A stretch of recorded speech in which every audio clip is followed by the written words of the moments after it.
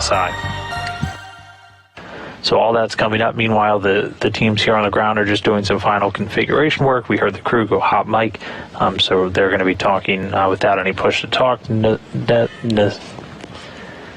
without push-to-talk being necessary throughout their space flight, their spacewalk. And we're going to be hearing them talk directly to the ground IV here in Houston, and that's going to be NASA astronaut Nick Hague.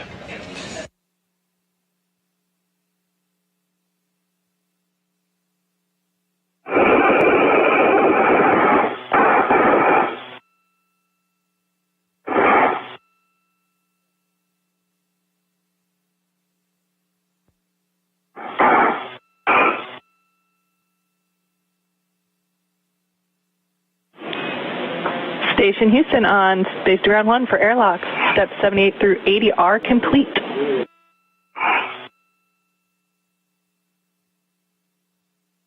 Okay, copy that.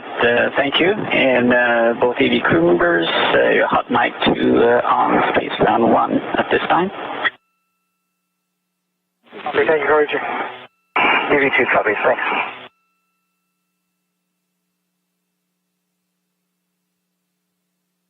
Okay, Josh, on UIA, please check depress pump power is off.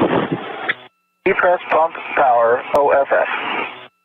Thank you, and then please verify depress pump enabled LED on. Depress pump power enable illuminated. Copy. Houston, we are in step 84. With your go, we will proceed with the cue card.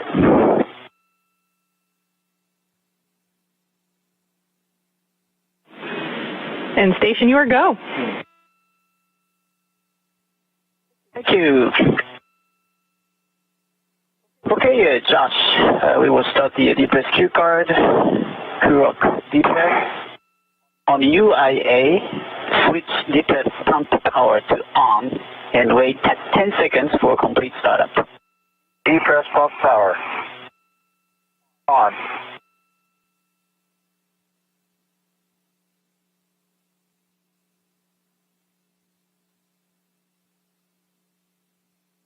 Okay, Josh, in depress pump manual ISO valve to open, and both of you guys expect alert tone. Depress pump man ISO valve coming to open and copy on the alert. Everyone copy. And then monitor suit P gauges less than 5.5. Everyone copy. EV2 copies. Depress pump man ISO is open.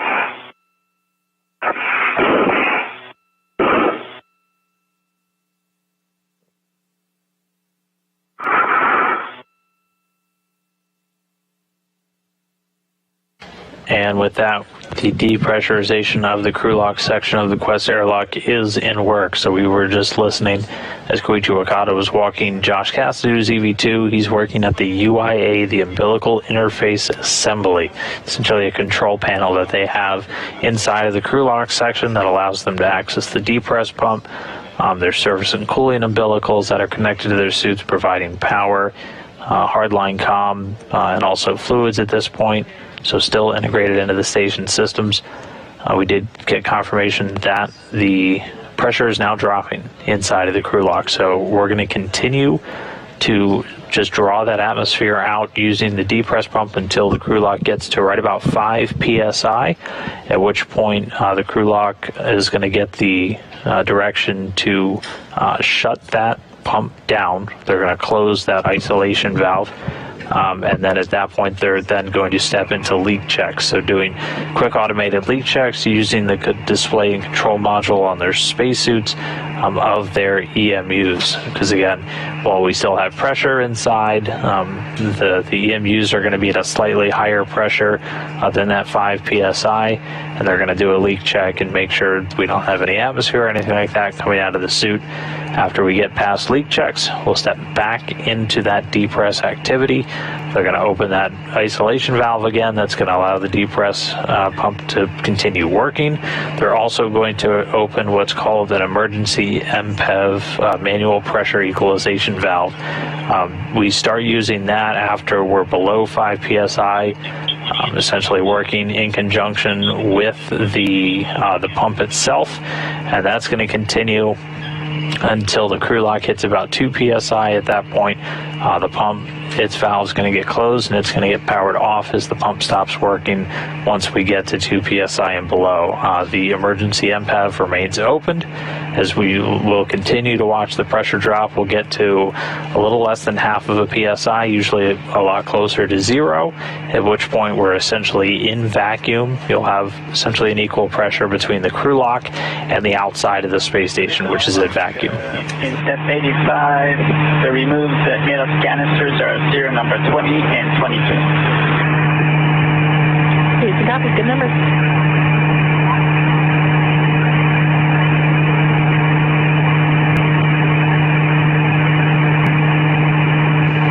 And that call down right there was reporting the removal of some of the canisters that are used to remove CO2 while everybody's inside of the equipment lock section. So at this point, all of that CO2 removal being done by the normal station systems like the CEDRA, the carbon dioxide removal assembly. We talked a little bit earlier about the MEDOX canisters inside the spacesuits. That's how we're essentially capturing that carbon dioxide that they're breathing out throughout their spacewalk. Those are regenerative, so they have essentially a saturation point at which point they won't be able to remove any more CO2 as they're using a chemical process, using an oxide inside. Once all that oxide is used up, we're not removing any more CO2. So that's why we're keeping an eye on that and some of the other consumables throughout the spacewalk, just to determine how long we're going to be out the door. After spacewalks, though, those MEDOX canisters get removed and then they get put into a regenerative system. It's essentially an oven where we heat those canisters up.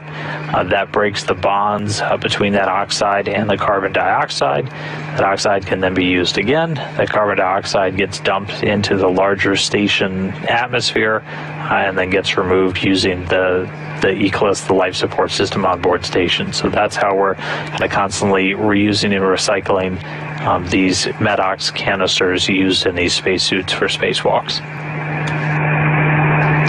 Keeping an eye, though, the crew lock section's still a little over 8.5 psi. We're counting down from about 14.7, which is what the station atmosphere is kept at. It's pretty close to what you have here at sea level. It's 14.7 psi. We're going to see the pressure continue to tick down in the crew lock section until we're at about 5, at which point Josh Cassada is going to essentially close the valve, turn that pump off, stop it from working so they can conduct those leak checks. And then after we're past the leak checks, we can start to get into the final depress and then the beginning of our spacewalk. Reminder, for the U.S. spacewalks, operationally, we mark the beginning of a spacewalk is when the crew switches over to battery power. So it's after they're off those umbilicals and running solely on batteries inside the suits. At that point, we will already be in a vacuum setting inside the airlock. And then we're going to continue the timer until they're back in the airlock at the very end. And once the hatch is closed and we start to get the repressurization of the airlock, that'll mark the official end.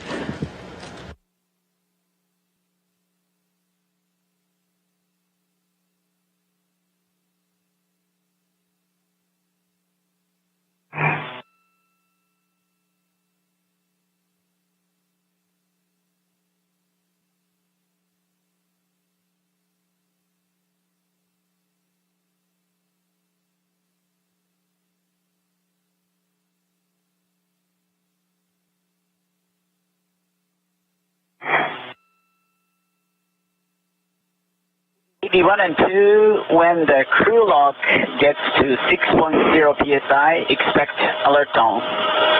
EV1 copies. EV2 copies, thanks.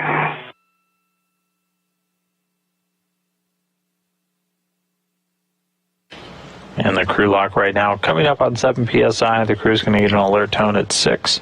And then once we get to 5, they're going to close the isolation valve on that depressurization pump. It's going to stop it from drawing the atmosphere out, and then we'll step into those leak checks. You're going to hear them referred to as EV1, EV2. Just a reminder, EV1 for today is Frank Rubio. He's your lead spacewalker. lead spacewalker. He's going to be primed for all of the hatch operations when we're getting ready to exit the Quest airlock and when we're coming back at the end. And then EV2's Josh Cassada. This is the third spacewalk for this pair. They've already completed 2, each in excess of 7 hours. This one also planned to last about 7 hours. It's going to look very similar to the spacewalk that they just did back on December 3rd, where they installed one of these IROSA solar arrays. At this point, we're just going to a different power channel. So we're continuing to follow along. We're at about 6.5 psi inside the crew lock. So again, that next major checkpoint is going to be once we hit 5.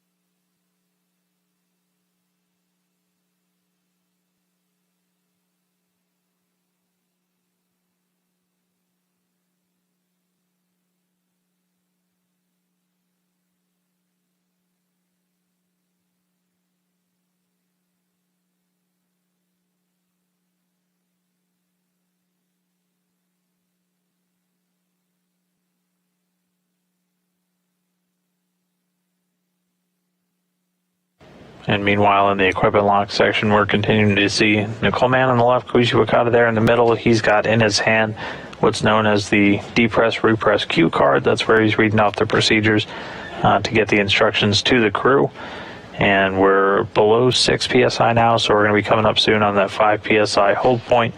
They're going to continue to put the crew lock or the equipment lock section kind of back in order a little bit, and then they're going to move over to set up for the robotic operations for today. So they're going to be responsible for operating the Canadarm2, the big robotic arm, as they're going to be using that to... Houston EV2, TCV's back to 4 again.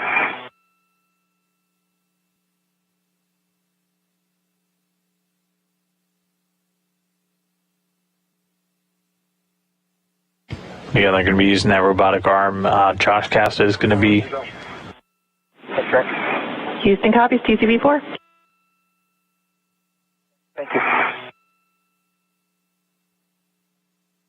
Houston EV1, not sure if I ever told you my TCV, I moved it to 6. It was before we transitioned to hot mic. Copy 6.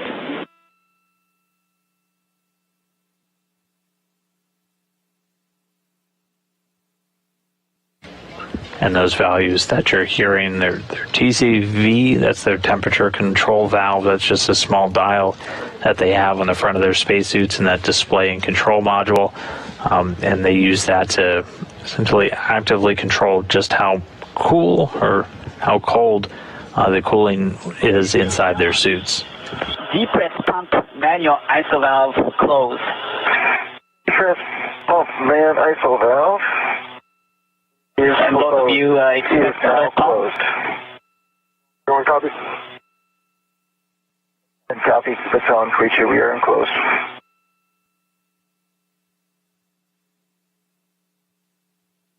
Just confirm depress pump manual ISO valve is closed. Depress pump man ISO valve is closed. Thank you. EV1 and 2, we do the leak check, so switch display status until leak check question mark displayed.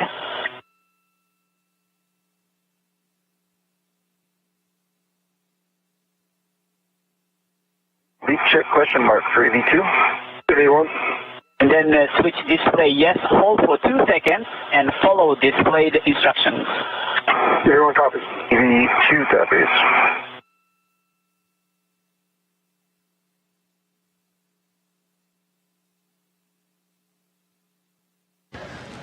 All right, so right now we're holding at 5 psi inside of that crew lock section where Frank Rubio and Josh Cassada are suited up. They're now stepping through leak checks on their spacesuits.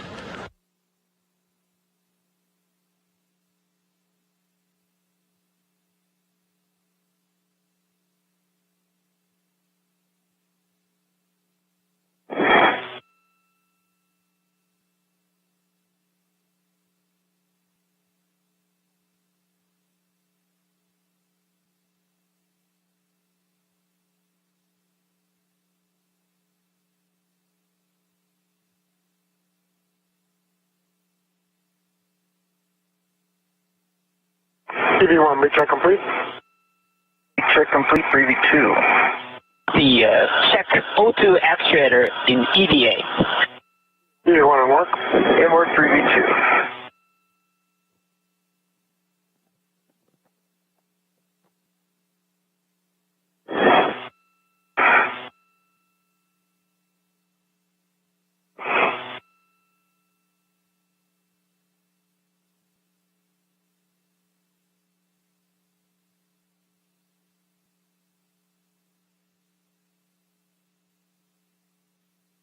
And getting word, we've had 2 good leak checks, so both suits checked out, looking good for today. Next up, we're going to be able to step back in to start continuing with the depressurization of the crew lock area. So at this point, we're going to hear them essentially turn that depress pump back on, opening up that isolation valve. And then also opening up what's called the emergency MPEV. That's a manual pressure equalization valve. And those two are going to work in concert to continue dropping the pressure down. That depress pump's going to continue working until we're at about 2 psi inside the airlock. Then that's going to get turned off. And then the rest of the atmosphere will go out via that emergency MPEV, that manual valve. O2 position, EVA.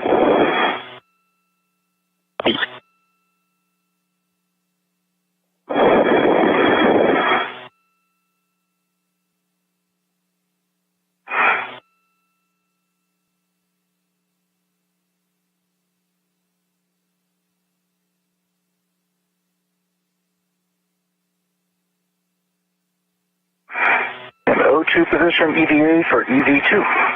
Copy that, thank you. For Josh, depress pump manual ISO valve to open, and both of you expect alert tone. EV1 copy. EV2 copies, depress pump man ISO valve coming to open. Copy.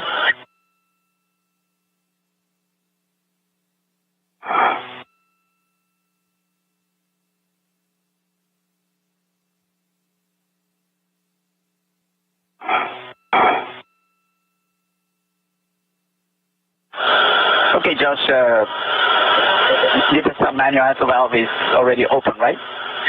Depress pump man ISO valve is open. Thank you.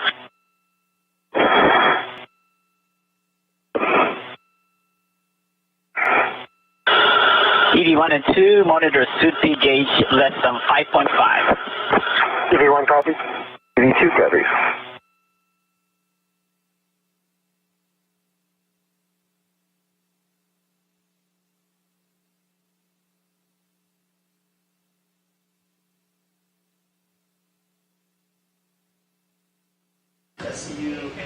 And so by opening up that isolation valve, the depress is once again in work. So that depress pump, we're already at about 4.25 psi, so it's going to continue ticking down again until we get to about 2, and then all the work gets done by that manual pressure equalization valve to get the rest of the atmosphere that's going to get vented out.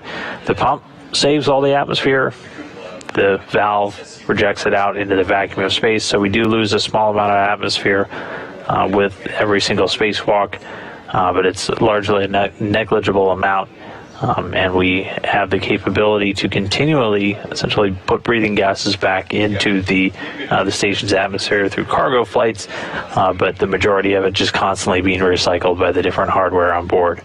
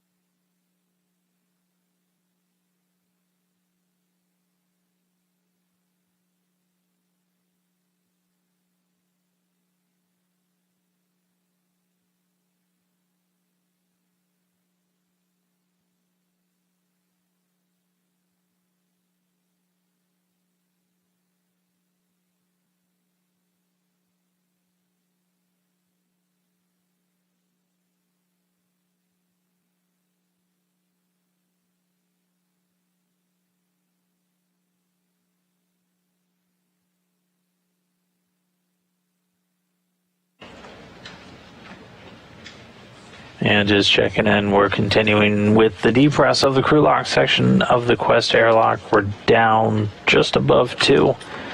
So again, after we get to 2, the pump's going to come off, and then it's over to a manual valve to vent out the rest. Crew lock is at 2 psi.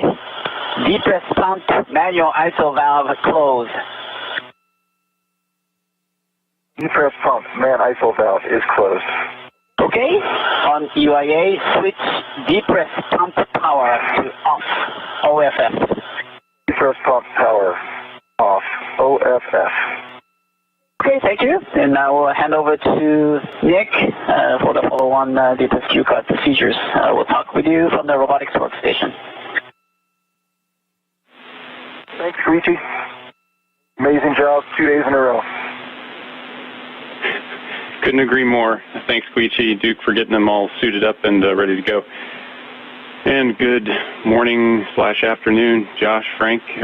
Let's start by going through your tether config. Hey, Nick, good morning. And thank you to the entire team for getting us here.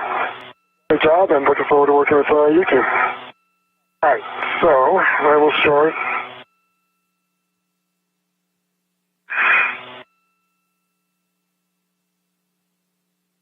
That's my waist tether.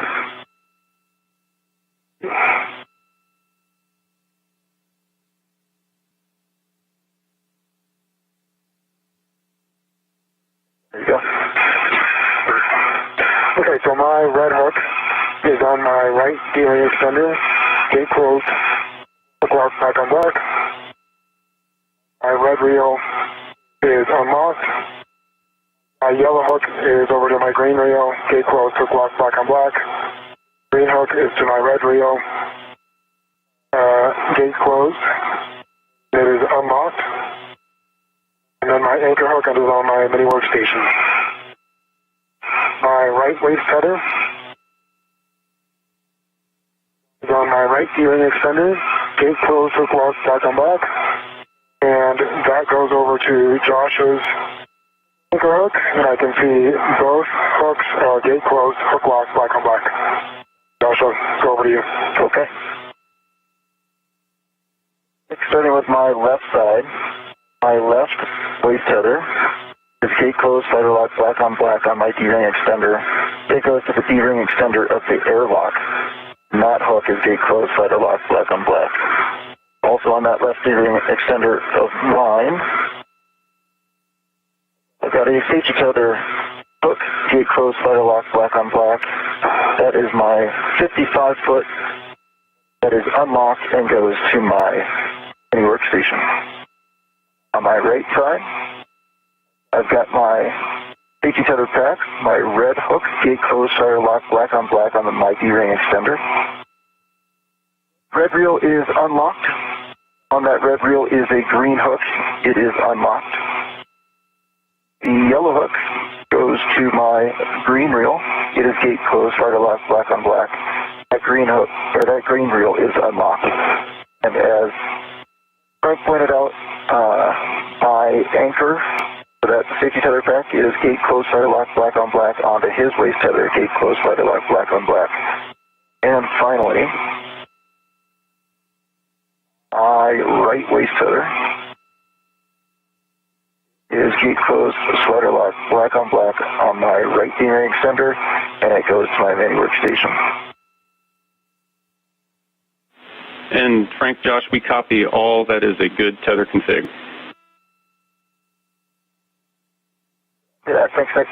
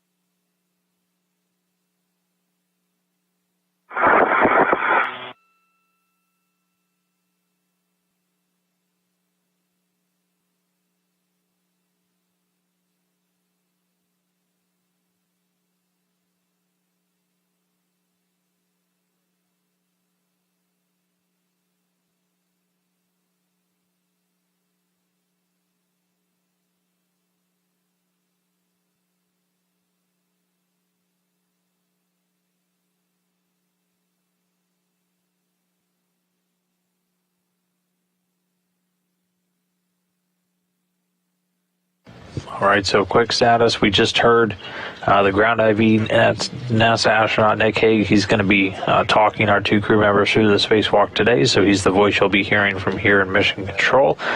Meanwhile, Frank Rubio, EV1, Josh Cassidy, EV2 in the crew lock.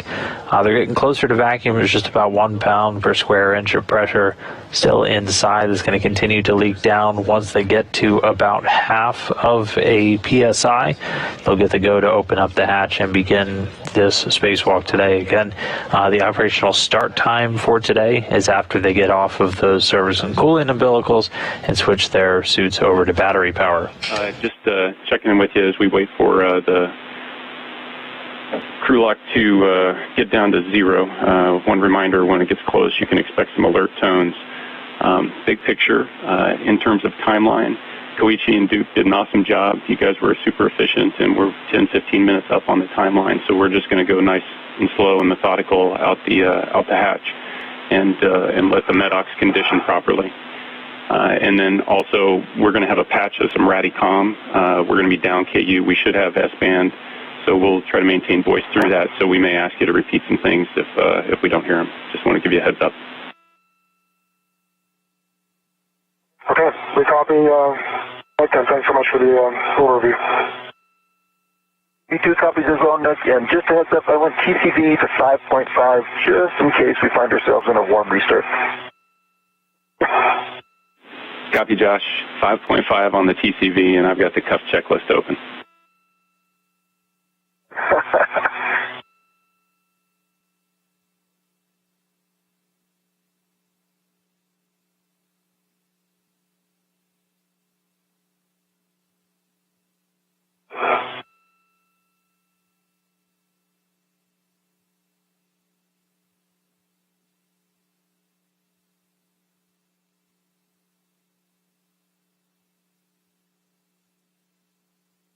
All right, so the crew continuing to wait until we get that crew lock just about down to vacuum. We're less than a PSI. You just heard another reference to TCV. That's the thermal control valve. Anytime the crew's altering that, they're just giving a heads up to the team on the ground. It's a small dial that they have on the front of their suits. So what we're going to look for is crew lock pressure less than a half PSI, and that can be from our telemetry down here, or if you see it on the DCM or the hatch gauge. Okay, copy it. And so probably looking at a couple more minutes until we get just below half a PSI, and they'll be able to step through the hatch operations. But you'll hear those TCV values standing for a thermal control valve. It's a small dial that goes between 0 and 10 on the front of their suits, and then the higher the number, the colder that they're making it. As the astronauts are working inside of the suit, again, you're in a completely sealed environment. You're essentially in a small spacecraft yourself. You're generating heat, and so we have an active heat rejection system to help keep them cool. They wear what's known as a liquid cooling and ventilation garment, or LCVG, that looks a little similar to long underwear, and then it has tubing throughout the entire thing that's able to run cold water around them. And so as they generate heat, that heat transfers into that liquid running around them, that then goes into the backpack section of the spacesuit, and ultimately gets to a place called the sublimator, and that's going to be using a physical process known as sublimation. So some of that water eventually turning into ice as it's exposed to vacuum, and then that ice sublimates, and by sublimating, we're going directly from a solid to a gas. That's what sublimation means. And so that ice turns into a vapor essentially as it's exposed to vacuum, and the act of sublimating draws energy from stuff around it that's drawing that heat away from the water that's passing through the sublimator, and then it's cooled down and then goes right back through that liquid cooling garment. So that's essentially the process that we're using to help keep the crew members cool while they're working inside of the spacesuit. And they can control that freely throughout their spacewalk. They either start getting into a more intensive activity or spending a lot of time in direct sunlight, that can tend to heat up the suits, so they can actively turn up and turn down the cooling just however they need to throughout.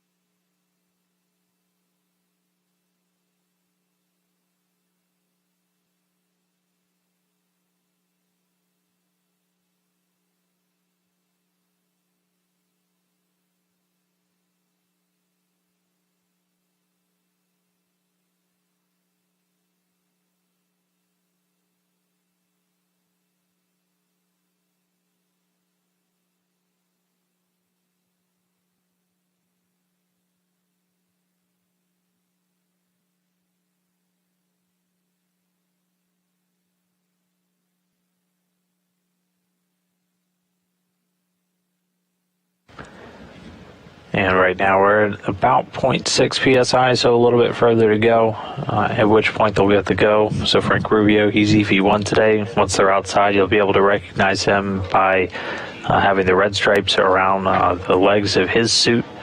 And then Josh Cassada is EV2. This is going to be the third spacewalk that this pair has done together. Pretty much all of these have been focused on this work to continue upgrading the power generation system on the station. Just a couple of quick stats as we get ready. This is going to be the 257th spacewalk in support of station assembly and the 12th one out of the spacewalk this year. So again, the third one for them. Sublimator pressure, airlock pressure of 0.4.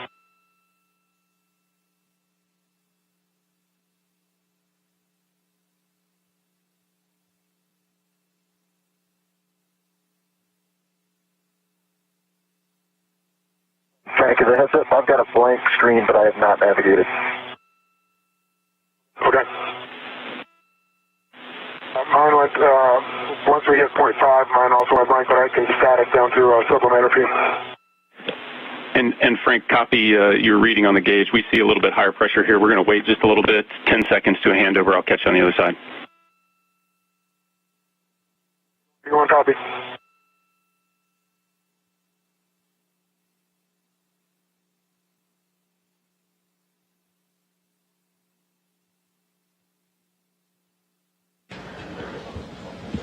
And so you just heard we're heading into a handover. So we're heading into a period where pretty much over the next 20 minutes we might have our video connection with the station kind of cutting in and out as we move through gaps in coverage between our teachers, our tracking data, and relay satellites. The good thing about spacewalks is we'll pretty much have wall-to-wall connection with the station in terms of video coverage once we're out the door. But for the next 20 minutes, it'll be a little bit ratty, so it might be comms only. But quick status, both Frank Rubio, Josh Cassada in the crew lock section of the airlock. They had 2 successful leak checks on their suits as we went through the depress. They have been moving about 10-15 minutes ahead of the timeline. Again, this is the third one this pair has done with the help of Koichi Wakata and Nicole Mann to get suited up and get into the airlock itself.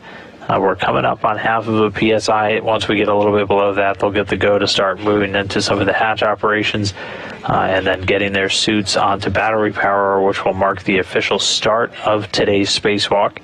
In total, planned to last about 7 hours today, with the goal of installing a new IROSA, an International Space Station rollout solar array that's going to further augment the station's power generation capability. So they already went through essentially a safety tether setup, as each of these crew members is going to be tethered to the station structure at all times throughout the spacewalk. So the first thing they do is just check the location of all those tethers before they head out the door. Back with you. We see pressure less than 0.5 down here on the ground, so you're go to open and stow the EV hatch. Copy. Go to open and stow. Good work.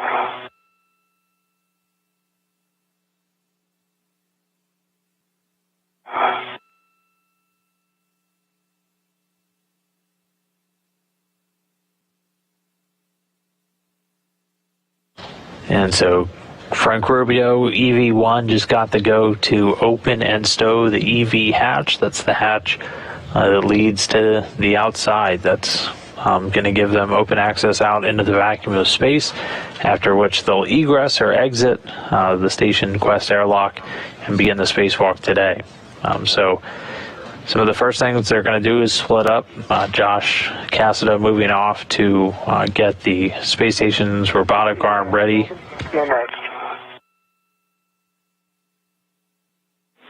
Copy, Frank.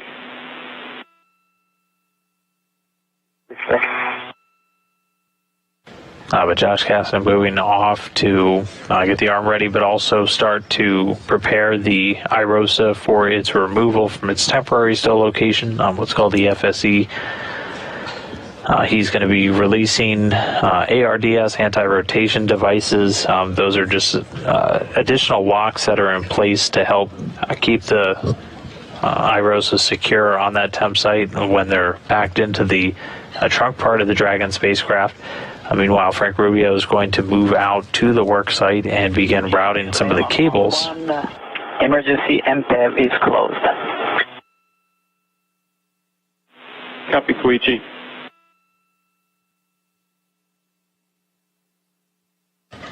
And Koichi Wakata reporting emergency MPEV. That's the manual pressure equalization valve that we use to get rid of the last bits of atmosphere. Just want to confirm you've got the hatch stowed as well. Affirmative. Okay, so we're going to step into post-depress. So both of you, you're going to want to stagger your switch throws. Expect warning tones, but you're going to take power to bat.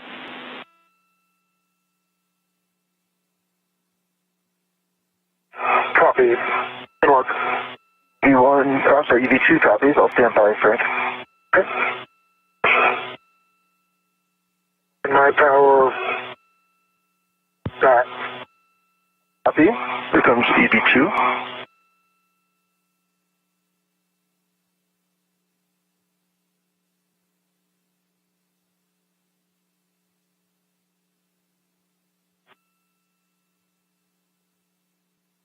E2 is in bat, and I had saw the display quickly. I saw power restart with the pipe.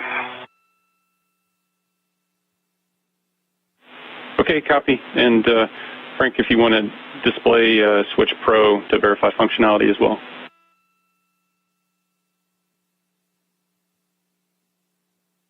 To be clear, Nick, I have not done that yet. Understand we have a go for Pro. Affirm. You both are go. Nick, I have a good display. And good display for EV2 as well. Great news. All right. So, Josh, you want to take power for EV1 and 2 to OFF and verify that all the 4 LEDs go out.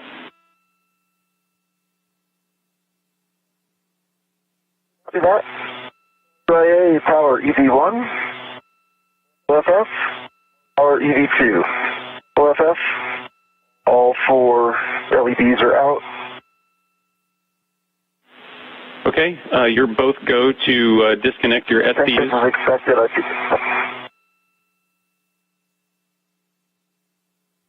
EV1 copy. I'm going to throw this message. I think this is expected to be high.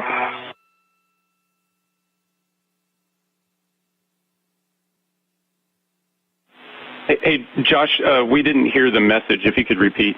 SCU. Yeah, I had a suit P high, and I throwed it. Assume that was expected. And Josh, that is expected.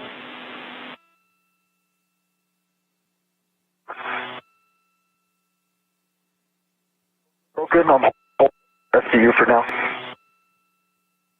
Is your suit P gauge good? Yeah, I'm showing 4.6. I think we just need to breathe it down. Yep. And Frank, Josh, we've got Radicom right now. I want to let you know that that message was expected for suit P high. Copy. We agree. I'm showing coming down to 4.5 now and demating the SCU.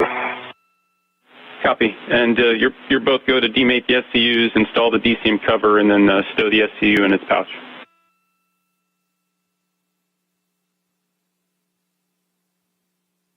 EV1 copy. EV2 covers.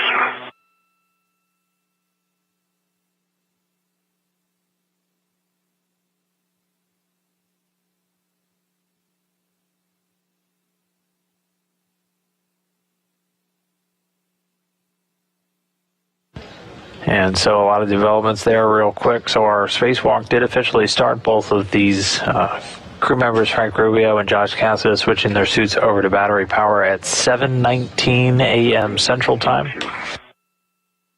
That's it. Josh, your SCU stow is complete. And EV1 IP is disconnected and stowed, and DCM covers on. Copy, Frank. So, Josh, if you can check that the depressed pump man ISO valve is closed. Depressed pump man ISO valve is closed. So for both of you, you'll take your TCV to max hot.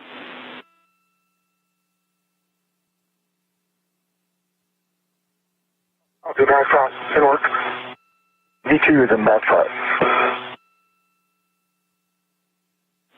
And copy, Josh.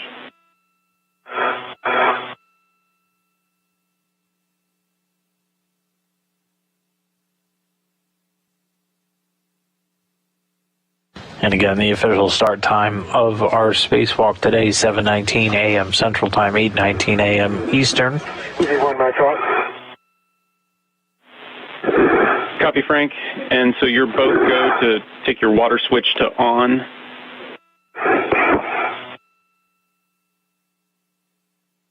Copy. EV1, water is on.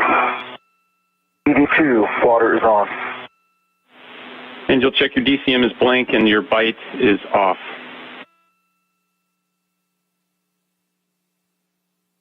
Affirmative for EV1. Display blank and bite off for EV2. Copy for both, and you're good to set your TCV as desired, and I'm 5 seconds from a handover.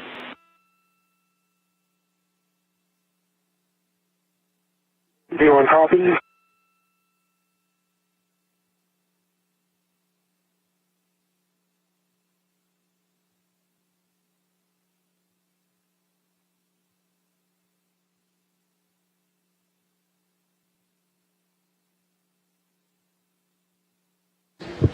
And so a quick handover until we get back. But again, a lot has just unfolded. Our spacewalk officially started, 7:19 a.m. Central, 8:19 a.m. Eastern. Both the crew members in a fully depressurized airlock with the hatch open switched their suits over to battery power, kicking things off.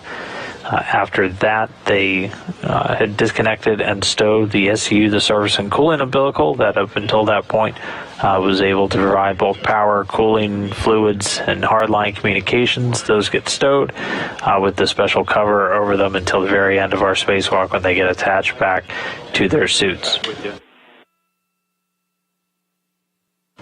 Welcome back. I am set at 5. That's actually 5.5. EV2, TCV 4. Copy, 5.5 and 4. We'll take a suit P gauge reading from both of you.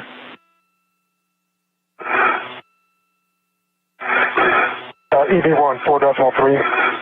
EV2, 4.3. Okay, copy. And just to let you know, we're good suit parameters here on the ground. Your visors, you're going to be going out into daylight. And we are ready, Frank, for you to open the thermal cover. Okay, copy that. And work. And Frank, as you do that, you'll stow the hook on the stiffener tether point, cinch the strap, and then report the number of Sharpie lines. Copy.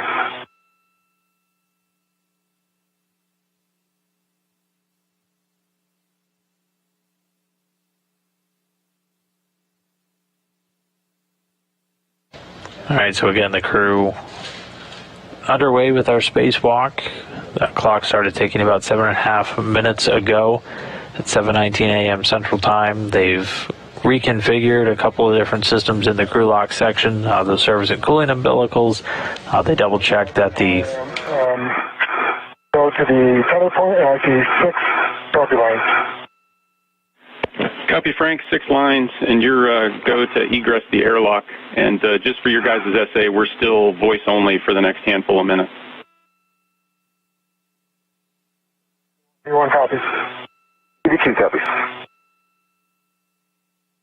All right, Josh, you ready? Ready.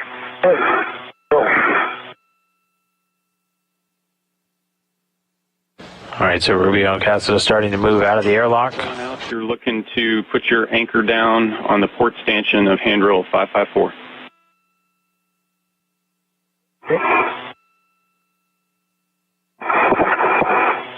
Rubio will be first out as EV1. He's opening up a thermal cover. It's a small bit of protective covering that sits on the outside of the hatchway. They're going to be able to close that once they get outside. It just protects the interior of the airlock from different thermal concerns from direct sunlight. first thing out is, again, double-checking some tether points, getting those ready, and then we're going to see these two spacewalkers split off to go do different tasks. On the extension of 0554, Cape Close, Hook flight on board. Copy, Frank. That's a good config. So you're go to put Josh's anchor on the aft D-ring. Copy. And so the first tethers they're working with are the anchor ones. These are one of several that they're going to use to remain tethered to the station structure at all times. Frank's got a handrail right outside, and as he's first out, he'll be able to attach Josh's anchor, which is currently attached to one of his own waist tethers to a different ring just outside of the airlock. All right, Josh, you are on the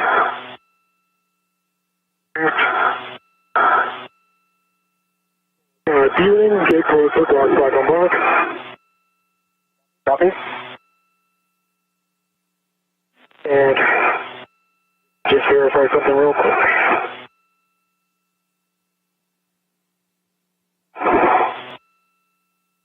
Okay, so both on good config. Your anchor hook still says EV1 pack. I just wanted to verify it was all correct. Okay. NIT, my tether pack to the 0554, and your tether pack is going back inside. Again, gate close, hook lock, black on block to the aft ring. Hey, copy all, Frank. Go.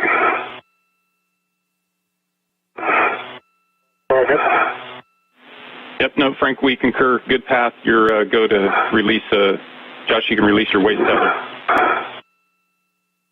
Copy. Go to pick up my waist tether from the D-ring extender.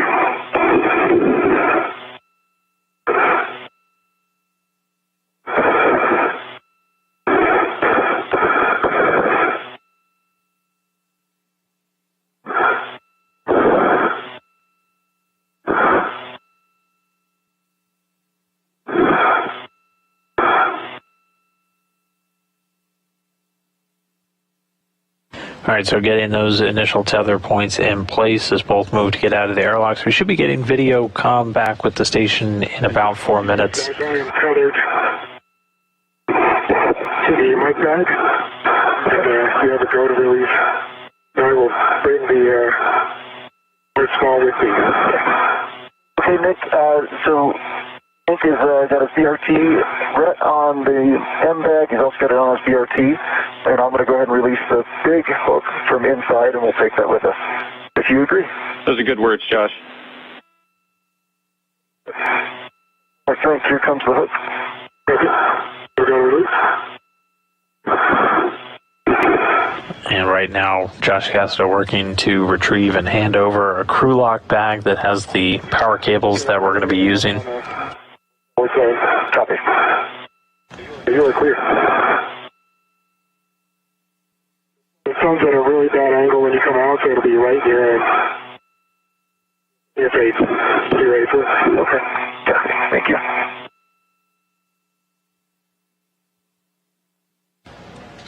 And Frank Rubio is going to take that bag. You guys are in a good config. Frank, you're going to position to the forward side of the airlock for Josh's egress.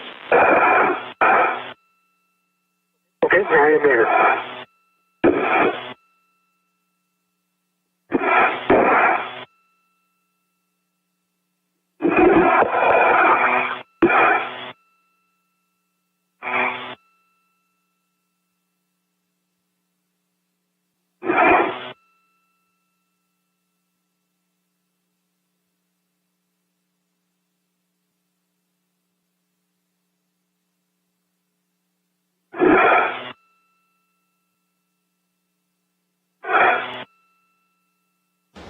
So again, stepping through this initial egress, exiting of the airlock activity. Frank Rubio already outside the airlock, getting ready to give the go for Josh to move outside as well. Once they get outside and we're able to get this video comm back in the next 2 to 3 minutes, they'll get the goes to turn on their HECA, which, if you love acronyms. And Frank, Josh, once you guys are both outside, the first thing we'll have you do is turn on your HECA. You want copies? Frank, it looks like I'm getting hung up, but my PGT is clear. Can you see? What?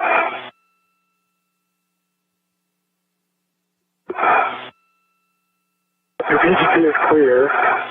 I think. There we go. Yep, just. Might have just been the.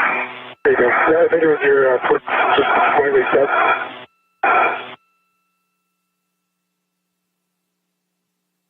Okay. Okay, and that's E1 goes on. Copy, Frank.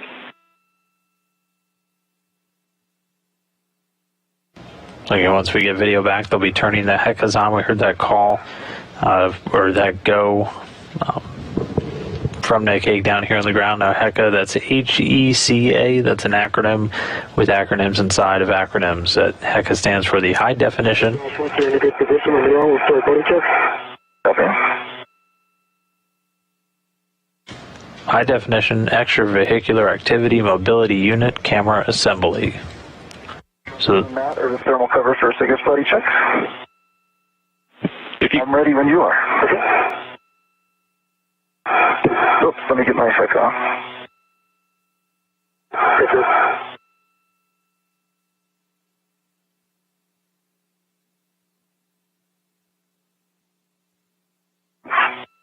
I kidding about that sun. Yep, I don't see a green LED.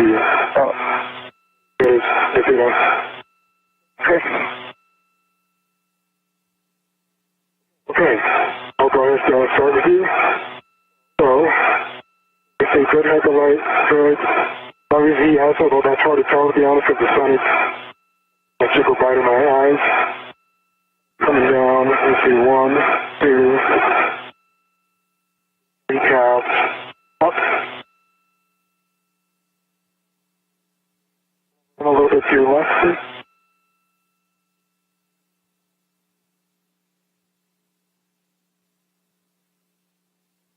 Two safety handles are down.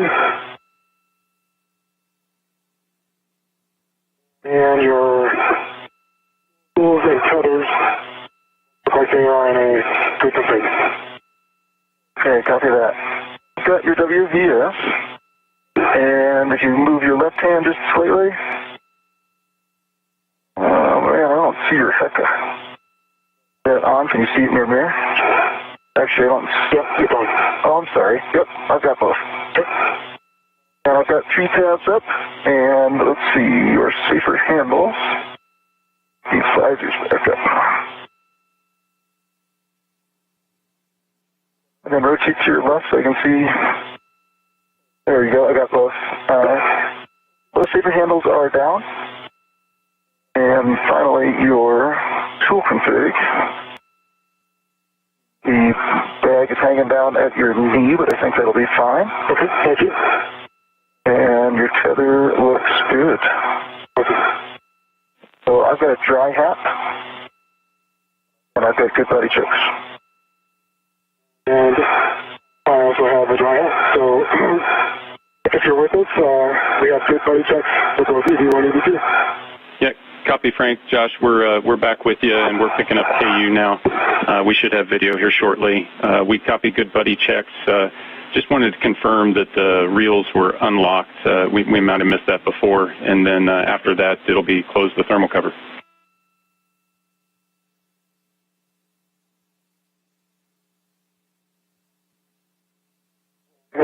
Two unlocked. E1, the reels unlocked. Copy. Thanks for double checking that for us. Your go to close the thermal cover. Good look.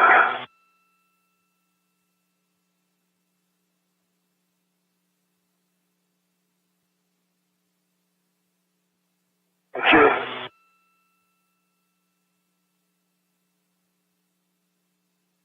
Okay, thermal cover is closed. It doesn't look like it's staying. Agree? I think that that little D-ring is probably in the way. Yeah. Yeah, and that's a good check. You want to make sure that that D-ring strap's not over the magnet. And that is now clear. I agree. Looks good. Thermal cover is closed. Copy. So, Frank, you're going to translate out to the green hook location. You're leading the way. Just a reminder for no fare leading. Okay, copy that. En route over to the starboard seat coast. Hi, Josh. A little bit. Okay, I'll be there with you.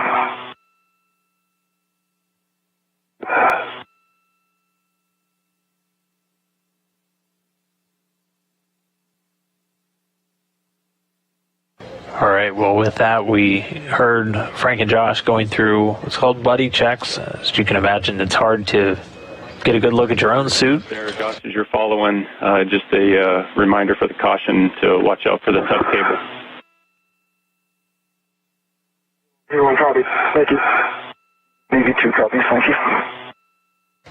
And so the buddy checks, each of these astronauts gets a look at the other, verifying that they see lights for things like their HECA, the helmet cams, and then the various... Josh, I'm at the top of the feeder spur. Okay. Good. I'm on the feeder spur.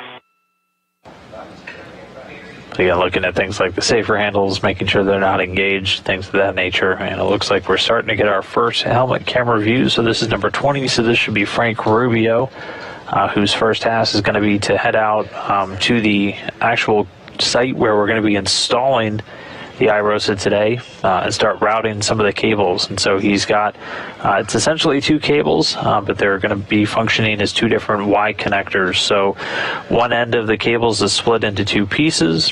One end goes into the new IROSA once it's there, the other into a connection for the existing solar array, and then those get plugged in to the 4A power channel. And so by installing all these, once the IROSA is in place, we're essentially going to be integrating the IROSA and the existing array into the same power channel. It's already up there.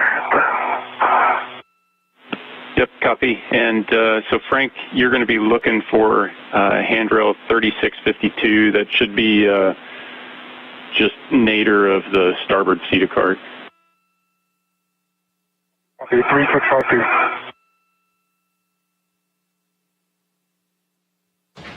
And then each of the handrails on the outside have numbers. Your handrail is 3651 on the nadir stanchion. Copy, 3651 nadir stanchion. But each of those handrails will have numbers engraved into them, so that's what they can use to help kind of find their way.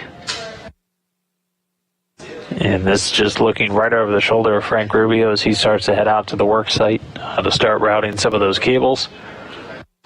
Meanwhile, Josh Cassada splitting off. Houston, space to ground 3 for Koichi or Duke for robotics.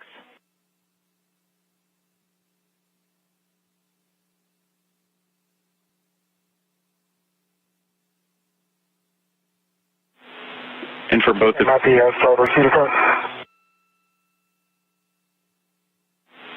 And copy, you're at the starboard seat card.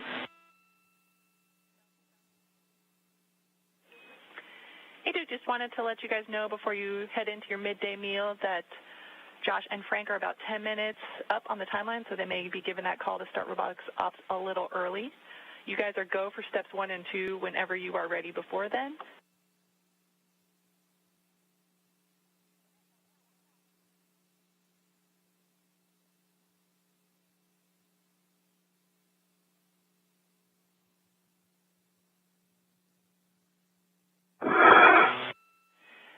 And we'll give all of our robotics calls, Duke, on space to ground 3.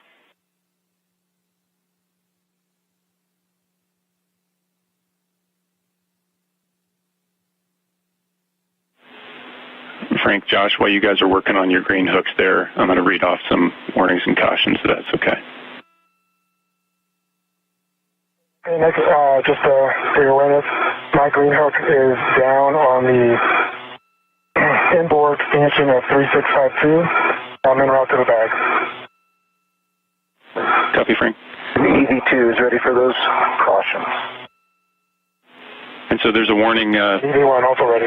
There's a warning for the grapple shafts and the cervic coupling teeth, that there are no touch. And then for the FSC, it's a reminder to translate slow, less than 4 inches per second. Wait for motion to dampen out before imparting loads. Don't translate simultaneously, and avoid contact with IROSA blankets and solar cells. One copy. EV2 copies, thanks.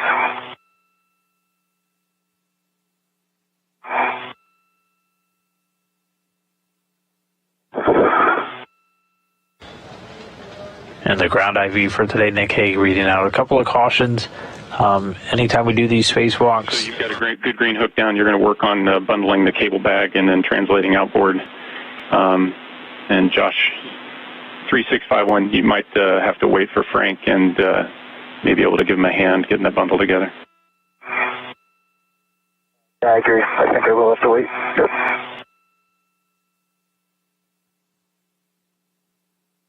And big picture for both of you, we're about 10 minutes up on the timing with our eclipse, so we're good just working this slow and methodical and conditioning the MEDOX the right way.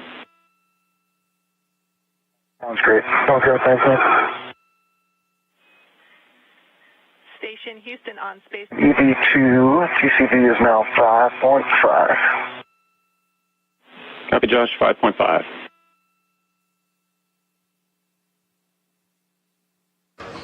Josh Cassada with another TCV call out. Again, just adjusting the thermal control valve on his suit, just how cool he's making it. And the number goes between 0 and 10. The higher the number, the colder it is. Space ground 3 today for our ground call, since 2 is going to the Russian segment.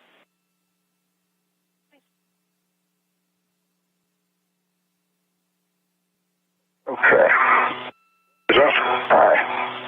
I think I will have to wait to get to that 3651 if you agree. Doesn't look like we want to do that. Have me go past you. Okay. I can certainly help here if you need it. Okay, great. Give me just 1 second to get this. Okay.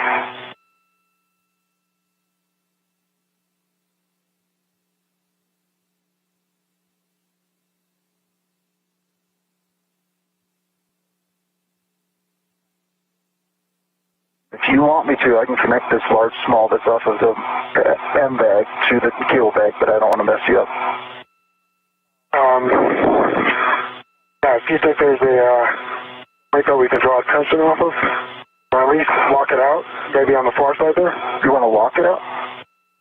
Yeah, just because I want the bags kind of tight together. I think so you want it retracting, correct? Correct. Yeah. Well, don't. let it retract all the way and then lock it so it doesn't come out any further. Oh, Does that make sense? yeah. But I think if you pull on it when it's locked out like that, it'll continue to let some out, not reel back in. Okay. You might not want to do that. All right. But up to you. If you want it is connected, you let me know if you want it locked out. Thank you. Yeah, you can just leave it unlocked.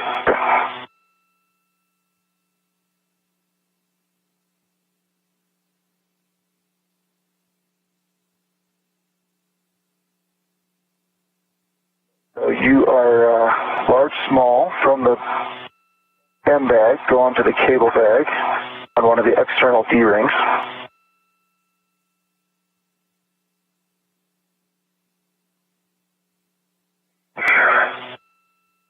Yeah, it's just not going to give it enough tension here. Is the bag still attached? Yeah. Yep. The bag, you have that? Yep. Okay, great.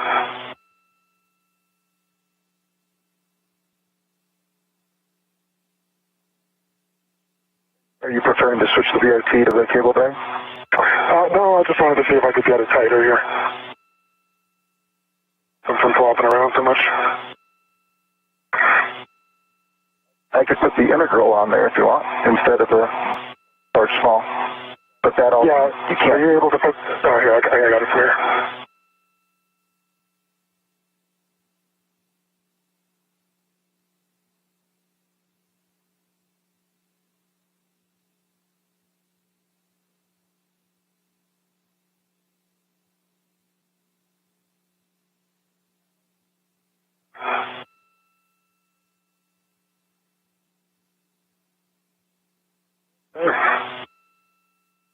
actually, I may just undo it. Well, no, I'll keep it. Are you able to now release it? The large small? The IDA bag. I'll just keep I'll keep the large small where it's at. So I am ready to the mic bag, and the mic bag is ready in 2 locations to the IDA bag. I can see it, you're clear to release it from Cedar Court. Okay. I can confirm that it is ready. The large small is connected. You have the other one? Yep. So I'm going to release this from block or square alpha, and I'll leave it free. Unless you wanted it. If you can hook it back up, that'd be great. Just to thank you.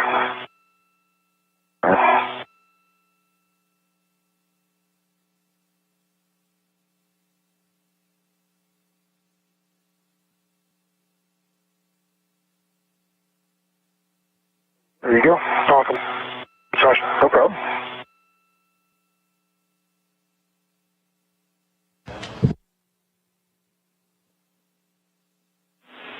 And Frank, Josh, want to let you know that we have good HECA and are following along now with video as well as voice.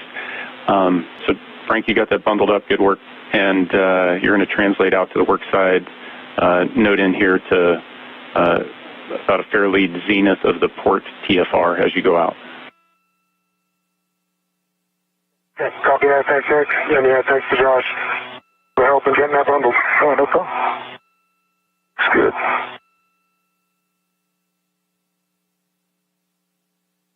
All right, picking up my local and headline.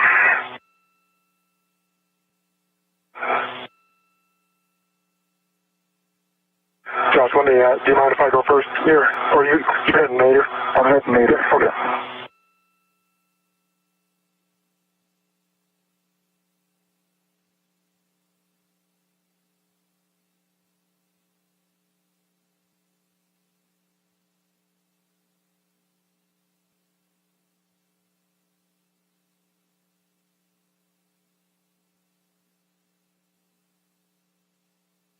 All right, with the bag handoff now complete, again, our spacewalkers are going to go 2 separate directions right now. For Frank Rubio, he's going to be heading over to the canister, essentially the area where we're actually going to be installing the new solar array. He's going to pre-route some of the cables that are going to be required to essentially jumper the new solar array into the power channel itself. So he'll get those laid out and tied down in advance of the array itself showing up. Meanwhile, Josh Cassada going to move over to the FSE, the flight support equipment. It's essentially the cargo pallet. Outboard TFR, there is a long duration that's holding the brake arms in place. So it's going to keep me from being able to boot my cord up and over the TFR.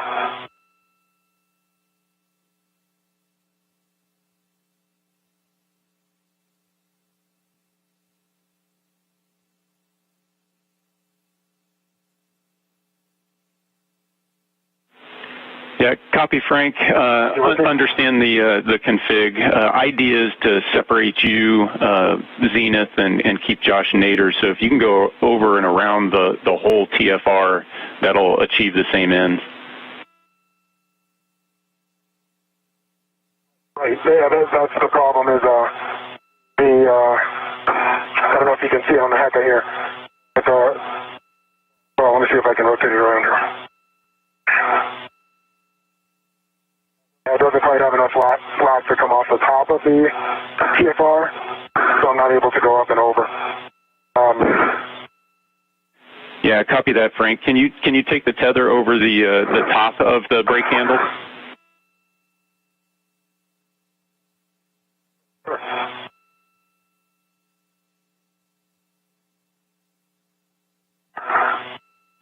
Yeah, Frank, if you can put it up there, it should help us keep that separation. Okay, I'll just put it up and over the width. It'll have a little bit better. Copy. Sounds like a good plan.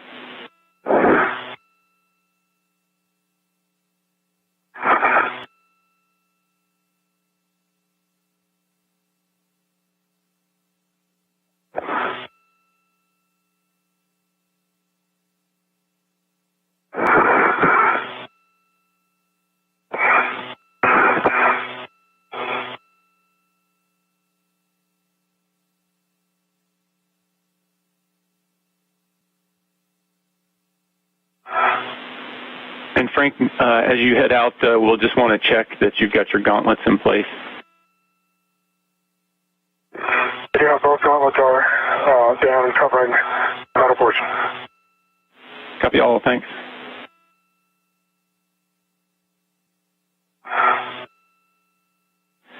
And Frank, I'm going to knock out a couple cautions for you here on the mass canister. So no sudden movements, slow motion, less than 4 inches per second on the BGN, the mod kit, avoid cyclic loading.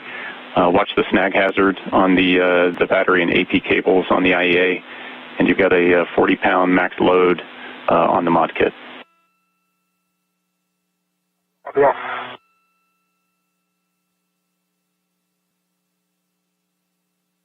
So a few quick call-outs from Ground IV Nick Hague there. We're just about 35 minutes into today's spacewalk. So we're into the first major task of the day for each of these two. Green hook down, just a heads up, having these safety tethers, especially the 55-foot that isn't really retracting very well. It is unlocked. It's not real strong. Just creating some snag hazards, so I'm just taking my time to make sure we don't create anything. Copy, thanks, Josh. We're doing that. Yeah, and copy that, Josh.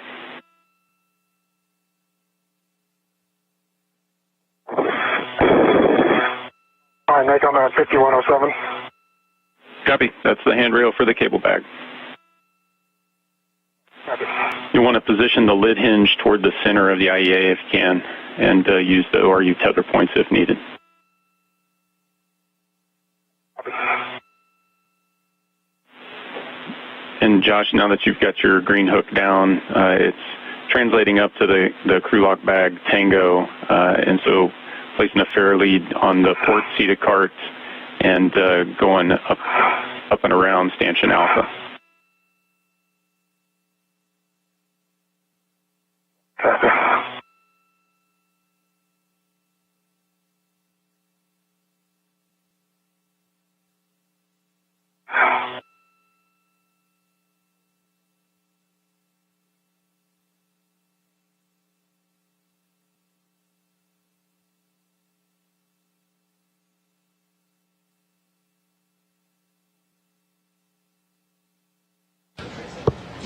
And again, at this point, a little more than 36 minutes into today's spacewalk, both spacewalkers moving out to their first major task.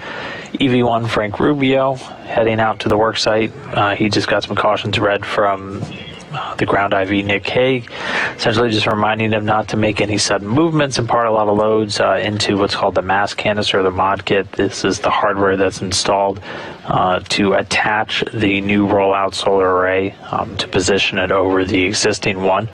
He's heading out there with a cable bag that has some cables in it, and he's going to pre-deploy some of those. This is a little bit of an issue coming out here. You sure you want me to go more zenith? With my fairlead? Yeah, Josh, you've got the best eyes on in the situation there. These fair leads were intended to keep separation, but if you don't think it's necessary, you don't have to do it. Okay, sounds good. Frank, if you need it on the TFR, it'll be there for you, but okay, I'm not seeing the need. All right, copy. So in this view, we can see, and we were just hearing Josh Cassada, he's EV2. So Josh, your next task is going to be putting an adjustable equipment tether on the stanchion Alpha for the beam stow task that's going to happen later. Okay, understood. I'm going to take another minute and manage all the stuff here on my mini workstation. It's a bit of a pain. Yep, understand. Lots of adjustables and rets.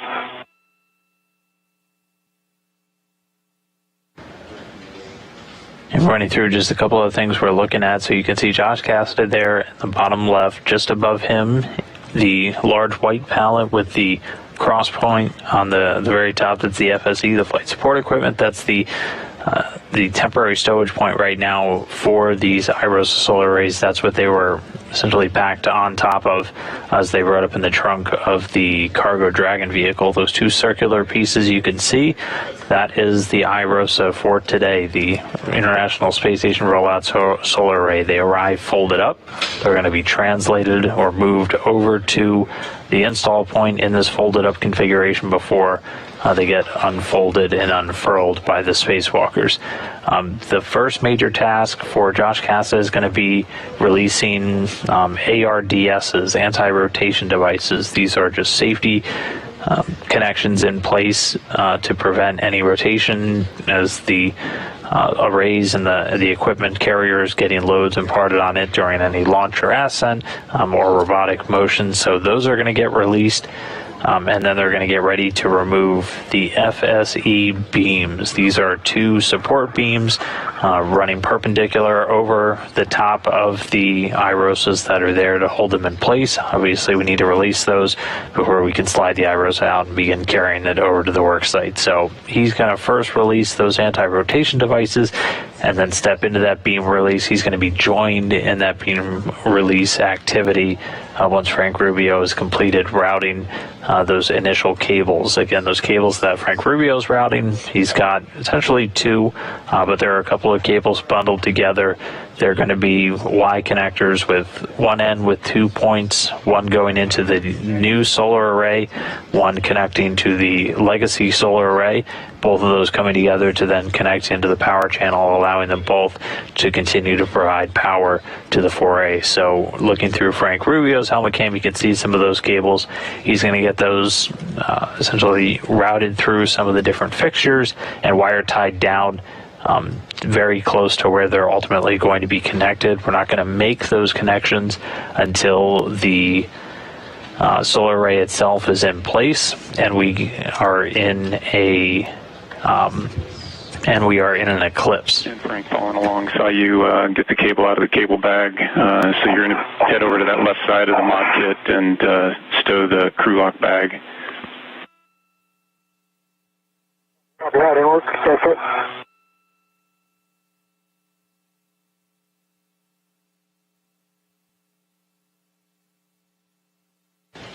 And looking at Josh Cassada, he's moving up to the FSE. Again, that's the large white pallet you can see with the two targets on it.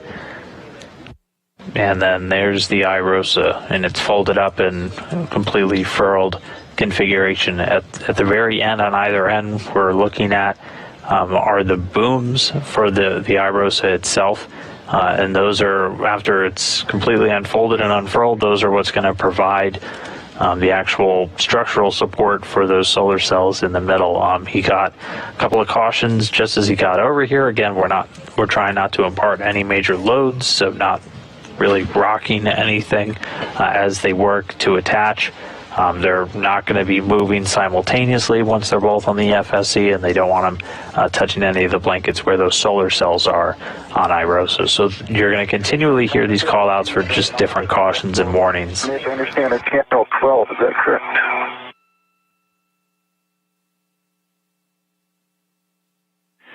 And affirmative, that's handrail 12 on that stanchion alpha, right there in your hand.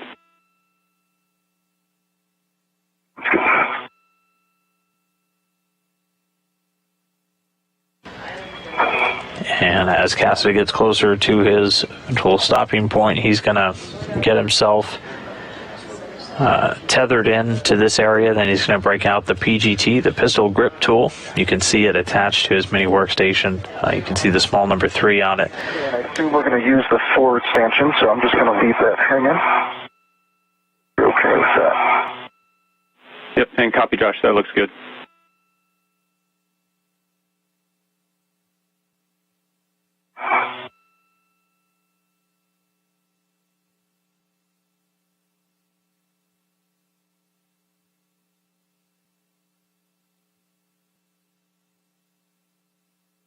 Okay, I think you're going to let me get rid of this long duration tight on tether next, am I right? That's affirmative. That's going to go on the tower handrail. Okay.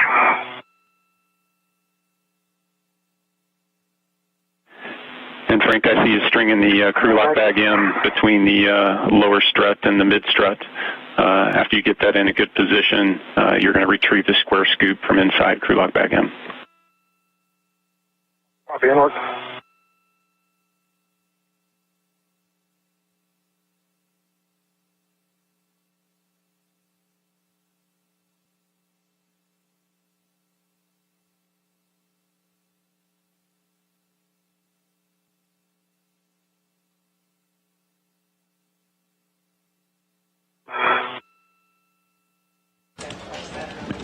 And again, coming up, we're gonna see Josh Cassada using the PGT, the pistol grip tool. It's more or less the electric drill that we use to interact with pretty much every bolt that you'll see. We're going to hear a number of settings called out. That pistol grip tool has the capability of dialing in exactly how much torque you want to be imparting, how quickly, how many rotations per minute it's conducting. You can limit the amount of torque that it's going to impart, and then it has a LED display readout where the crew member is able to see how many turns it's completed. And to give you an idea, we plan these spacewalks out to the point where we know how many turns that we're expecting them to have to do, and then giving them very precise instructions on just how much torque and things of that nature. Take that scoop over to the mounting bracket. You're going to install it at that 45-degree angle as it points inboard to the station. You want to confirm that's locked before you release the red. Yep.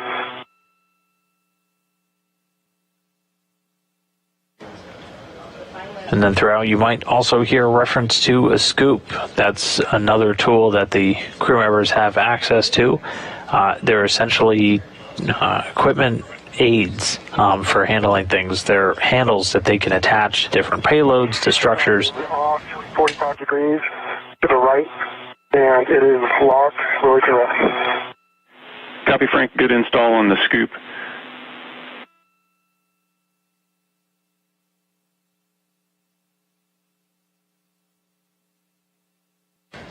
And so Frank Rubio just installed a scoop that is essentially a temporary handrail for him now. See that you've got the long duration on the tower handrail. That's a good location for it.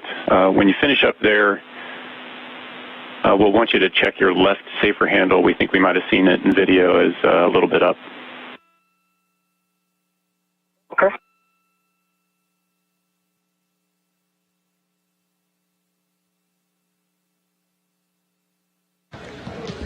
And looking at a brief handover now, we should get video back pretty quickly this time, though.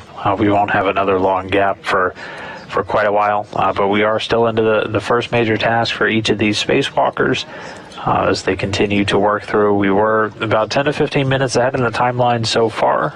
Even if we get too far ahead, we'll have to wait at some point in the spacewalk just to make sure when we get to the cable connection part, we're in an eclipse. On the tower, and Copy, Josh. And we're back with you. Just had a short handover there.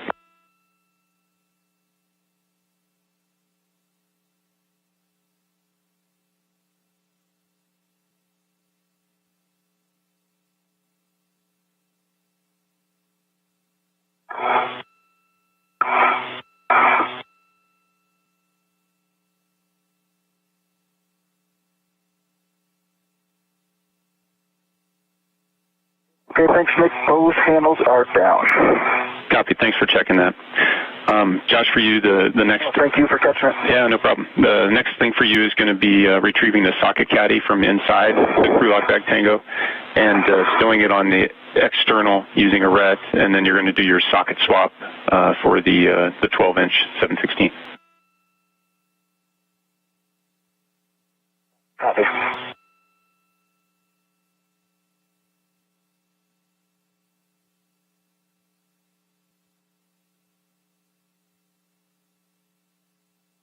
And as I'm looking at the right side soft capture, it looks like it was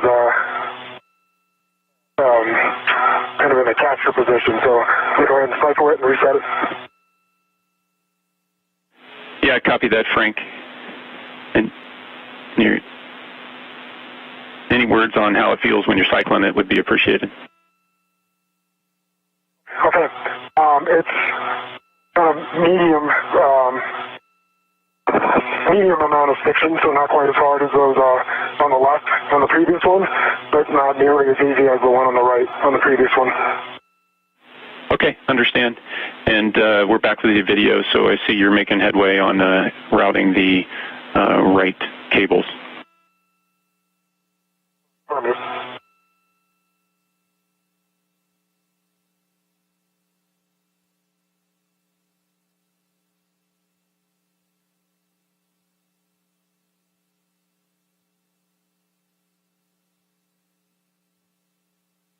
And so this view from Frank Rubio's helmet camera is, again, he's working to route some of those cables. These are going to be the power connection cables that's going to integrate the newly deployed IROSA into the 4A power channel on board the station. And so he's getting these into essentially their initial connection point. He's going to tie them down using some wire ties and some other harnesses to secure these so they're not just kind of floating around freely, making sure he's leaving enough slack for the eventual connection themselves. These won't get connected to the arrays themselves until we're in an eclipse, as being out of direct sunlight is the primary inhibit for making sure that the solar arrays aren't generating electricity and we're not plugging into something actively generating. So at some point we will have to wait for an eclipse. We are timed to hopefully hit that pretty much on the money as we plan out all of the other activities, as this is now the second one of these installs that this pair of crew members has done, completing their last one in just a little over 7 hours. This today a planned 7-hour spacewalk, at which point right now we are 50 minutes and 40 seconds into, still in the first major task. So socket swap is in work. Copy, Josh. And while Frank Rubio is working on this cable routing, Josh Cassada over at the FSE getting ready to release what's known as the ARDS, the anti-rotation devices. Josh, in terms of where you're going to put that 2-inch, your trash bag or on the socket caddy, it's your call.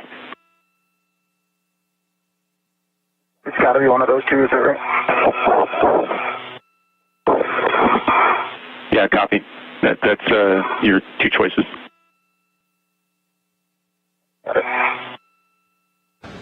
So he's going to have two of these. On the removal, there's too much in the trash bag, so I'll have to put it on the socket caddy.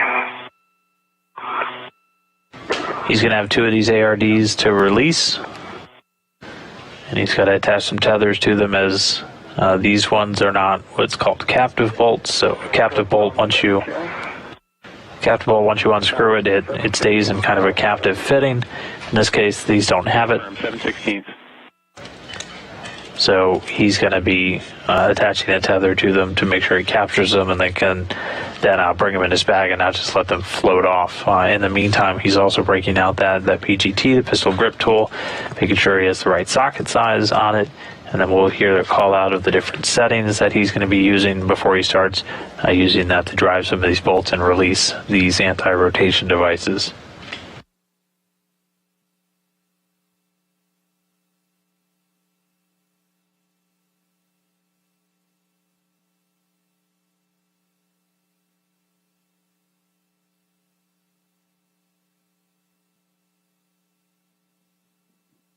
Good pull test on the removal. Copy, Josh. Good pull test on the install. That's good news. And so, Josh, you're going to translate over to the Charlie 12 bolt, and that's near Stanchion Alpha. Copy that.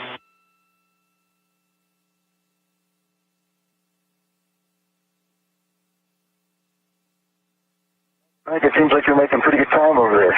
Cool. I was, and then my safety tether and other plans when I just got it maxed out, so I'm probably just back to normal timeline here. Okay. That's good. And you guys are both making great progress, so no rush. Okay. Thank you, Nick.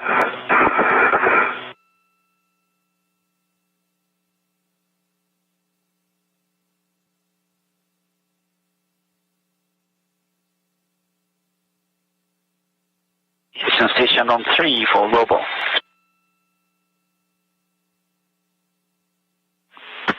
Koichi, Houston 51-3, go ahead. Again, I'm looking at the SSC-20. This is the Heckler camera split screen views, but on the left side I see nice Heckler view, but the right side the split screen view shows no WDS video, and we don't see any EV camera views as expected.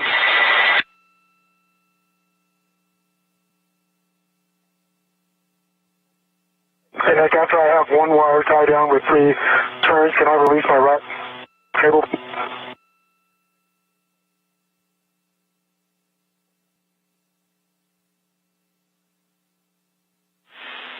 And Koichi, we copy. We think we'll need to get... and Frank, you need to have 2 wire ties with 3 twists holding down the cable to release your ret, so we need you to put it under that next wire tie. Okay. Okay, copy that, thank you.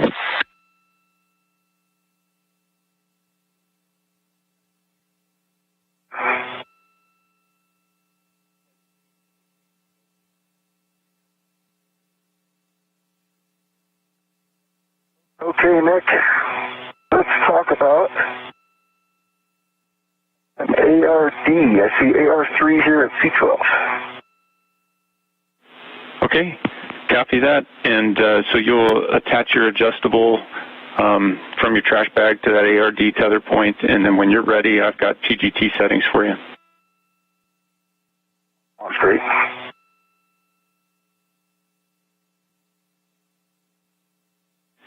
And just a reminder, that tether point is not the long lanyard, it's the physical metal tether point. Thank you.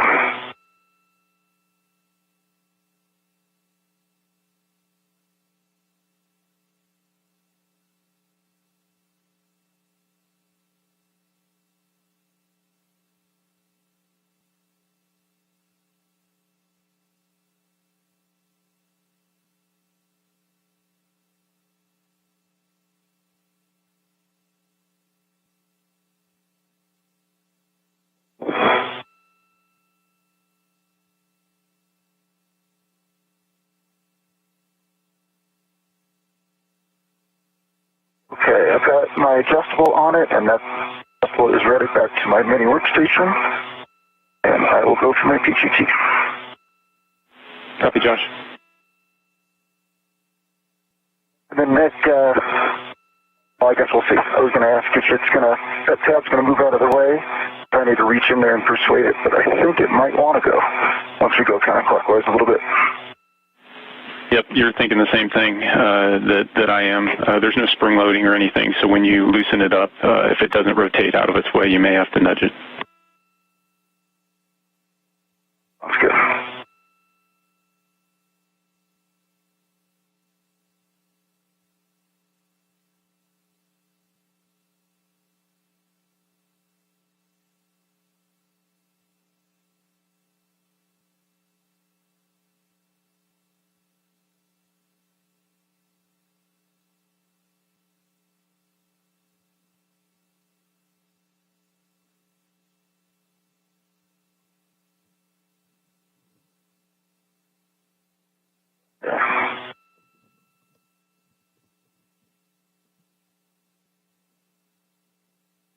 Okay, we are woken up and calibrated.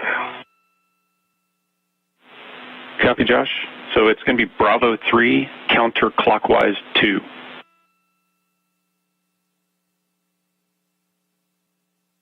Okay, I got Bravo 3, counterclockwise 2. That's a good read back. This is the one that's 6 to 10. 6 to 10 turns. Yep. 6 to 10 turns. You're going just to loosen it. Don't exceed those 10. It's not captive. Okay.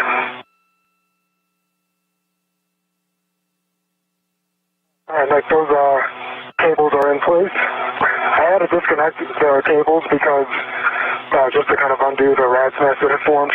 Do you want me to connect them back? They both look like they're in a good configure.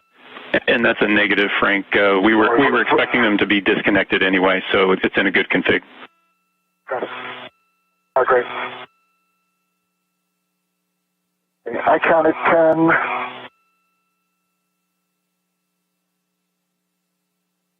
Actually, don't see revolutions on there. I see torque, low torque, but I don't see number of revolutions, but I counted 10. Yep, and that's expected, Josh. So hopefully that block is loosened up and you're able to rotate it out of the way. Let's see.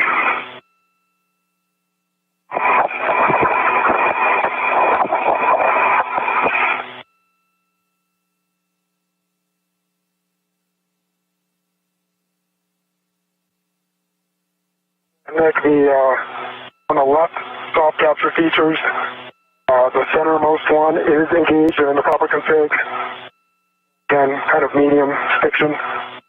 And the left one is in the capture or correction in the engaged position. So we go ahead and cycle that one and also set it in the right position. Copy all, Frank. Thanks. And all three soft captures are in the proper config. Copy, Frank.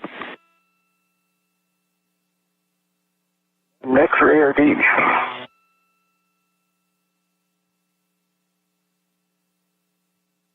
With you, Josh. Nick? Yeah, so I can see pretty good play there with the tab and the washers. Is that what you expect? Didn't go too far, I don't think. It is out of the way now. Yep, if it's loosened, you should be able to pull that, if you can reach that lanyard that's there to assist you in the reach. I understand that. I was seeing pretty good length on there with some washers that are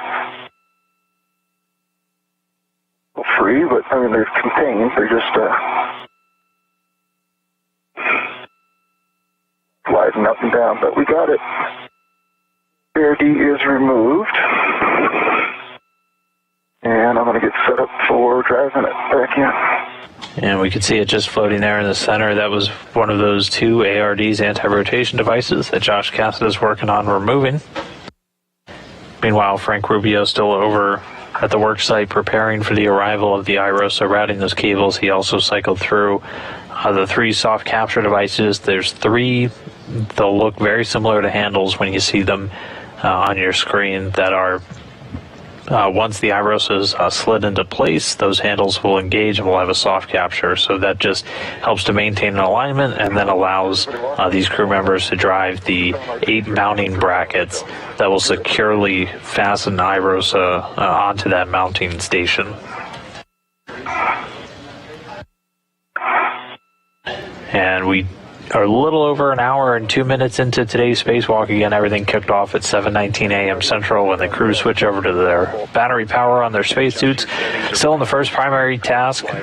Right now, one of two anti-rotation devices over holding the IROSAs in place has been removed. Josh Cassada working on removing number 2. Meanwhile, Frank Rubio working on securing those power cables that are going to get connected after the IROSA is secured in place. Also making sure that the soft capture system is ready for its arrival. After he's complete, he's going to start translating back over to where Josh Cassada is working at the IROSA itself on that temporary stove site, that flight support equipment area where we can see Cassada working right here. Then the two are going to work to release a pair of beams. There are beams laying perpendicular across the IROSA itself. Those have been in place to help hold them throughout all of the launch and arrival, and those are going to get removed, and then after that we'll be able to start actually relocating this IROSA over to its ultimate install site. In order to do that, Josh Cassada is going to get into a foot restraint on the robotic arm. Copy, Josh. That's a good bolt. So we're going to translate over to C11, which is stanchion delta.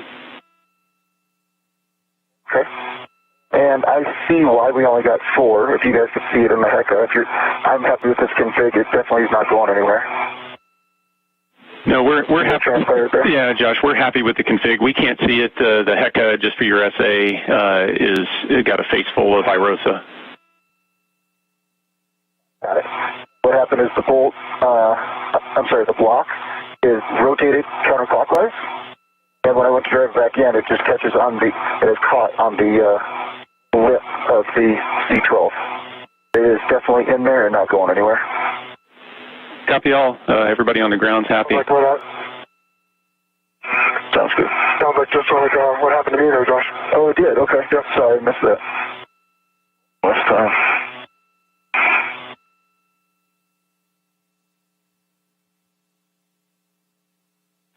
And Frank, I see you making headway with the left wire harness. Affirmative.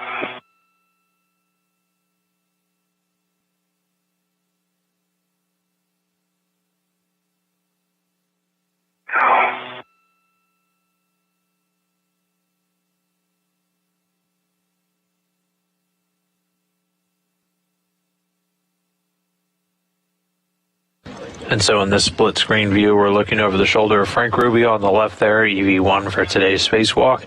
On the right, that's Josh Cassada, EV2. Again, they're at separate locations right now going through these first major tasks of getting this new rollout solar array installed. Frank Rubio now working to secure one of the wire bundles using a number of wire ties. He's going to be attaching these to different handrails. And this is just to keep those cables secure. He's going to make sure he has enough slack built into that for the ultimate connections that these are going to make to the mounting bracket area, and then ultimately down. Struggle with the lanyards, and explains why Frank decided to break his last time. It definitely crossed my mind.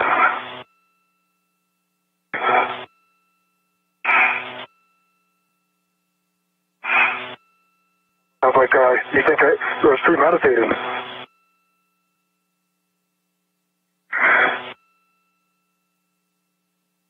Just so long, this ARD, etc. Yeah.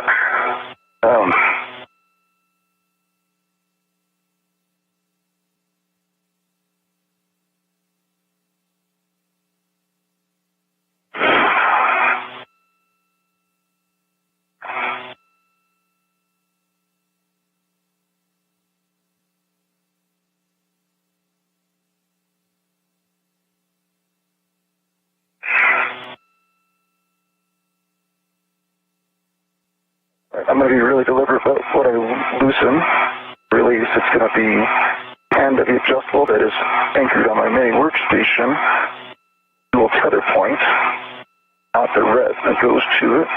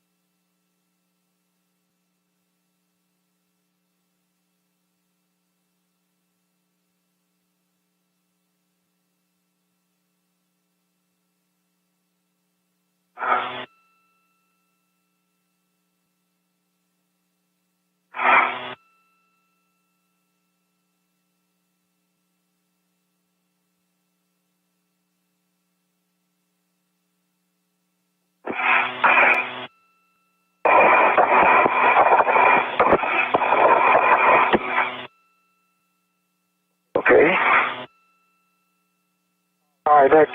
Before I leave the worksite here, left cable bundle is down and wire tied in 2 locations.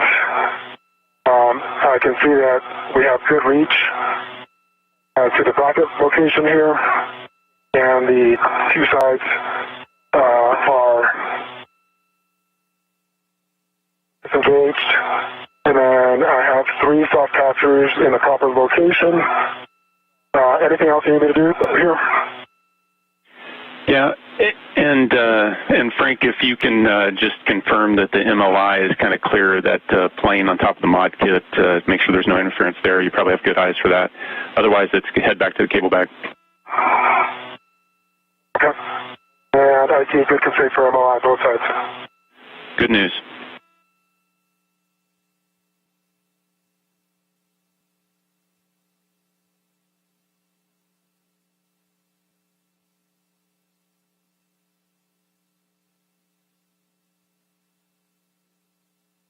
All right, well, coming up on 1 hour, 10 minutes into today's spacewalk, just heard some good reports out from Frank Rubio, EV1 for today. Right now he's over at the ultimate install point for the IROSA, securing 2 different cables that we have. Each of these is essentially going to be a wide jumper connecting the newly installed IROSA and the legacy solar array down into the power channel itself. So as part of the preparation work, he's been securing those cables. The cable bag is closed, and then you're going to translate inboard to the port seated cart and link back up with Josh for the FSC. Okay. Can we just leave it open because we're going to be putting the mod kit back in here later.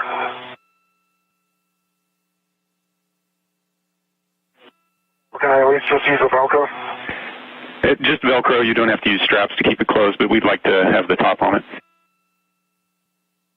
Copy that.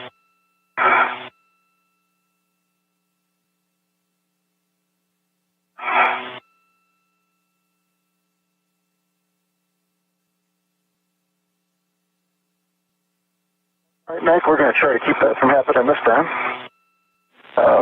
Sounds like... I understand we're doing Bravo 3, counterclockwise 2. Those are good settings. 6 to 10 turns.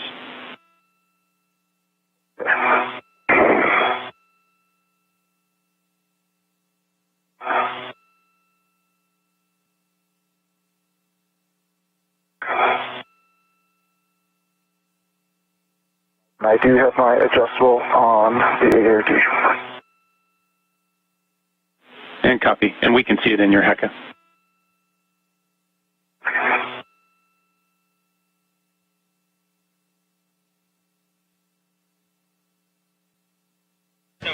And right now, Frank Rubio making his way over to join Josh Cassada at this FSE where the solar array is currently stowed.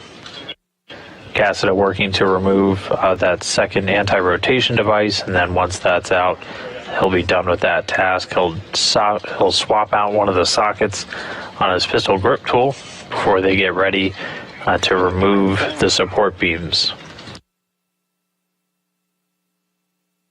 Copy 10 turns, Josh.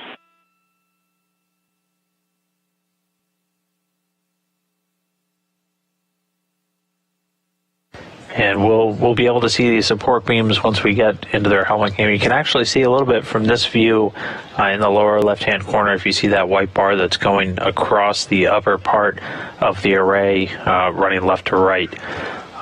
That is one of the 2 support beams holding IROSA in place on this transporter, and those are both going to get released before we can roll the IROSA out of its temporary spot. Okay, and as our bag is closed, everything's inside. I'm ready to start translating back. Copy, Frank. Thanks for doing that for us. And so you're going to head back in, port seated cart, and then you're going to go to stanchion alpha on the FSC, and then I'll have words for you there. Okay.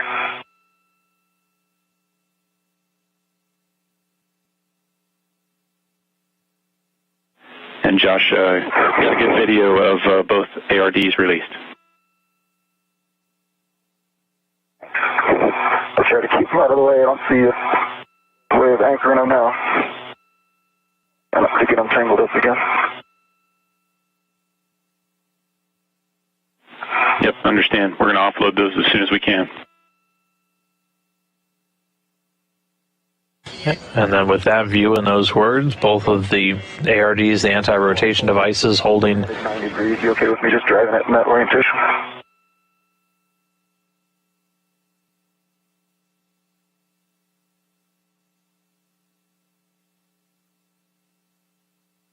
I see Josh, I see his tunnel, and I'm all clear. Yep, copy. Frank, you're go to translate, and Josh is in a good position. And Josh, the settings are Bravo 1, clockwise 2. Bravo 1, clockwise 2. Are you go with driving here in 90 degrees off?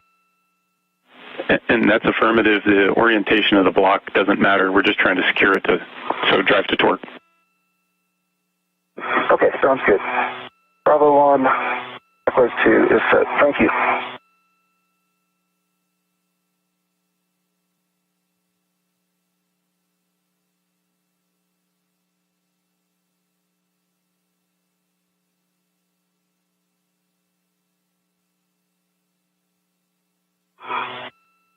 All right, I got 4 turns on that.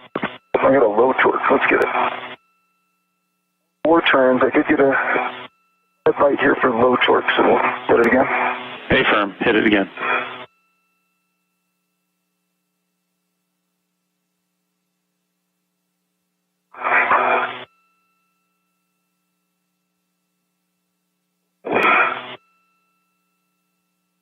All right, now big green light.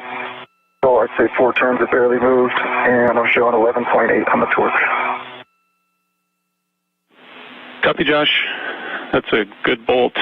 So you're good to stow that PGT. And actually, you don't have to stow it. You're going to translate over to crew lock bag T. You're going to get rid of the yards into crew lock bag T and then do a socket swap. Okay, understood.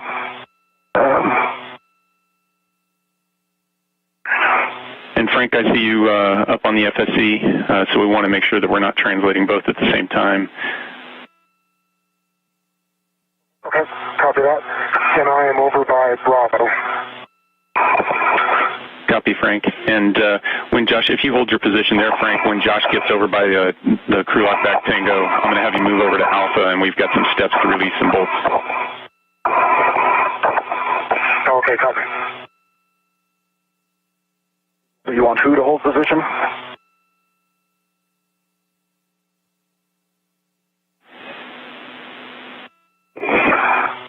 Yep, Frank, you hold position. Josh is picking up his BRT and translating. Once he's in a position, then I'll get you over to Alpha, and we'll get you settings for the PGT. Okay, copy. Okay.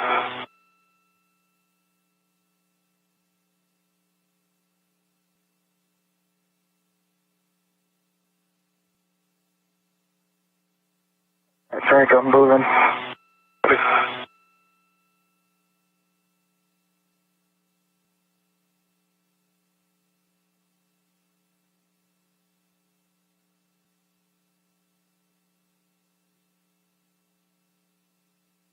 All right, well, at this point in the spacewalk, 1 hour, 17 minutes, 5 seconds in. I'm translating your go. Okay, and I'm at Alpha. Okay, copy that, Frank. So you can head over to Alpha, and we're going to drive bolt C7 and C8 on that FSE beam. So once you're in a good position, I'll give you the PGT settings. And Josh, you're looking to get rid of those ARDs with the adjustable and the red, and then also you're going to swap back to that 2-inch rigid. Understood. All right, and I'm at Alpha. Good, local down.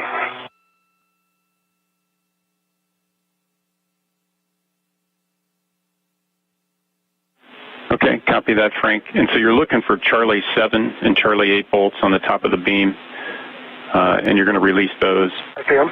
It's a Bravo 7 setting, so you want to have a good position. Copy.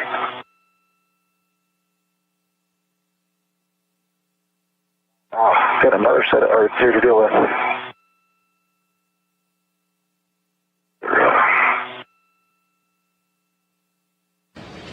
Few views of planet Earth from Frank Rubio's helmet cam. The station just flying just to the south of Liberia, and just making a pass over Western Africa as we're 1 hour, 18 minutes, 40 seconds in. The ret went to an adjustable, and that adjustable went to the previous set of arts, but I'm just seeing them go to an adjustable that goes to a wrench and the arts. I'm just looking for my anchor point for my deposit here. Yep, understand. And you're go to use any tether point that you can find.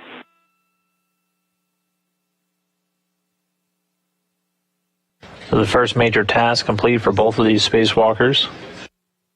Frank Rubio successfully setting up cables.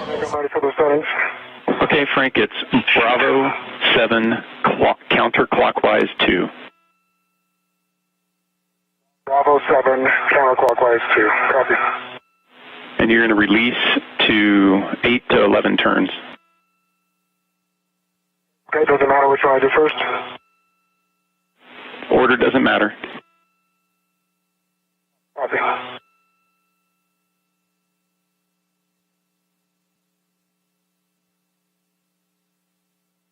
Okay. Looks like my ARD other is connected to a different adjustable that's in there, but it's not the one that had the ARDs on it before. So I'm going to go ahead and stuff that in and release my red. And we're good with that.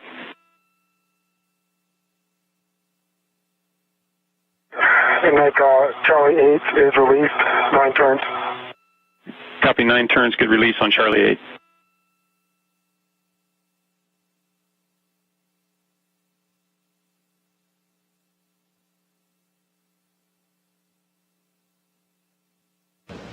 And again, Frank Rubio completed his first major task of the day. He's now over at the IROSA, getting ready to release some of these beams. We hear him working with his PGT, his pistol grip tool. That's the drill that they're able to manipulate bolts. You're hearing different call-outs. 10 turns. Copy, 10 turns, good release on C7.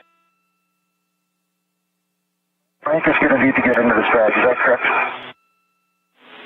Yeah, that is correct.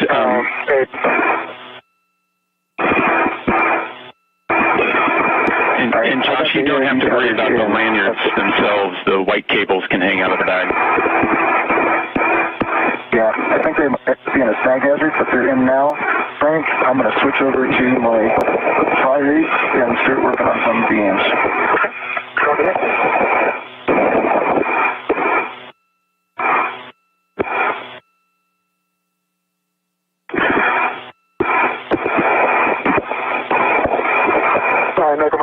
From here. Correction, Mr. Bravo. In standby, Frank. We're sorting out the best order of events right now. Okay, copy.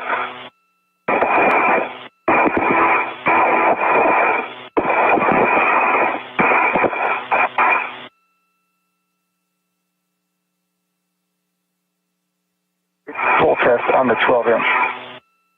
Moving over to the sample caddy river. And copy, Josh.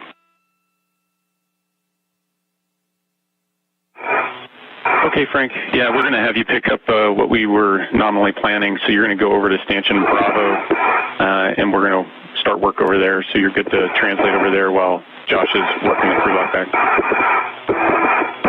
Okay, copy. Good work.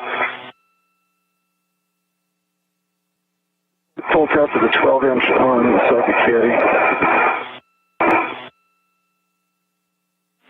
And copy, Josh. I didn't copy a pull test on that.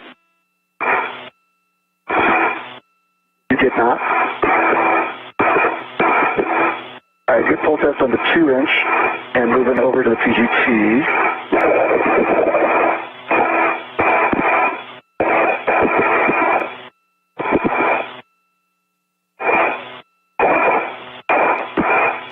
All right, now this view, we see both of our spacewalkers for today. On the PGT. So I got my 2-inch on here, Frank and Nick. Okay, copy.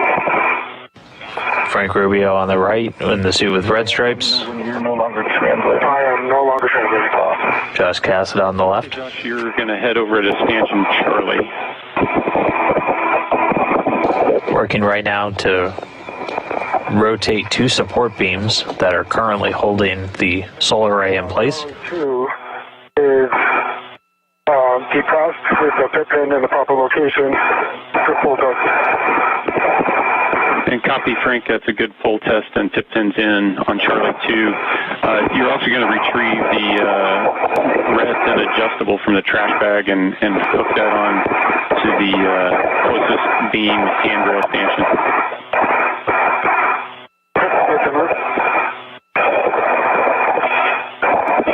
And so they're going to be working in tandem. They're going to go to 4 different spots. Each spot has 2 bolts that are holding these beams in place. Using their pistol grip tools, they're going to release these bolts, eventually rotating these beams about 90 degrees and then putting them back in place so they can get IROSA out of the FSE, this flight support equipment holder. You're going to hear them get different settings called up on that pistol grip tool. It has, you'll hear a letter and a number, in this case Bravo 7. We have A1 through 7 and B1 through 7. That just tells you how much torque you're using. A1, the least torque. Bravo 7, the most torque. That route is on the support beam. And you'll also hear a direction, clockwise or counterclockwise.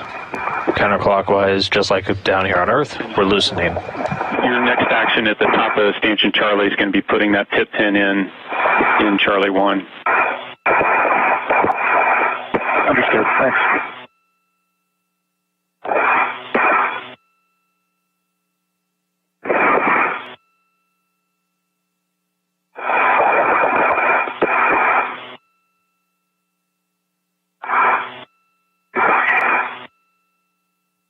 And for both of you guys, just big picture, we're doing great on time relative to the eclipse, so everything's on track. All right, good to know. Thanks. Appreciate it.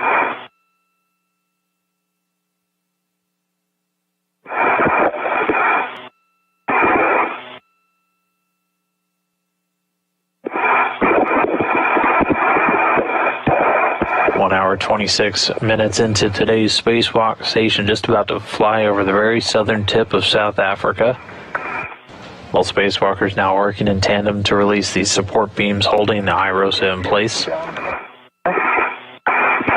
You put a BRT down? No. I'll find a good spot for that. We're going to need it.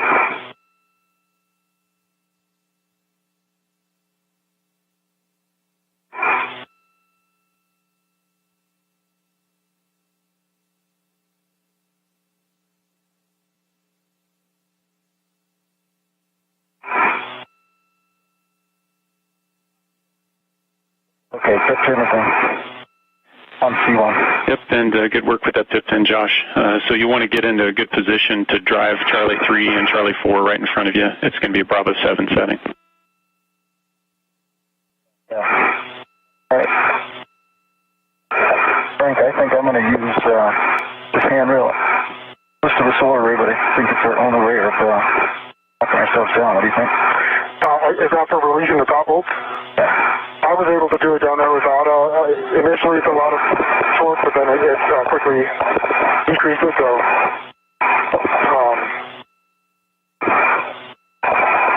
either way I think you'll be okay.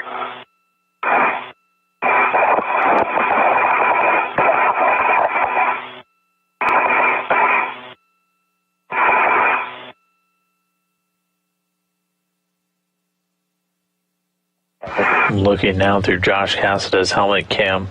When he gets back up top, we'll get a view of the support beams that they're working on releasing. Again, they're going to 4 different points. Each point has 2 different bolts. They're going to release each of those bolts. Each beam is going to get rotated about 90 degrees to get it out of the way. On Charlie 3 and 4, correct? And there you can see the beam that they're working on. Charlie 3, Charlie 4, the order's not going to matter. It's Bravo 7 counterclockwise too. And that Bravo 7 telling you how much torque they're using. In this case, they're using the maximum amount of torque that this PGT can put out, about 25.5 foot-pounds of torque. Moving it counterclockwise, and it can also control the rotational speed. 9 on one and 10 on the other. I think I got 8 to 11 the range.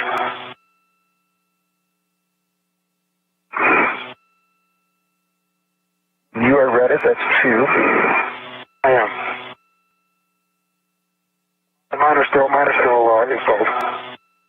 Both my bolts. And Frank, you must have heard us talking about you because you're good to drive your bolts as well. Okay, copy that. 10 turns, C3 is popped out. Copy 10 turns on C3, good release.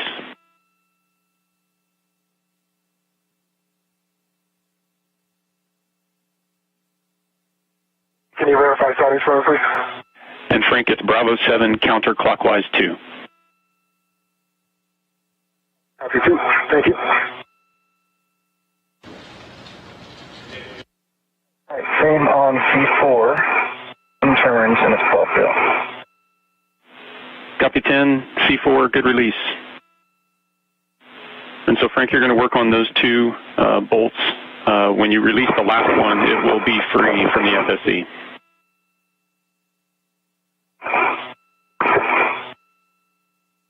Okay, copy that. Charlie 5 is released. 9 turns. Copy 9 turns, good release on Charlie 5. And Josh, once you've got your PGT stowed, you're going to translate over to stanchion Alpha, Charlie to Delta to Alpha.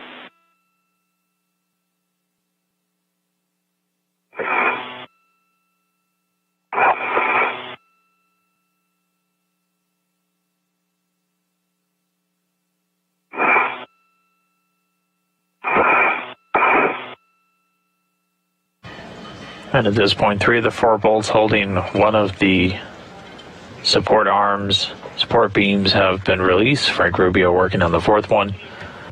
Josh Cassada is going to move over to a different point on the FSE to help with the actual rotation. And it looks like that first beam is now free. Copy, Josh. And Frank, we see a good release on the beam. Copy. Yeah, you weren't kidding about it coming free.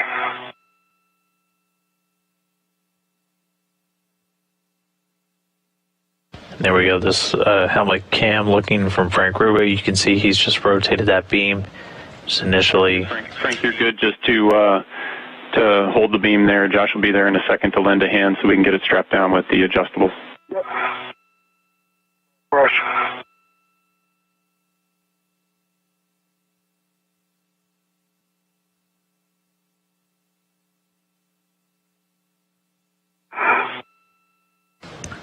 So one of the 2 support beams removed. Frank Rubio is just going to hold it in place here until Josh Cassada gets into position and they can start to essentially lock it back down.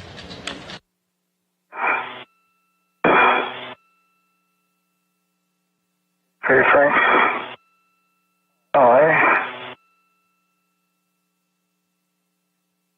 Here I'm not BRT'd. You need me to hustle.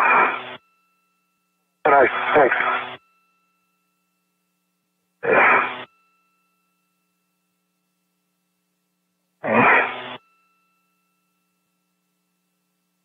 If you could park it for a second, I can get my red on it. Yep, I got it. You want to hold it? Okay, thanks.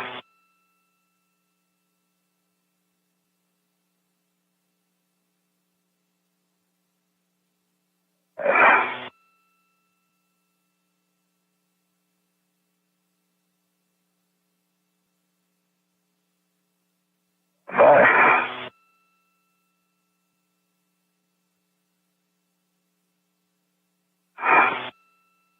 My adjustable is on. Okay.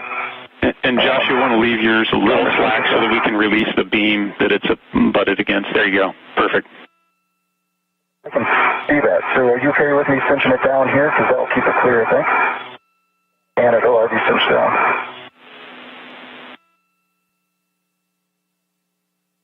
Frank, are you able to cinch from there? Yep.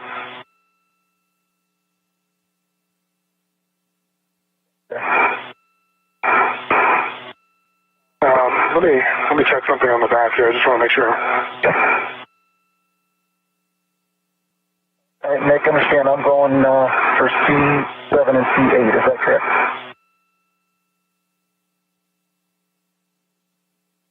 Oh, wait, you already did these, didn't you?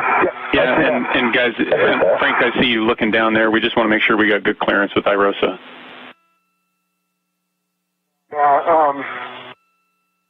Want me to loosen it and go over the top of the proa? No, hey, Nick, can we put it over the top of the POA? I don't guarantee that it's not interfering.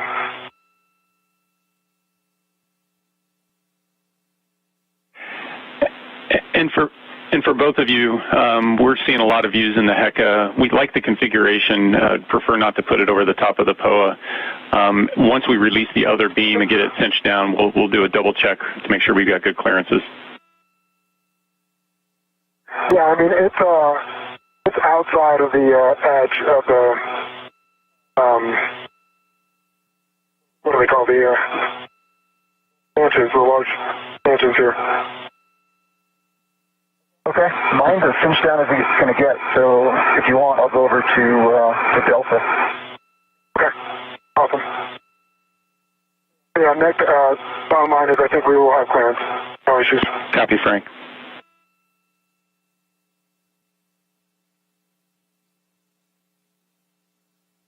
And Nick, you concur? I'm headed over to Delta now. Affirm. Those are the last two bolts holding down that beam.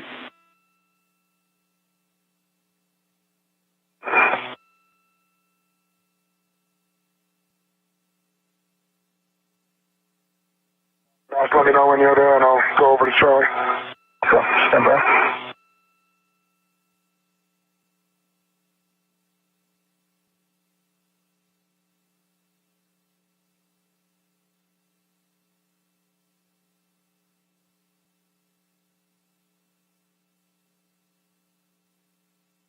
Okay, I got my local down. I am at... Here we go. Go ahead, Nick. And we're 5 seconds from a handover.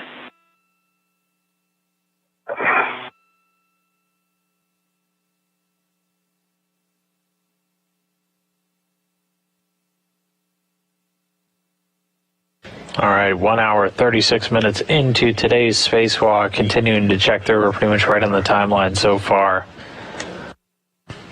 Frank Rubio, Josh Cassada working to finish removing these two support beams that have been... That is a heck of a video. I'm not going to want to play back. Yeah, well... And we're back with you guys, voice. Job on getting through it. Copy. So, Frank has just repositioned over to Charlie. I'm at Delta. I've got my workstation RET on the handrail that's closest to C9. Copy all. That's good config. Let me know when you're ready for PGT settings.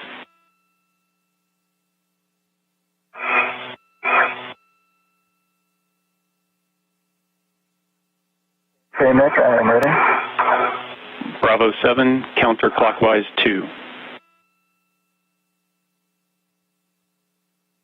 Bravo 7, counterclockwise 2.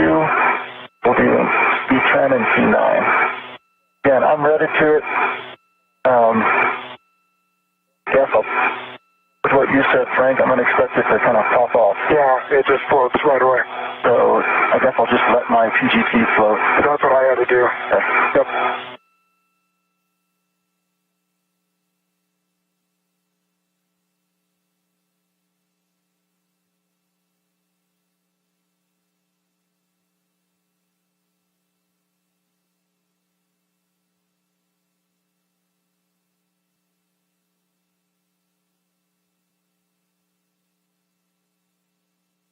Okay. And it's out. Don't really have a handrail to grab. So what you found too, because there's on the interior? I think the support structure here is available for me. I don't know. Yeah, there you go. I mean, on the beam itself. The handrails are interior. Yep, no, I just kind of grabbed those tabs.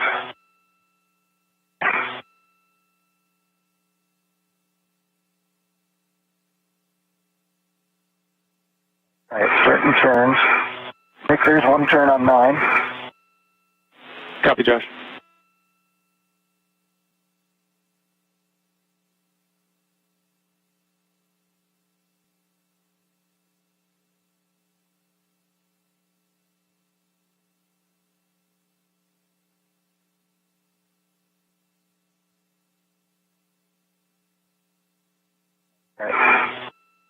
go my PGT.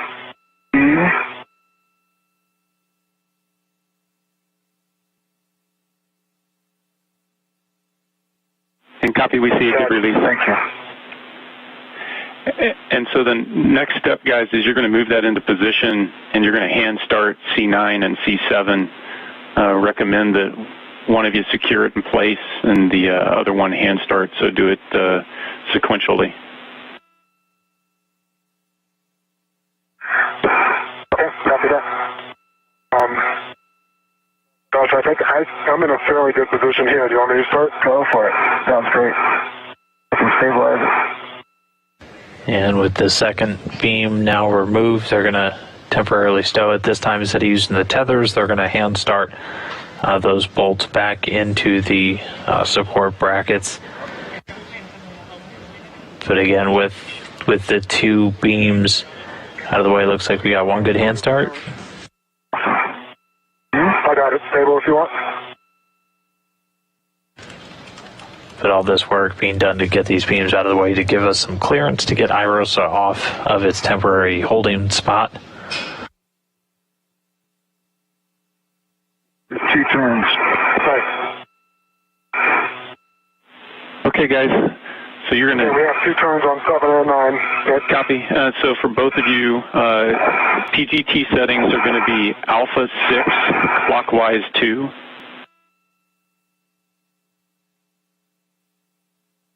Alpha 6, clockwise 2. That's a good read back, Frank. And just a reminder... Alpha 6. Yeah, and a reminder, we're going to drive 21 turns. We're going to stop on turns, and then we're going to change the PGT settings and finish to torque. Copy. All right, 21 turns exactly. And we both go for those 21?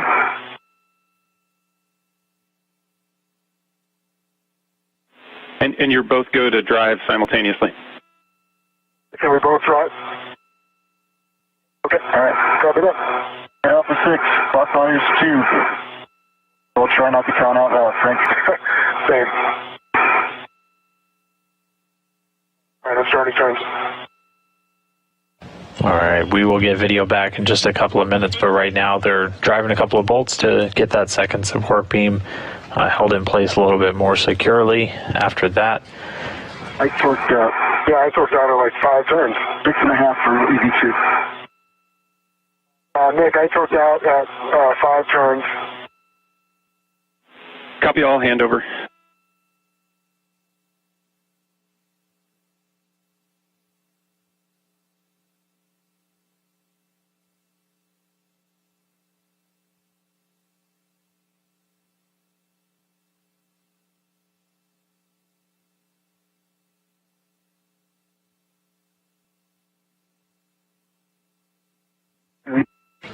And so just there we heard them getting a little bit fewer turns than we were expecting. We were expecting about 21 turns, so they got just about 5. So the team's now going to what's called a crib sheet, basically your backup procedures.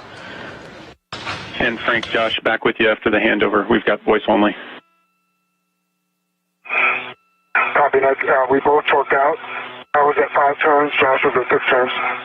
6.5 for EV2. Okay, copy that, guys. So we're in crib sheet page here. So we're going to up the torque setting. So new settings are going to be Bravo 7, clockwise 2. Bravo 7, clockwise 2. Copy. Yep, and that's Bravo 7, counterclockwise 2. Counterclockwise 2. Verify counterclockwise. Guys, it's Bravo 7, clockwise 2. Josh, you're going to do 15.5 turns. Frank, you're going to do 17 turns. We're trying to get a total of 22 turns.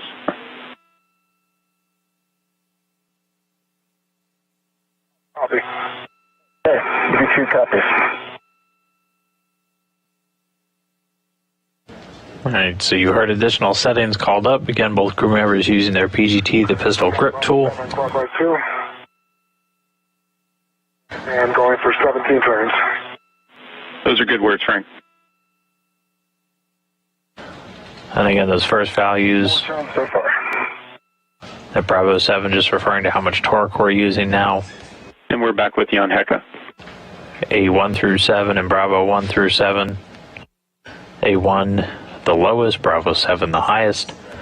And so we've essentially put the drill up to its max torque, more than 25 foot-pounds of torque, up from about the 8 that they were initially using. So this just, if we didn't get the turns we wanted, we upped the torque.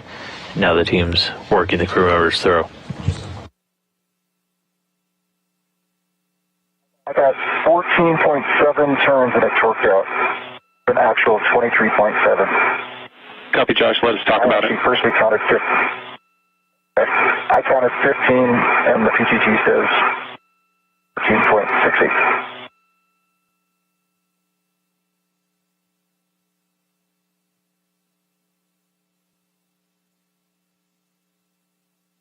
And next for me, I have 17 turns, green light, 25.4 on the torque.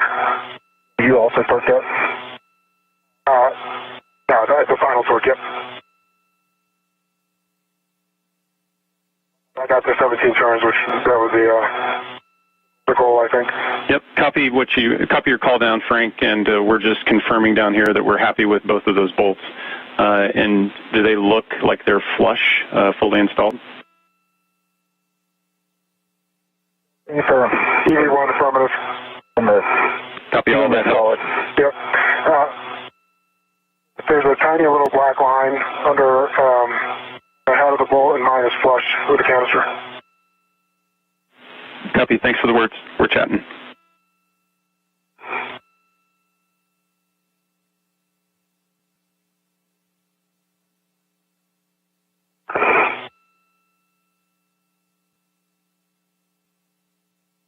Hey guys, if you're able, while we're sitting here waiting, if you wanted to do a glove and half check. Copy.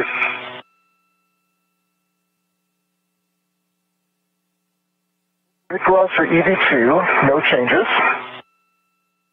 And a dry hat. Copy, Josh.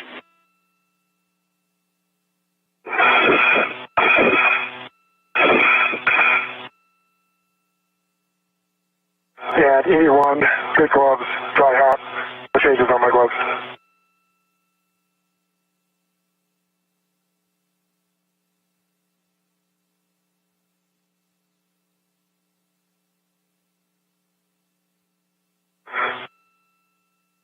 And Nick, I moved my TCV from 6 to 4 when you were more or less the last time.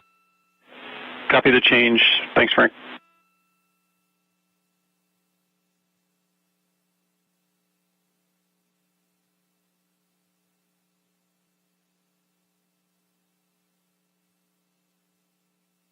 Hey, Nick, while you guys are talking about it, if needed, could I finish that bolt and Josh can get going to the arm ups? Hey, Frank, we've got words for you guys. So what we want to do is finish on a lower torque. So we're going to have you go Bravo 7 counterclockwise 2 and release the bolts 1 turn, and then we're going to reseat them with a lower torque setting. Yes, copy. And Nick, did you copy that about, am I able to do both sides just so we can get going on the arm ups? Are we doing okay on time? We're doing great on time, Frank, so it's okay to just continue to work this together. Okay, copy it. Hey, I copy Bravo 7, counterclockwise 2 for 1 turn. Those are good words. Bravo 7, counterclockwise 2, 1 turn.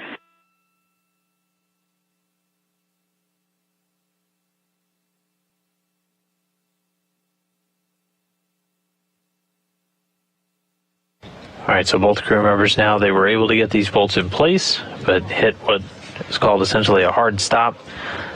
So not wanting to have overdriven these bolts in and leaving them in at too high of a torque, they're going to back them out. New setting to drive in. Turn on fairly nice. Copy, Josh. So the new settings for the PGT to drive it in are Alpha 6, clockwise 2. Copy. Alpha 6, clockwise 2. Good readback. So instead of leaving these bolts driven in with more than 25 foot-pounds of torque, leaving a lot of potential energy in if we're hard stopped, we're backing them out, dropping it down to a lower torque setting, that alpha 4, which gives about 6 pounds of torque. And then they're going to reseat them, have these bolts securely in place, and we'll be able to continue on. Torque out before anything happens to the bolt.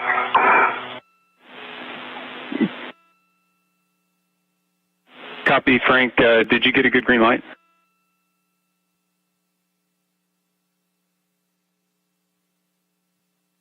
Affirmative. I have green light 8.4 on the torque and no turns. Okay, copy for both of you. If you can hold, we're still discussing. Copy. Okay, I have not tried mine yet, Nick. I'm IPGT powered down right as I was about to start. You want me to give it a shot at Alpha 6?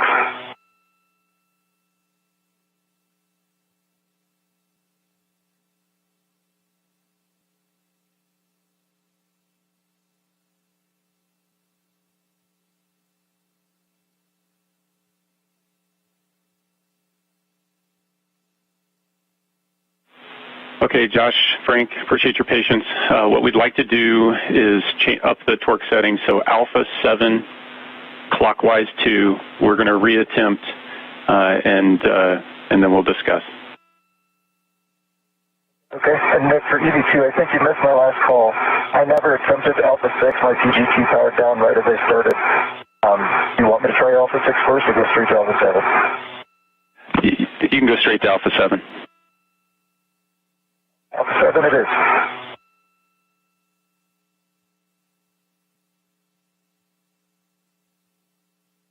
I have the same results. Green light, 9.8 from the torque. 0.16 turns. Copy, Frank. And same for EV2, it's at 0.14. And copy, and can we get the torque reading? Yeah, 9.0 actual for EV2. A green light. Copy, Josh. Thanks.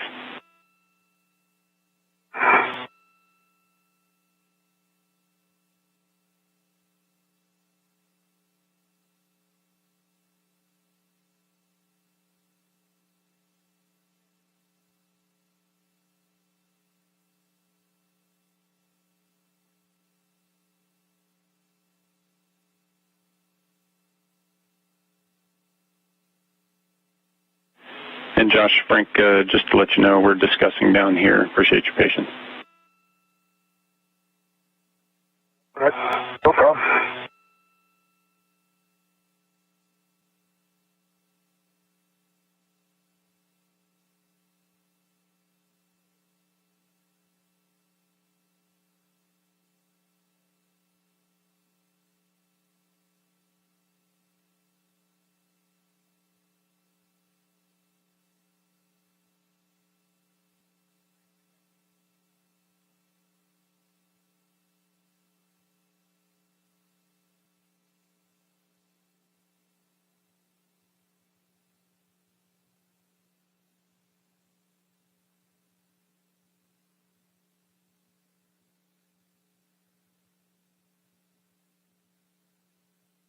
Okay, guys, we're happy with this for now. So we've got to, Josh, you're going to move on to the SSRMS setup. Frank, you're going to work on releasing C-bolts. We've got to stagger our translations here. So, Josh, if you want to stow your PGT, and then you're going to translate to the Ingress location via expansion alpha down to the phase 1. Okay. My PGT is stowed. I'm grabbing my ret off of the beam, and I will make my way back to the SSRMS.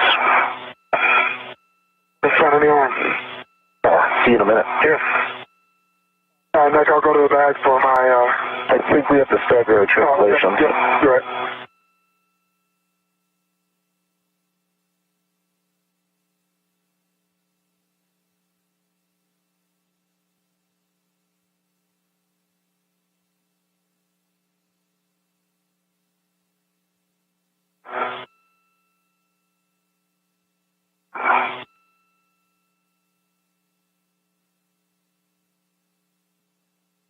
One hour, 54 minutes, 30 seconds into today's spacewalk, the second major activity of the day complete. So far we've continued to get all of the work sites ready for the eventual move and install of this rollout solar array. Frank Rubio started by routing the power cables that we're going to be connecting a little bit later on in the spacewalk, while Josh Cassada got the various support equipment ready for removal so we can release IROSA from its current staging point. Nick, I'm actually in a good position to start my... So at this point, that's complete. Can I go to do that? Hey, firm, you're in a good position for it. So socket swap, you're doing a socket swap to the 5/8 12-inch. Copy. And the destination for your 2-inch is on a pit bin in your trash bag. Copy. Thank you.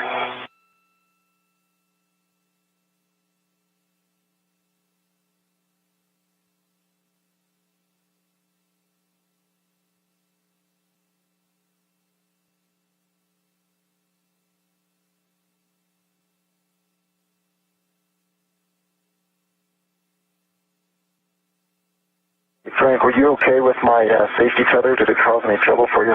No, no issues at all. Thanks.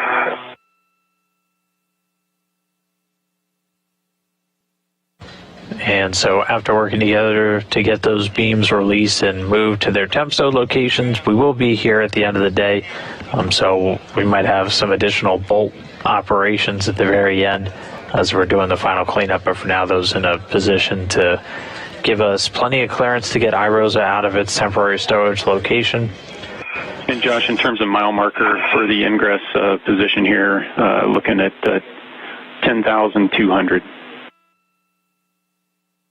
Sounds great. Thank you for the heads up. So right now, Josh Cassada, EV2, is going to be making his way to the robotic arm, the Canadarm2, and he's going to be working with an APFR, an articulating portable foot restraint. He's going to be tethering and then locking himself into that foot restraint. That robotic arm going to be controlled by the crew still inside station, Nicole Mann and Koichi Wakata, and he's going to be using that method to remove the IROSA from its flight support equipment location and then get flown over with IROSA, which weighs about 750 pounds, over to the install location. Now, while he's getting into the robotic arm, Frank Rubio, EV1 for today, still has a couple more bolt operations to get IROSA ready to come off.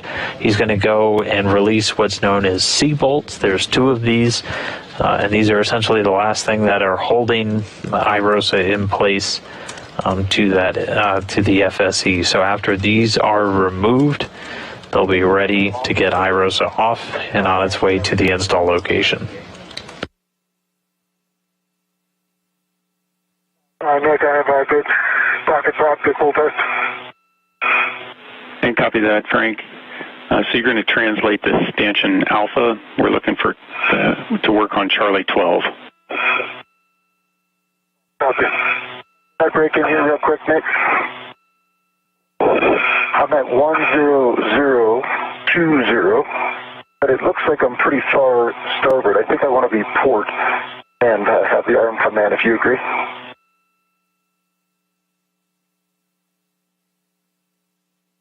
And the roll pedal's going to be on that side as well. You bet, and checking.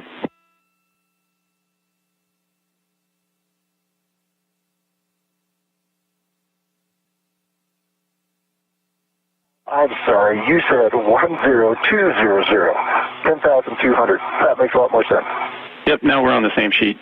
So 10200.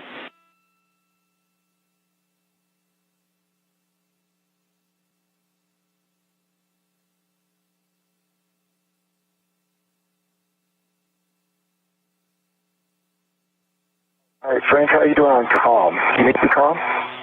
No, so Nick, I'll take settings for Charlie 12, and I'll go over there and do one turn. Yep, copy, Frank. It's Bravo 3, counterclockwise 2, and it's just brake torque. You don't even have to do a full turn. Okay, copy that. Say this settings again, please. Bravo 3, counter 2. Bravo 3, counter 2. Copy, thanks. Josh, I'm good. Okay, sounds good. Thank you. M2, EV2. Go ahead, Josh. Richie, we are ready to start the GC to publish for the APFR reconfig position. Okay, Josh, we will move you to the position, which will be station aft towards the truss 1 meter, and standby, we're setting up.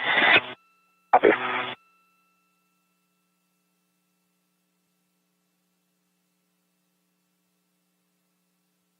And hearing Koichi Wakata calling in now from the inside of the station, he and Nicole Mann at the robotics workstation. They're going to be moving the robotic arm into position for Josh Cassada to start getting into that foot restraint. You'll hear them use the acronym GCA quite a bit. GCA stands for Ground Controlled Assist. That's essentially the term we're using. So this is station aft towards the truss 1 meter. Are you ready? Ready for motion. Here comes the motion. 3, 2, 1.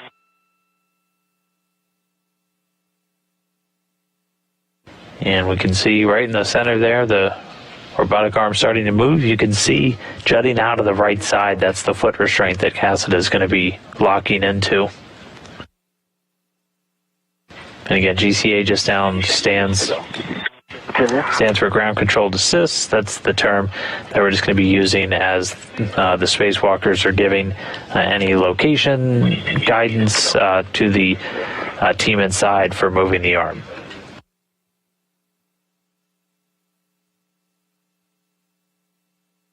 Anything else? Copy. We're going to need a station nadir, probably a meter. Okay, copy. Station nadir 1 meter. You got it.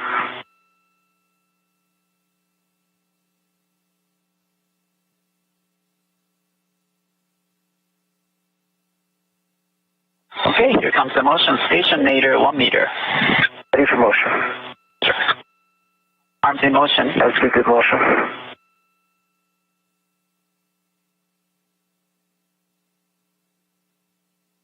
Continue. Copy.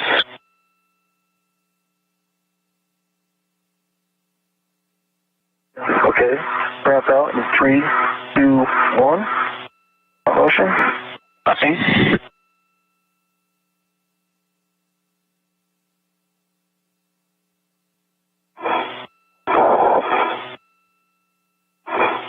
Okay, I'm going to need station aft 30 centimeters, 30 centimeters. Okay, station aft 30 centimeters. I have the boot plate and a ingress aid for clamps. Here comes the motion.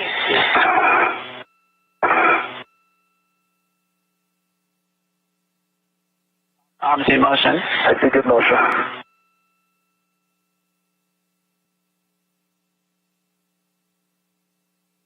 Continue. Continue. And ramp out in 3. Looks like we already stopped. Okay, arms stop.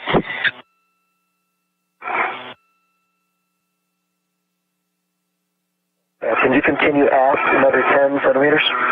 Okay, aft another 10 centimeters. Here comes the motion. I see good motion. Continue. And ramp out in 3, 2. Okay. Let's go ahead and we're going to call that good. You can go brakes on.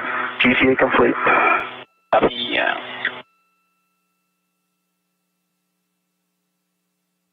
Okay, Josh, the brakes on. You have a go for APFR reconfig and ingress. Copy that. And Josh, you're going to be looking to change the APFR roll to Delta. Copy that. We expect the config to be 9 Foxtrot, Foxtrot, Delta 9. Okay. Got a good twist test just to start there. I see back on black. And we are currently 2 on the roll, 9 on the yaw, and the pitch. So all the knobs get depressed. And showing Foxtrot, Foxtrot. I'm going to roll it to Delta. And then it was on a tether swap.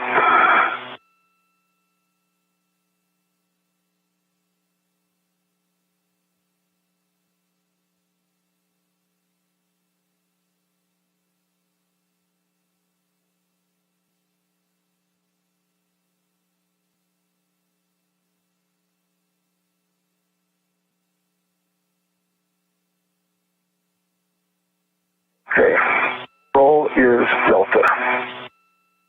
Copy, Josh. Good config. So next step is that tether swap.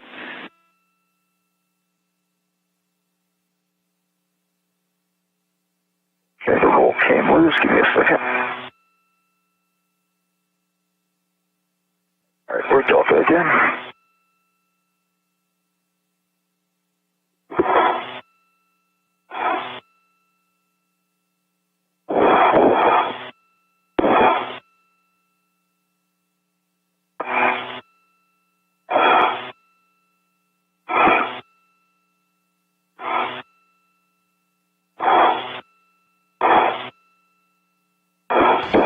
And Frank, want to check in with you and just sync back up. I have good torque. I think on Charlie 12, got about a quarter turn.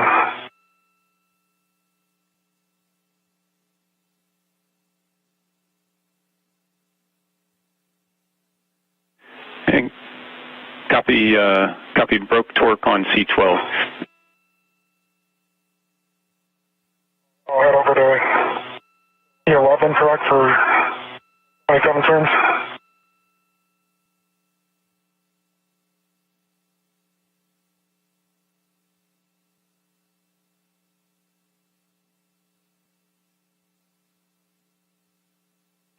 Okay, copy. So you're going to go over to C11, and then we're going to drive that out. So over to stanchion Delta, Frank. Copy.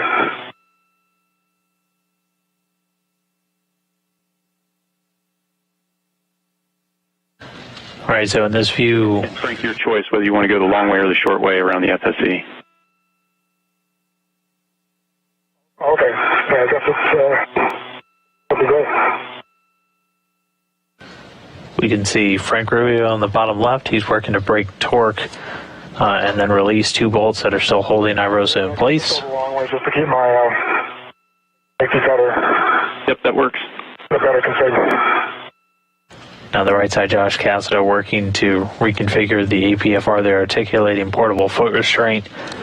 We heard a couple of values being called out to him, numbers, Foxtrot, Delta. Those are just telling him which settings to set the yaw, pitch, and roll of the foot restraint. These are determined in advance just to put him in the correct orientation for where he's going to need to be to work. Handrail, keep close, slider lock, black on black. Reel itself is unlocked.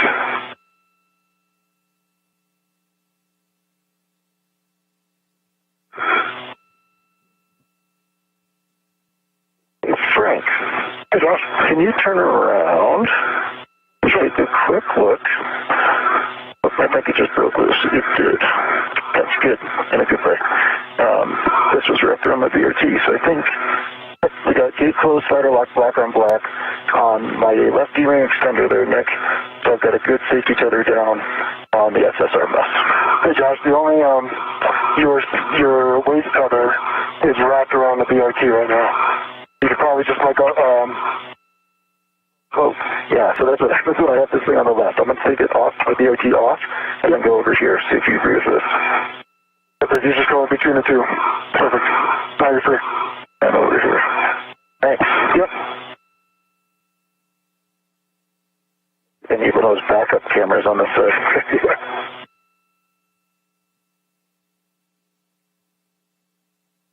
And copy, Josh. I see you getting into a good config, and we concur with a good load path.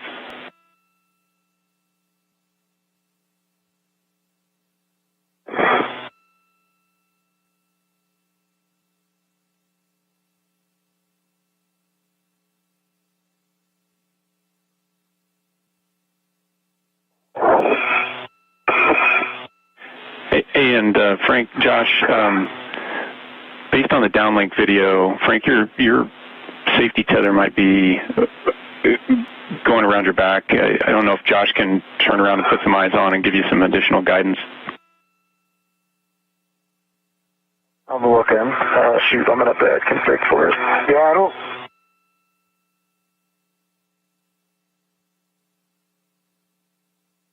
believe it is. Look, it's wait a sec. Hold on for a sec. I can see it coming off your right side. Yep. It does appear to be going between the plinth and the safer at the bottom. Oh, really? Okay. Well, that's good to know. Yeah, it is. Keep your tether on your... My right side. Yeah, so it is... So your reel is on your left. And the tether itself is going right between the plinth and the safer, you know, at the bottom. In the small of your back. So, my recommendation would be pointing your feet. Let's see, this is... Yeah, pointing your feet back that way. And then feet rotating to your left.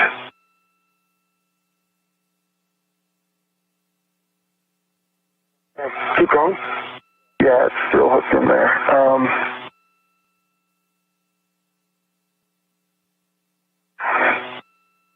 You essentially need to go 360 degrees right back where you are now. Yeah, just tell me if it's getting better. Feels like it's pulling on me. Yeah. The thing is, it's caught in that crease.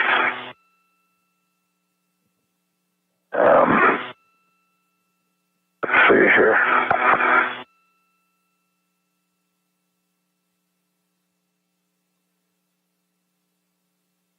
I'm trying to talk you through this. Okay. Hold on right there.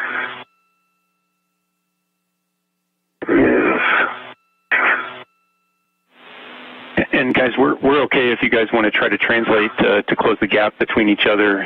If you wanted to go over towards stanchion alpha, Frank, and Josh, if you wanted to move over towards the TFR on the seated cart just to close the gap and be able to help put some hands on for assistance. Yep. Understood. Well, keep doing that. Flip your feet up towards the tower. Keep going towards the tower. Now you got it. Now look over to your left. Should see they face each other. Oh, you got to be kidding me. There it is. It's kind of Velcro. All right. Thanks, man. You got it. Nicely done. Thanks, Nick. We appreciate it. Nice work, guys.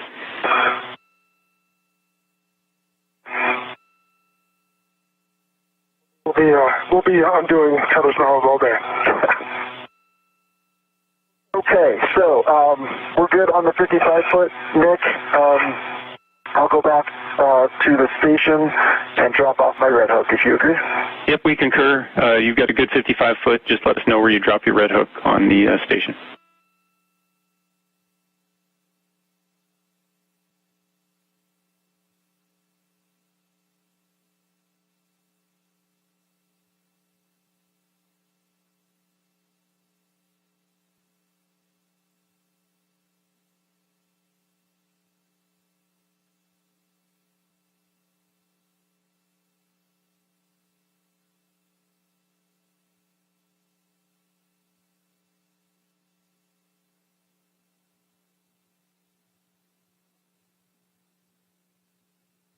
And checking in, both crew members continuing to get ready to move this IROSA, this rollout solar array Josh Cassada working to continue outfitting and getting that foot restraint ready. And meanwhile, Frank Rubio working on releasing those 2 bolts.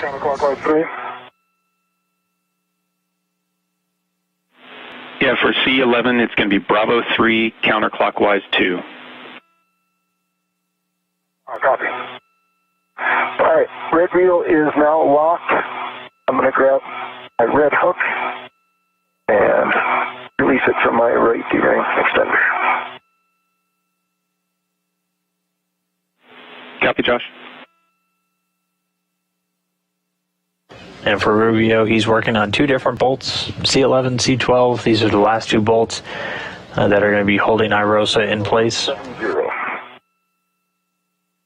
And reel is unlocked. Copy, Josh.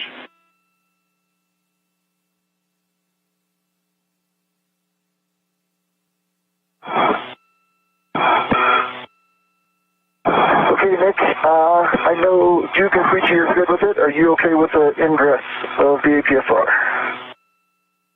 And that's affirmative. That's the next step for you. Frank, you've got those settings, Bravo 3, counter 2. You're releasing approximately 27 turns on C11. Copy. Comms are yours, Josh. Okay, I think we're in a good spot here. Nick, do you have a good view of the APFR itself, by chance? I only ask because it's really sensitive in roll, and I just want to make sure we don't bump it. Yeah, we don't have a really great view of the boot plate itself. The views are pretty dark.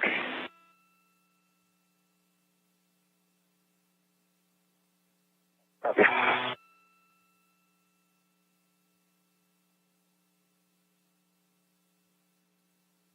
Yeah, it looks like your feet are just below the boot plate. I'm sorry, which side of the boot plate? Below, and based on the view, it looks like left foot is under the left side, so it looks like it's aligned. There you go. There. How you doing? Good. I got 27 turns on probably 11. Okay. Copy, Frank. That's good. That's what we're doing for now. You're going to head back to crew lock back T and retrieve the square scoop and the long duration tie down tether from the tower handrail. Okay.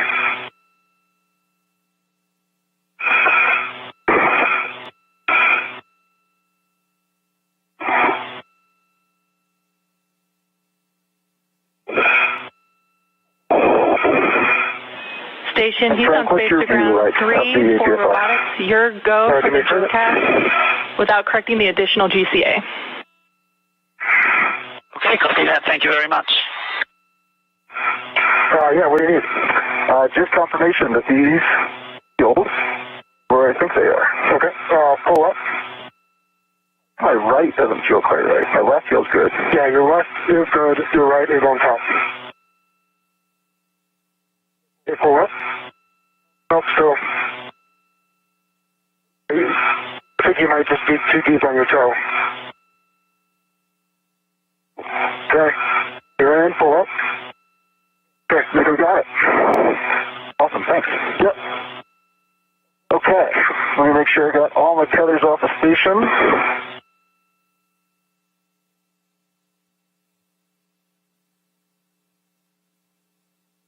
Okay, I got my ingress 8 in. Do you need the comm? I'm good. Yeah, I'll grab the scoop and the long duration and head over to Charlie 12. Okay, I'm not sure if they're going to need a GCA or if they can maneuver. Them to the maneuver. Okay. Wasn't sure if you could start from this position, but if you can, Queechy, I am go for the maneuver to the truss back off position. Okay, we copy that. And this is the maneuver, not GCA, to the published truss back-off position, which is body out or station forward in 1 meter. Are you ready? D2's ready.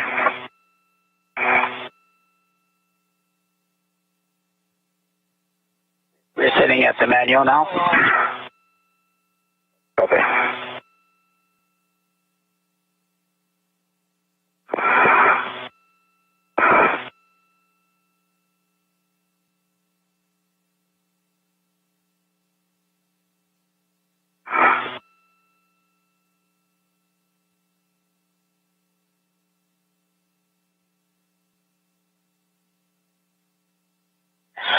Okay, Josh, we are ready for the maneuver to the thrust back of position. 1.3 meters, body out. Here comes the motion. 3, 2, 1, arms in motion. I see good motion. EV2 set TCV to 2.5. Copy, Josh. 2.5.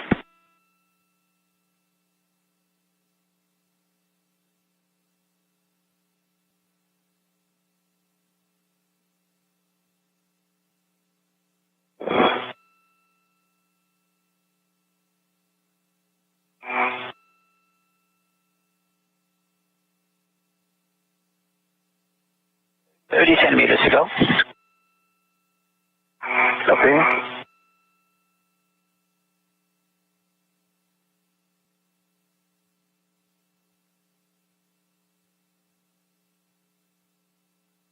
Okay, Josh, position hold, and then we will set up a carrier lineup joint OCAS.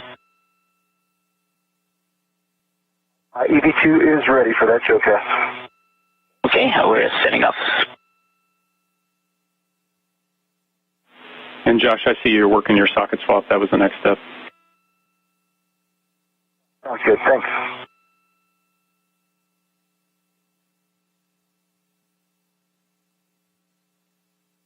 Two hours, 20 minutes into today's spacewalk, getting a view. We see Josh Cassada up there in the upper right. He is locked in and tethered now to the foot restraint on the robotic arm, being driven around now by the crew inside the station, Nicole Mann and Koichi Wakata. Meanwhile, Frank Rubio in the suit with the red stripes, he's EV1 today, working on getting the final bolts holding the IROSA in place released. He's going to wait until Josh Cassada is in place and ready to receive before he releases that final bolt holding IROSA into the FSE, that temporary stowage location. Now, after they're able to get these bolts undone and IROSA out, they're going to maneuver it over to the worksite. They're going to do that by hand, essentially.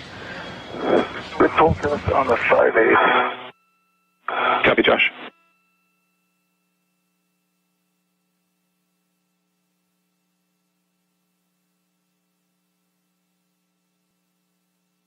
Okay, Josh, we're ready for the 3-minute showcast. This is to pitch you up 90 degrees and translate you to the nadir of the IROSA. Are you ready for the motion? So I'm going to pitch head up. Is that correct? Yes, pitch up 90 degrees and translate you to the nadir of the IROSA. Understood. Okay. EV2 is ready.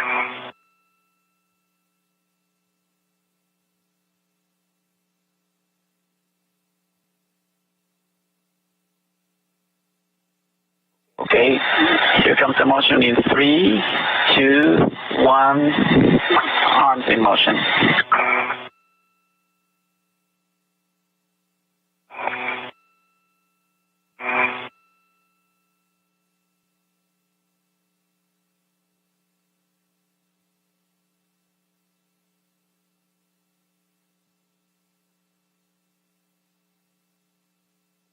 I see good motion. Copy. And Josh, I had a good pull test on both sockets and the install. copy all, Josh. Good socket swap. If you can cycle your WVS for us, we're trying to get that to lock back up to help Koichi with some camera views.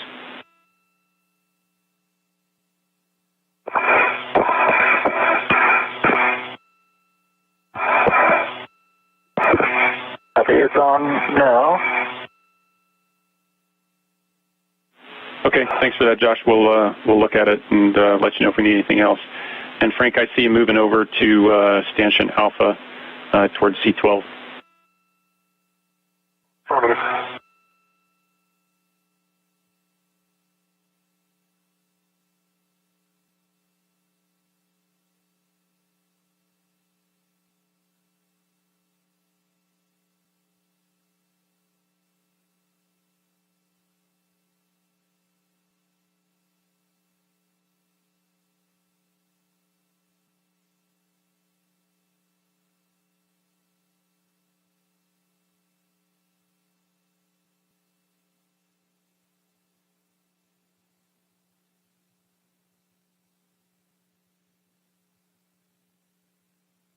So a short handover, we'll get that video back momentarily. Meanwhile, Josh Cassada affixed to the top of the space station's robotic arm. He's getting maneuvered into place. Inflation. And Josh Frank back with you after a short handover.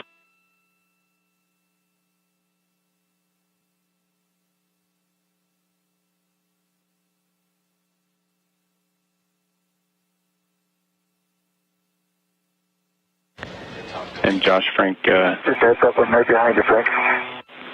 We're back with you now after a handover. We've got voice. Copy that. Nick, I was just curious, do you expect the translation over to P4 to be inflation or eclipse mostly?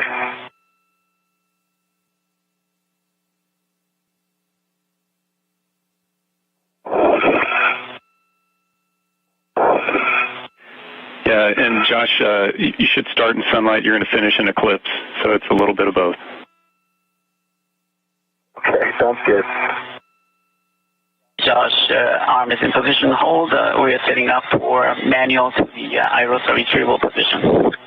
Okay, you have it go for the manual maneuver to the IROSA retrieval position, and Frank, I'm just off your right shoulder. Yep, I see you, thanks. Okay. We are setting up the arm now. That's good. Frank, I'll take settings for Charlie 12. You bet. It's Bravo 3, counterclockwise 3.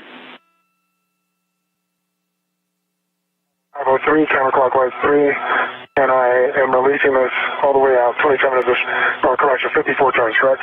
That's affirmative. Full release, 54 turns. The bolt will spring out when released. Okay.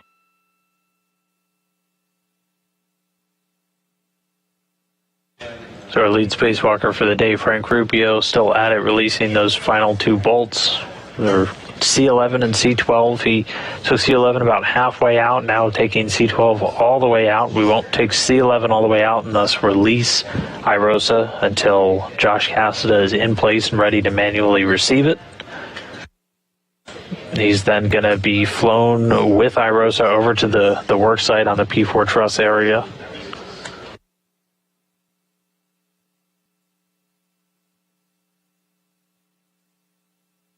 Okay, Josh, manual mode is set, and this is the maneuver per your GCA to the published IROSA retrieval position, which is the body in towards IROSA at 1.5 meters. Are you ready? Stand by. You need the comm? Good. Okay. We are ready, GCA, to publish for IROSA retrieval. Okay, here comes the motion in 3, 2, 1, starting the motion. Good motion. Okay, good motion.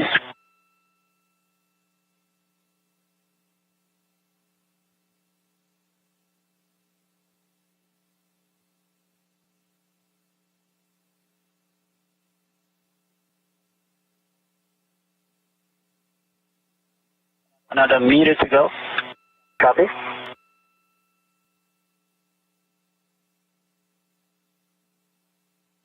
Looking over the shoulder of Josh Cassada as he moves in, IROSA right in the center of his view.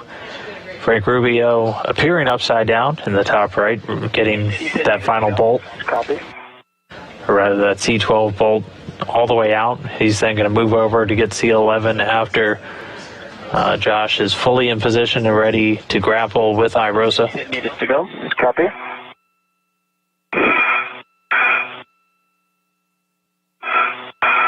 And Nick, I ended up with 55 turns. Stand by. Oh, correction, sorry about that. Continue. Continue. Continue another 10 centimeters. Another 10 centimeters. Ramp out in 3. I think we ramped out. Ramp out. Okay, yes. That's GCA. GCA complete. This position will work great. Copy that. You have a go for IROSA retrieval. Copy. Go ahead. Sorry about that, Frank. No, sorry, Nick, I had 55 turns on Charlie 12 and is released.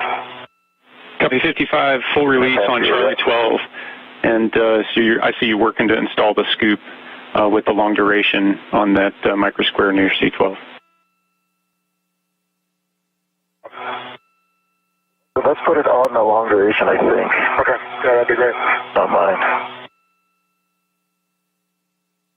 I think that was the plan, right, Nick? Right to the long duration itself? Do this one? I'm sorry, I should have done it. Ready? Awesome.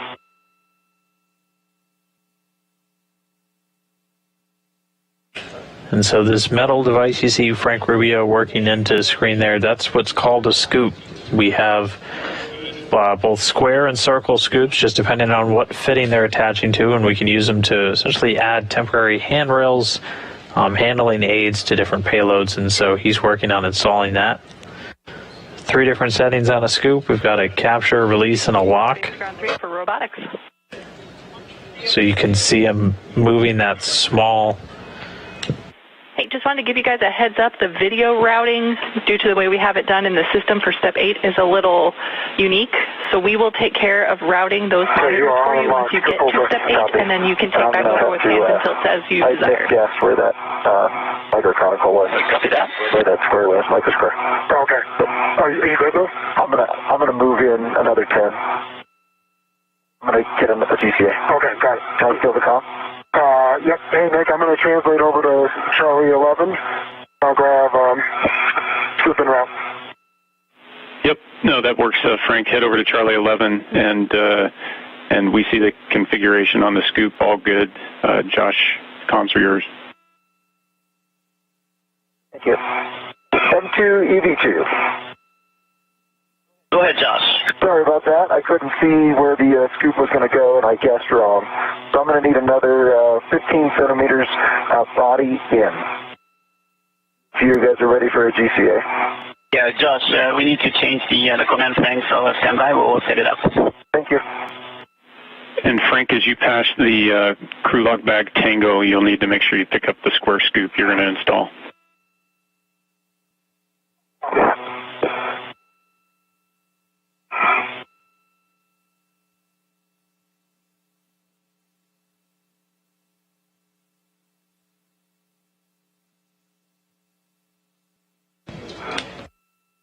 And right now getting closer to the release of IROSA. Right now, Frank Rubio is moving over to the other side of the FSE. He's going to be releasing a final bolt. And once that's free, they'll be able to get, essentially slide IROSA out of that temporary stowage location and begin flying it over. And 2, are we ready for GCA? Ready, GCA. And again, 15 centimeters body in, and I'll call you out. Okay, 50 centimeters body in 3. Hold on.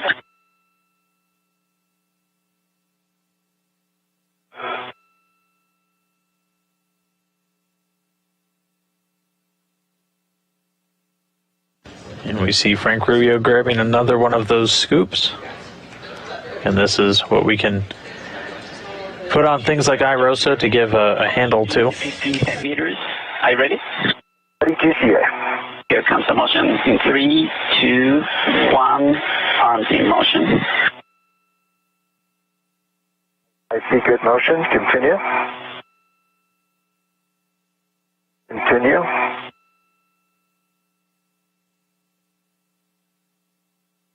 That's 50 centimeters. Continue. And ramp out. Ramping up.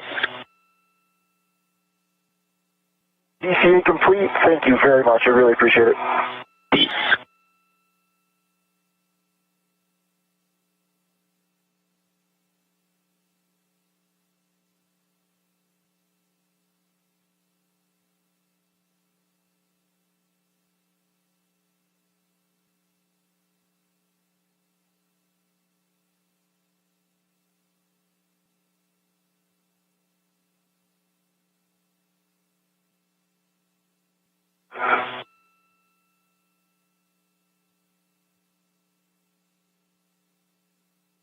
And Frank, I see you with the scoop headed out to C11.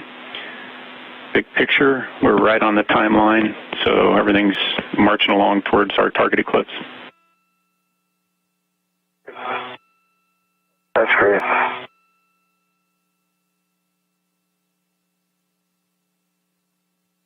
Okay, while you're moving into position, a warning, this one might be obvious. Don't release C11 until you've got our go, because that will fully release IROSA from the FSC. Copy.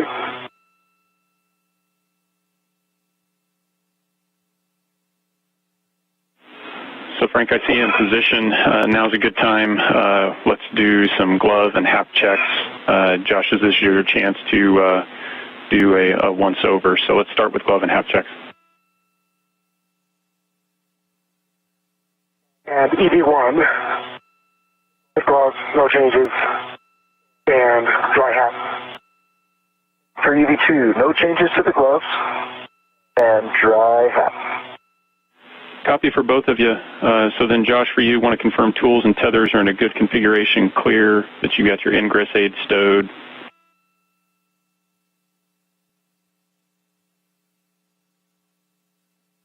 Tools are in a good config. Ingress aid is stowed. And I got rid of a lot of the stuff from my mini workstation. Pretty happy about that. Yeah, you look super clean there. Thank you, appreciate it. I'm in a good config with that. Thanks.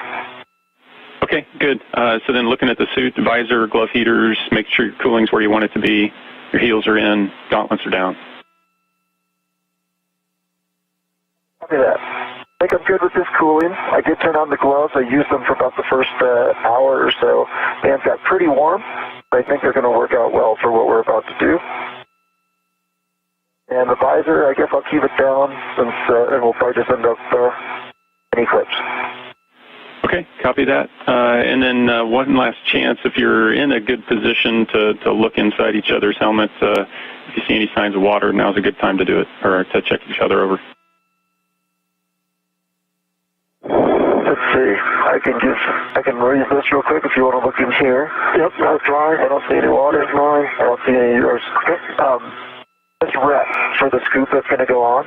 Can I put this somewhere convenient? Like, on the stanchion or something? Yeah, hold on. Or I can just let it float.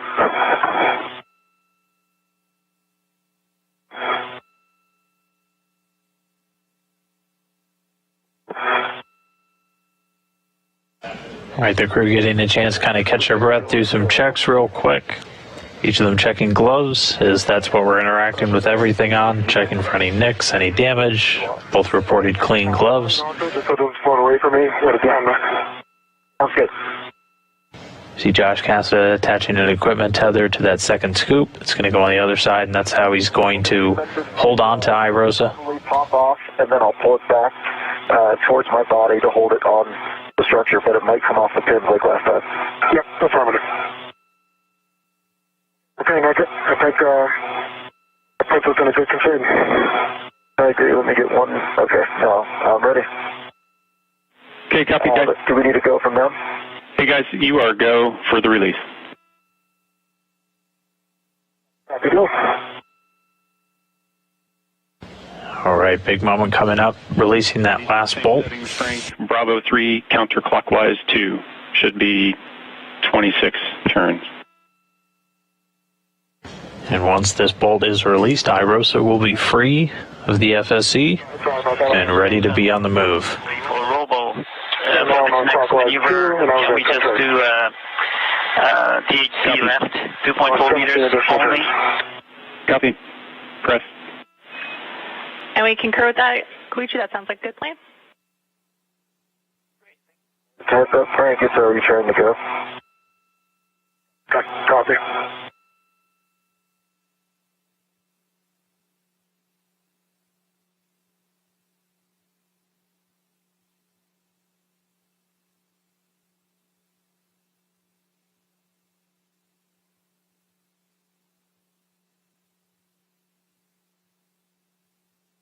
It's released. It's pulling me forward. And copy, good release. And we see the bolt is now released.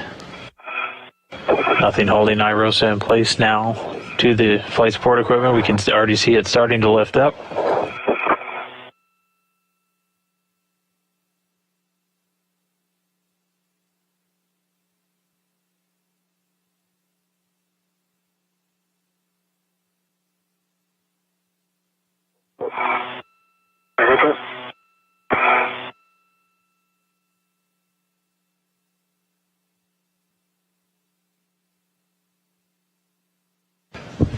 Now that the second attachment point for the scoop, you can see a small lever on the back. Not put force into it. Yeah, I know.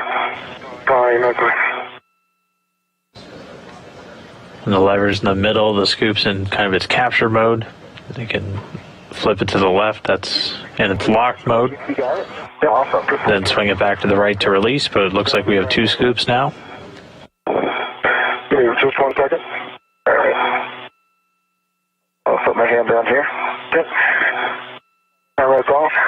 Great. I've got 2 scoops. Copy. Good release. Scoops are on. And Frank, if you want to translate over to Stanchion Charlie to assist the GCA. Copy, inward. Okay. So I have shifted to my right. I think you're bumping me just a little bit as a heads up. Yep, sorry about that. That's okay. We expect you to be centered up on these 4 bolts that I'm staring at, right? I think we've just shifted a little bit. Let's see. Yeah, Josh, we based on what we can see here, you should be pretty close to centered right now. There's not much room to go laterally. We do see it kind of pitching down from you away from the base plate. Okay. Hank, if you could pull it when you get there. Yep.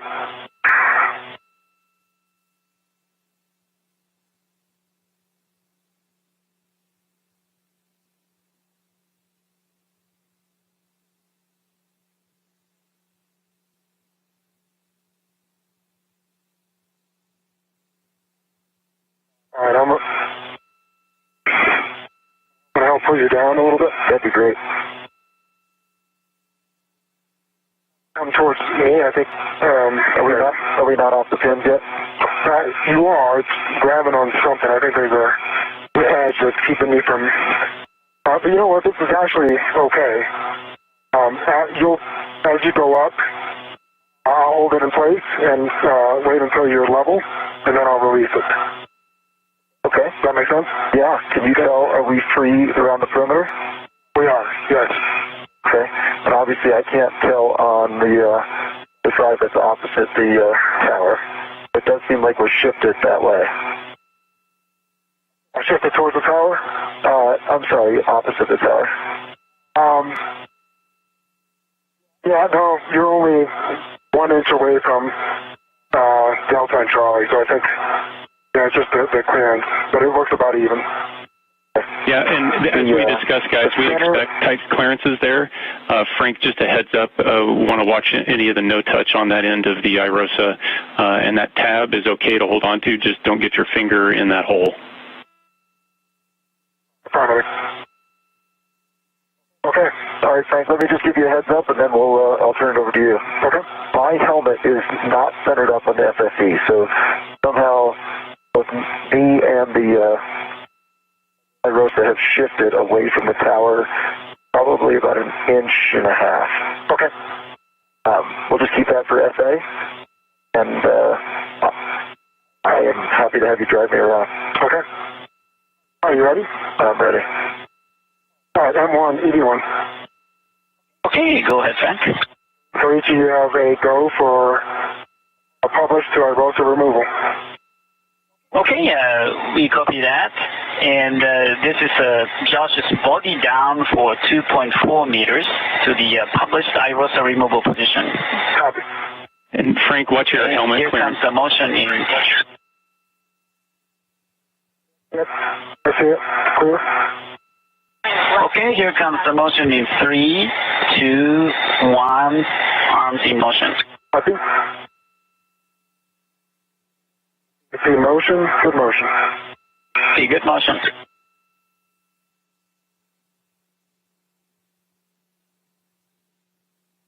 So I'm keeping you, I can see it.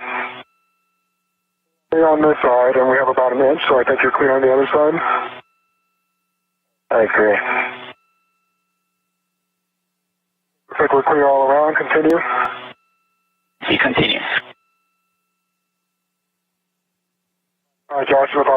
degrees, I'm going to be letting go.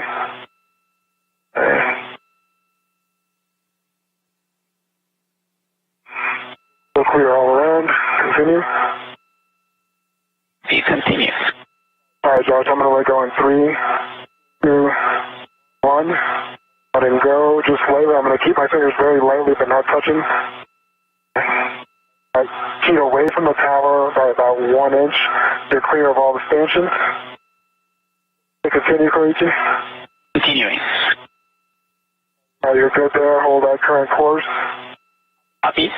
And Josh, you're clear to cheat away from the tower a little bit more since you have clearance on that side. You're clear of the proa. You're about a quarter of the way clear of the grapple fixture. Halfway clear of the grapple fixture. Copy. At about 5 inches of clearance on this side. Continue. Copy, continue. The bottoms of the beam are past the plate. About 5 more inches so you're completely clear.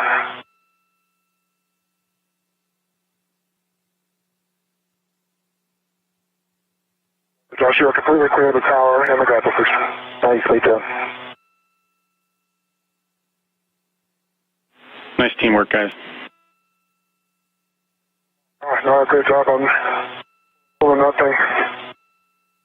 20 centimeters to go. Copy.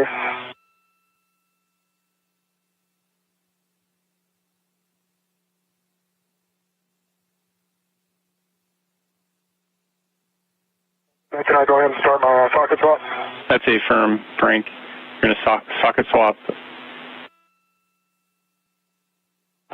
Okay, Josh, position hold, and we're going to set up a jokers for outboard jokers. Copy.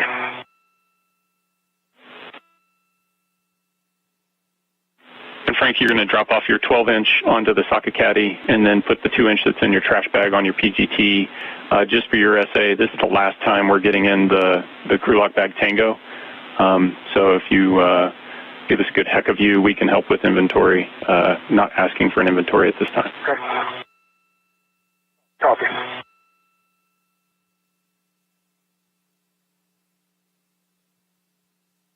Two hours, 47 minutes, 30 seconds into the spacewalk. IROSA now released from its spot on the FSE, that flight support equipment, firmly in the grasp of Josh Cassada, who's riding on the end of the Canadarm2 robotic arm. He's got it by 2 scoops, essentially temporary handles that they installed onto the array. They're also tethered to him, so he's got that in his grasp. Meanwhile, he's going to now get flown on top of the robotic arm from his current location out to the work site. I understand. You take care of this video routing and step 8. And he's getting the flight maneuver courtesy of Nicole Mann and Koichi Okada at the robotics workstation inside the station.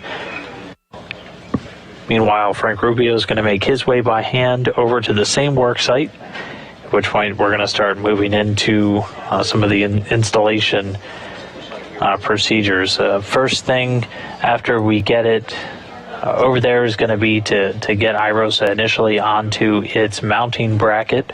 Once we get some soft capture points in, we'll be able to unfold it. So you can see it kind of doubled up in its configuration right now. It's going to be unfolded.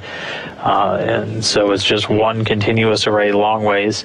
After that, they can get the final attachment points in place, get all of the hard capture bolts engaged, then start to do the cable routing. So again, at the very beginning of this spacewalk, Frank Rubio's first task was to go over and start routing and tying down a couple of cables. Those are power connections. That's going to integrate this new array in with the legacy one to the 4A power channel to let them all get engaged. Good socket swap and good pull test.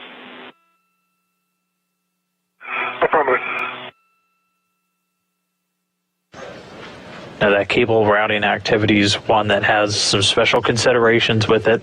We have to be in eclipse for those power connections to be made. That's just the primary way we can make sure that no electrical energy is being generated by those solar arrays. So they will wait until we're on the dark side of planet Earth before they do that cable connection. If you can pull a body down a little bit, it'll get fully in the heck of you, and we should be able to see inside.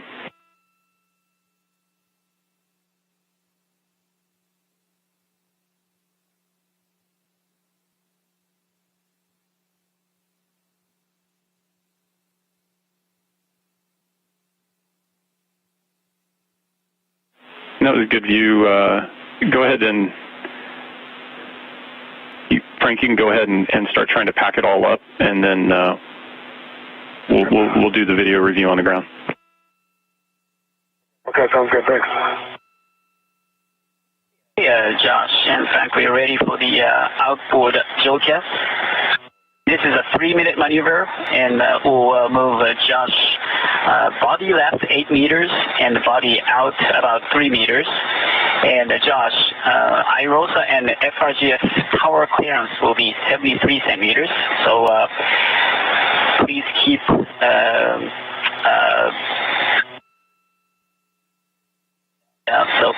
keep the clearance from the tower. And if you're ready, we will start the maneuver. I think we're already clear of the tower. I don't have view of it. Understand going body left and towards my back as well. I am ready for the maneuver. Yep, and I have a good visual on the tower, and you are clear. Okay, copy that. Here comes the motion in 3, 2, 1, in motion.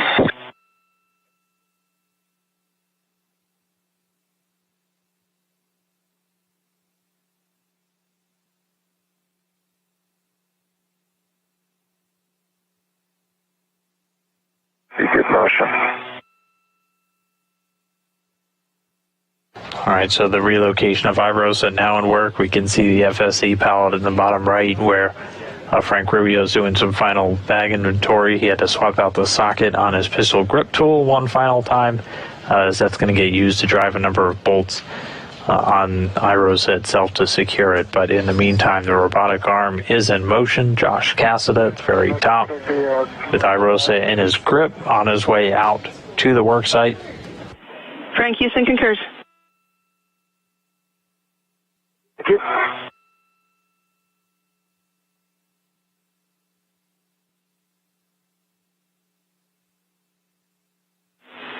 And Frank, your next task is to retrieve Josh's red safety tether from the Nader CETA rail location. Okay. Thank you. Thanks, the owner.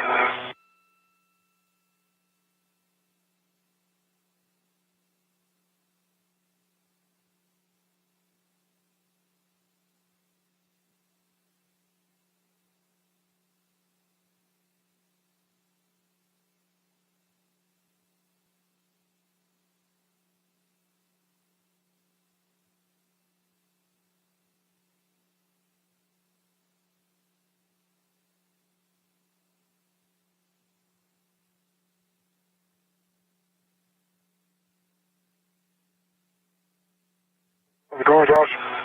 Great. So you know when we did that water in the helmet check?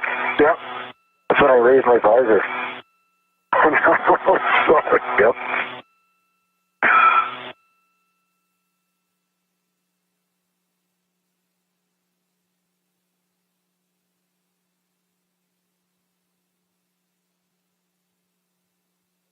Just ramping out now.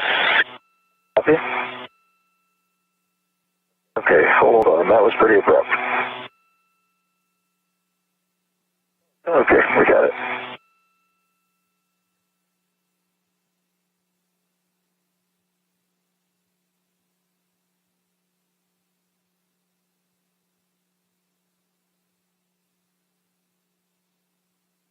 Okay, Josh, in position hold. We're going to set up the next JOCAS for IROSA pitch joint. Okay, copy that. Fuji, that one stopped a little quickly on me. If you see it ramping out on the next one, if you could give me a heads up, that'd be awesome.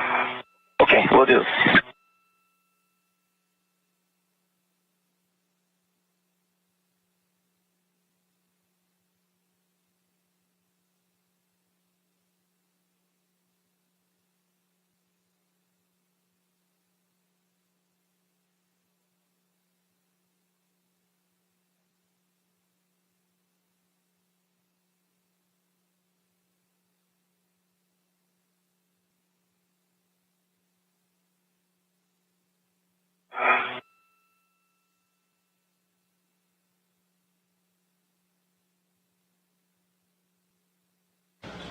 So just about 5 minutes away from the 3-hour mark of today's spacewalk and plan to last about 7. Everything moved smoothly so far, still a couple of minutes ahead of the timeline. The pair worked together to prepare the work site by routing cables. Frank Rubio knocking that out on his first task out of the gate, while Josh Cassada worked to get IROSA ready to get detached from its temporary stowage point and get into the robotic arm where he is currently standing with IROSA in his grip. You heard him asking for a heads up as we were going to slow down some of the motion. Again, these IROSAs weigh right around 750 pounds. And while they are in microgravity, it's not too hard for them to start moving those. But something with that much mass can be hard to stop moving. So definitely something for the crew to keep in mind as they're doing these very slow and deliberate movements. This a view, though, from Frank Rubio's helmet cam as he's making his way out to the work site. We are ready for the IROSA pitch showcast, and this will give you move heads up around the IROSA for 90 degrees pitch down. And if you're ready, we will start the maneuver. Understand we're pitching down 90 degrees, and I'm going to be ready for your countdown. Sounds great. Okay, here comes the motion in 3, 2, 1, arms in motion.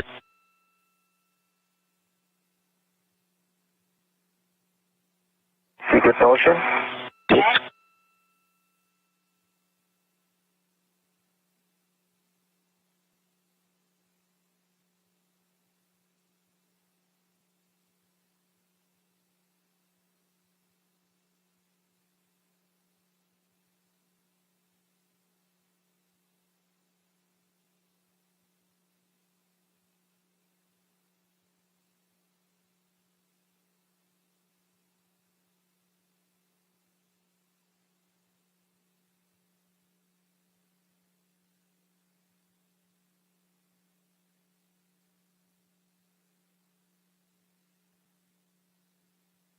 There's that planet.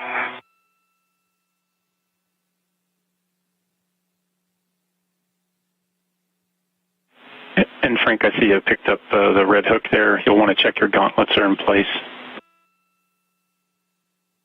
They are, both left and right.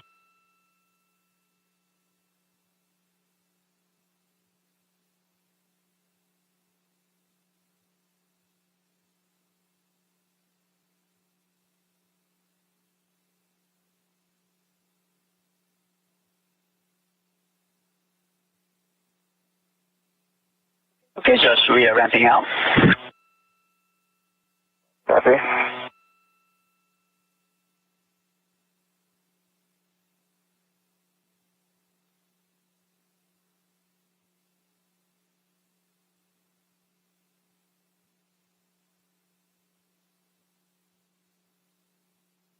And so, Frank, the handrail you're looking for is 5124. On the opposite side, correct? That's affirm. Okay, Josh, arm is in position hold, and we're going to set up for a lineup. Sounds great. Thank you so much for your help on that one. So that's up. And Frank, if you can put a fair lead in Josh's safety tether at 5114 there at the corner. Well, thanks, mate.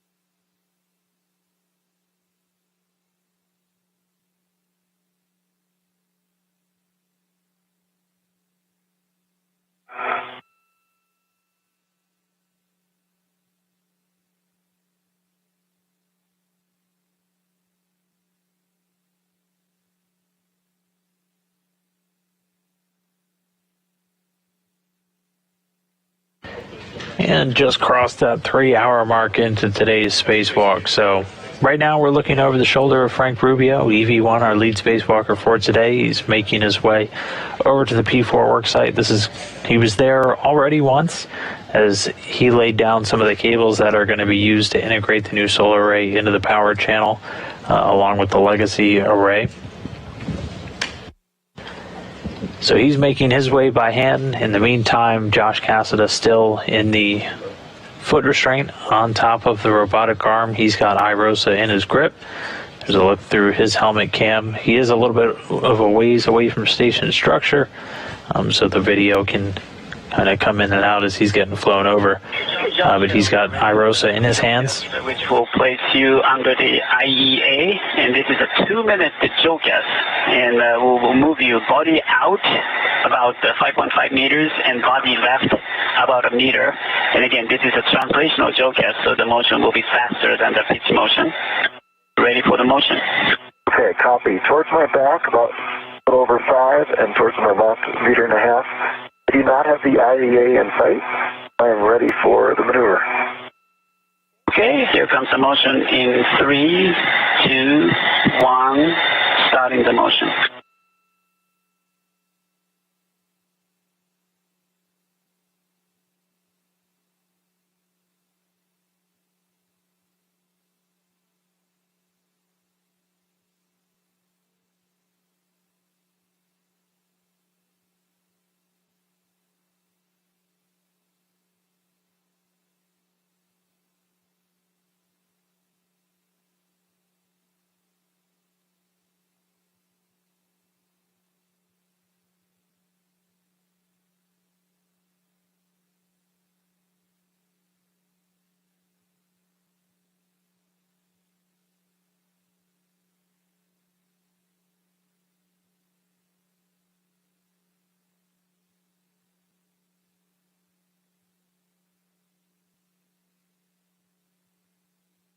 Okay, Josh, we are ramping out.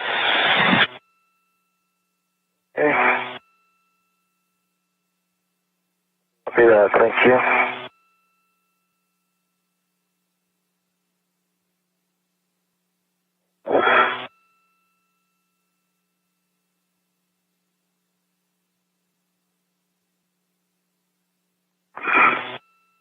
Hey, Josh. Hi, Frank.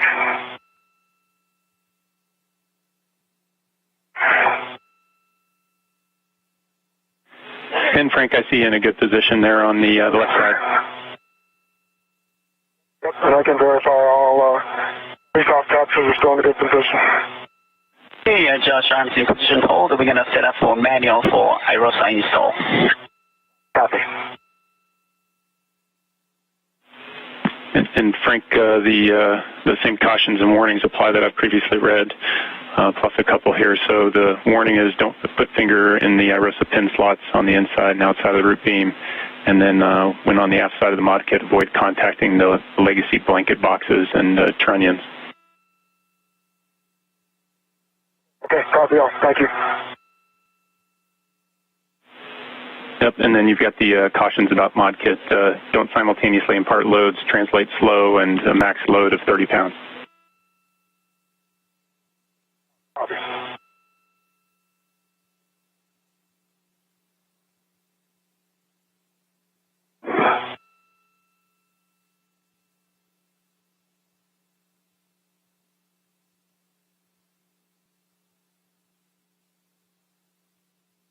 Okay, Josh and Frank, we are ready for the manual maneuver to the IROSA install position. This is per your GCA, Frank, to the published position, which is body left 2.2 meters.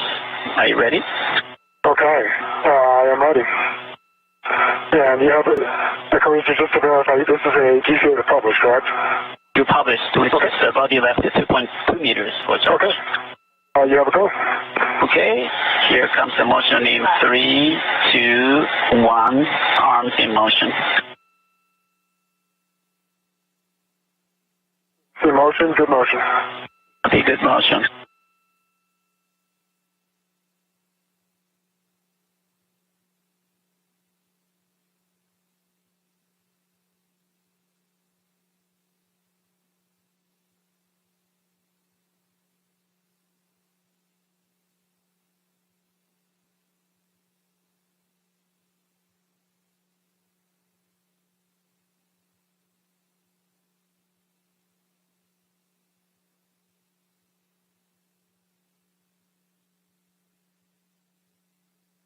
Another 1.5 meters to go.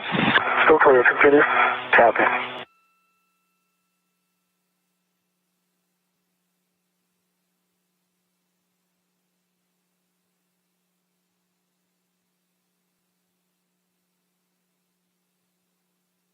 And with Josh and IROSA arriving out at the worksite, we're maneuvering it into the install position. So there's going to be 2 soft capture. 1 meter to go.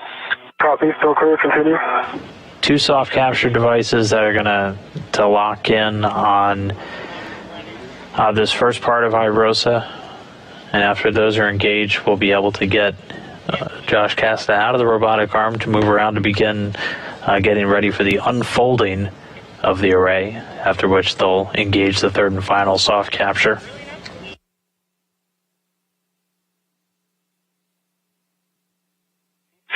Meters to go. Copy, continue. Continue.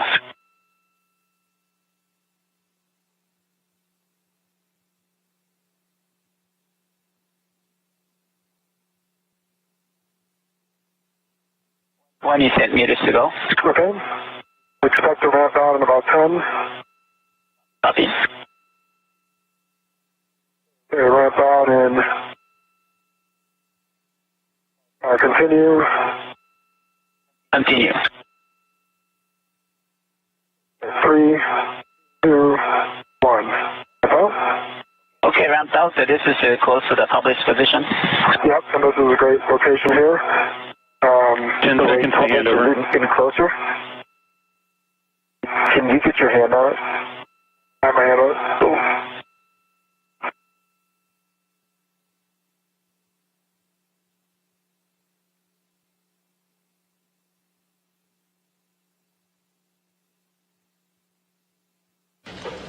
And should just be a quick video handover. We'll get that back quick. We're approaching the install point.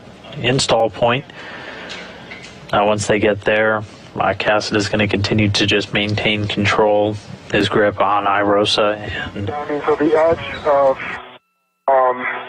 protective cover is about 3 centimeters away from the bracket. Right.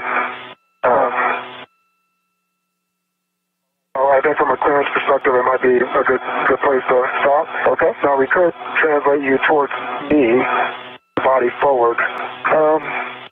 I'll leave that to you. I don't know that that's necessary. But for me, see, it looks like my arm is. Yeah, I'm good. I think we're in the same position we were last time. Yep. All right, Koichi, then GCA complete. Okay, copy. GCA complete. Takes on, you have a go for IROSA install. Copy, go. Just watch your right arm. And Frank, Josh, I want to let you know we're back with you. I've got my hand on the rail here. Awesome. And I just have one caution to confirm that there's no BGA motion. Now that we're in. Sorry, I'm stepping on you, Josh. Just one caution to make sure that we don't have BGA motion before installing, but you are go for the install. Okay, and we need to remove this left. Do anything else before we get started? Just that one scoop, yes. Okay. Frank, you got it with your right hand? Give me 1 second. I do. Okay. I'm going to keep, if we can keep from moving it towards the planet. Let's see, I'm going to take my hand off. All right.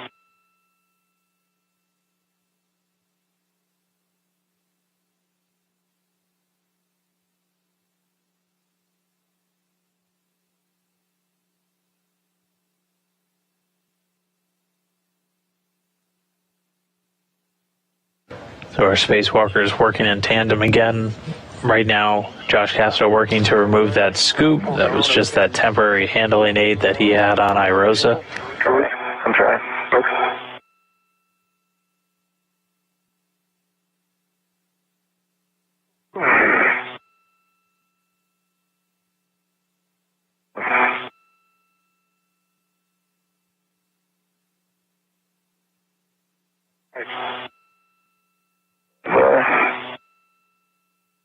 I'm just going to let it load here.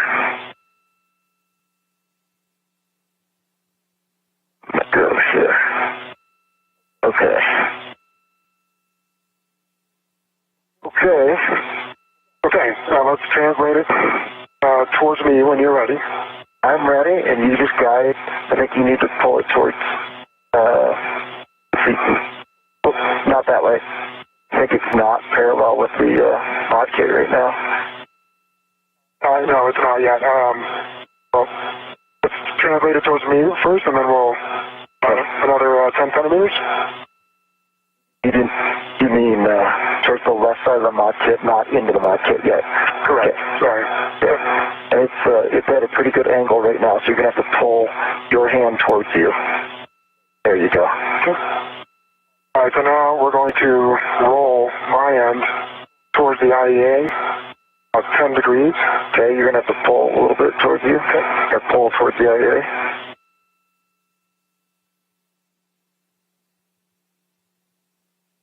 Are you able to push your end towards your feet?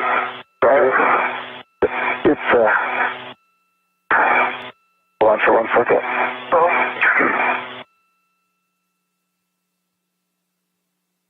Okay. For some reason, your end is not going. Okay. Let's just get going towards the mod kit, and then we'll adjust it once we're in. There you go. Just a couple more degrees.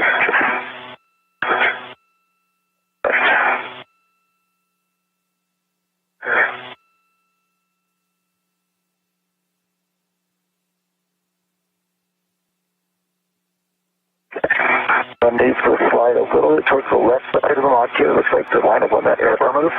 Okay. Yeah, that's too far, maybe. What do you think? Looks about right from my end. Perfect. Okay. Okay, and now we can just go towards the tabs. It's pitched down. It's trying to pitch up a little bit. Oh, watch the roll. Watch the roll. Yep. Hold on, give me a second.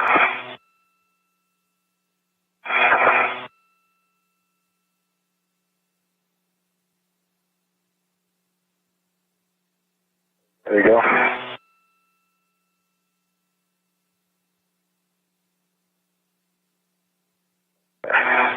Hold there. Stabilize it. Okay. I'm going to start bringing this.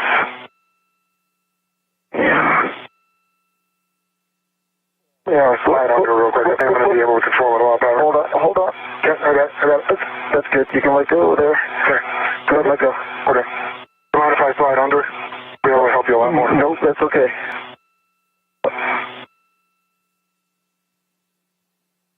Just watch your helmet on the... Yep, thank you. Okay, ready? Through the soft. Now, there you go. Perfect. Nice and slow on any rotations here.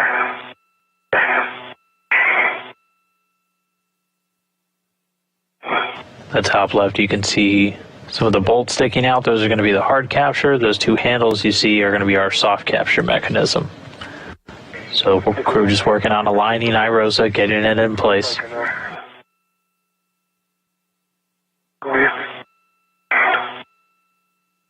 Watch your helmet.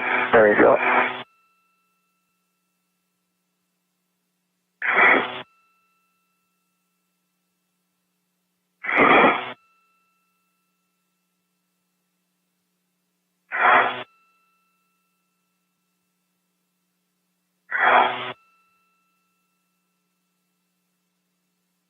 That one went down. Yeah.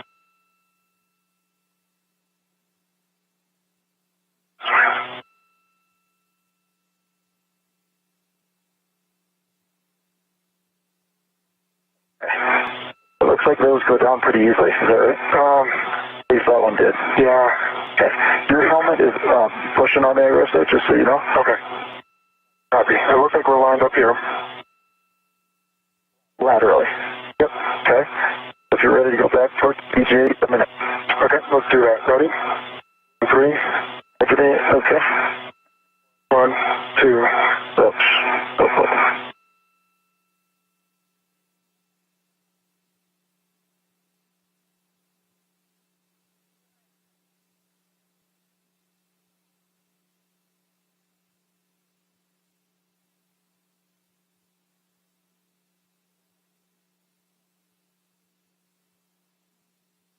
I think that's too far. Yeah. You're right. Are you able to visually see the tabs going into the plot? Not from there, but I can reposition to do that. I think. Yeah, watch your head. There you go. Nice save. Let's see if we can get the tabs. Are you able to take your the far side away from the IA so we can pitch it down? You want to pitch like this? Yep. Yeah, pitch nose down towards the runway. I got it. Yep. Push towards me. You mean laterally? Laterally up towards the EJ. Okay, so short down the runway. Here it comes. There we go. Oh, not this one. Yep, got this one. Okay, hold. We got one in, and yours closest to you.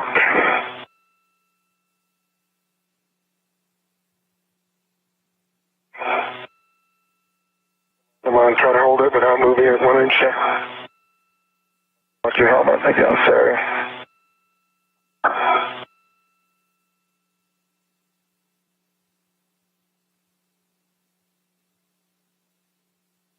So, why don't we pull that one all the way full out and let it recapture? What do you think? Yep.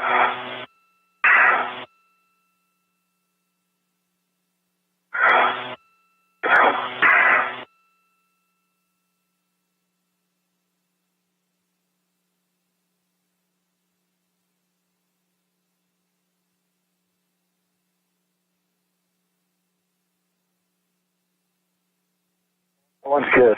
Yeah. I understand. This looks aligned. It looks watch your helmet. Oh, there we go. Nice. It's in. Is it in? Yep. Well, Nick, I think we got two.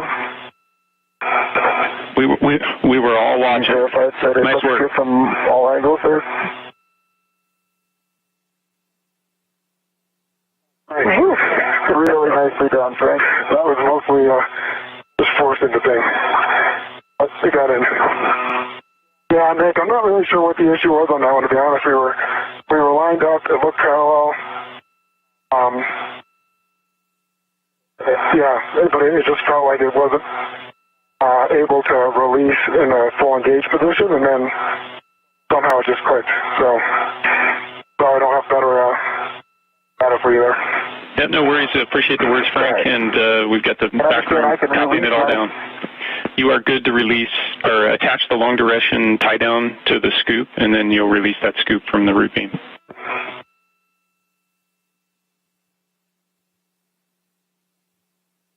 I thought I was just releasing the ret for the next maneuver, leaving the scoop and long duration tie down on there.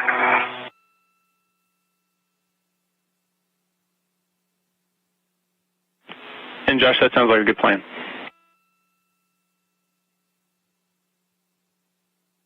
Okay. Doesn't matter to me. I just wanted to be able to release my death grip on that bad boy.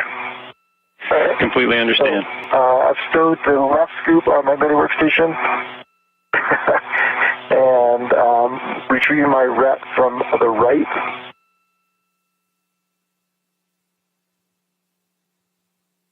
That leaves the right scoop and the long duration tie down tether. Okay. If you agree, Nick, I'm going to go ahead and have Duke get started on the next maneuver. And Josh, that sounds like plan.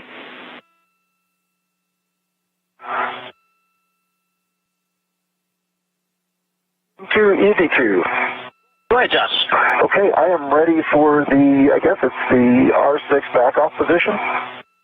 Yes, that's correct. The first one is a maneuver, manual maneuver to the IROSA backoff position, and after that there's a JOCA, so we're setting up a manual maneuver. Stand by. Awesome. Duke, nicely done getting us in here tight so we can get that thing in.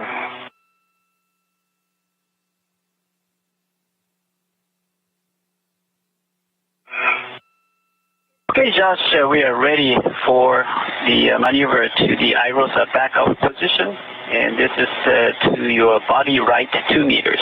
Are you ready? Body right 2 meters, EV2 is ready for the maneuver. Here comes the motion in 3, 2, 1, in motion.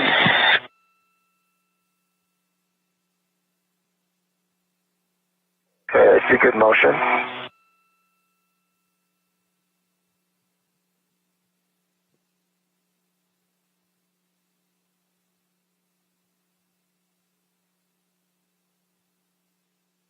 So after some finessing, Frank Rubio, Josh Cassada able to get the IROSA into its install position. We were able to engage 2 of those soft capture handles that we watched Frank get ultimately installed after they tweaked the alignment a little bit. Next up, we're going to be moving the arm back, so Koichi Wakata and Nicole Mann inside the station backing Josh Cassada away, and he's going to then start to get out pretty soon of that APFR. Before that, he's going to have to release a hinge restraint. So that's what's in place to essentially keep IROSA folded. Once that gets released, there's a 1-bolt R6 that's going to get released, and then they're going to be able to move into unfolding of the array. So again, first we're going to unfold it, and then we're going to deploy it. So it's 2 different steps. So right now it's folded up kind of like a sandwich. We're going to unfold that and then move to secure the 3rd soft capture, and then bolt this thing into place in the mounting bracket before we get to cable install and ultimately unfurling the new IROSA array. So everything continuing to go really smoothly for both of our spacewalkers. Hitting a couple of sticky points, but moving and being able to work through each of them without any issues. We're still a little bit ahead on the timeline as we're 3 hours, 22 and a half minutes into today's spacewalk.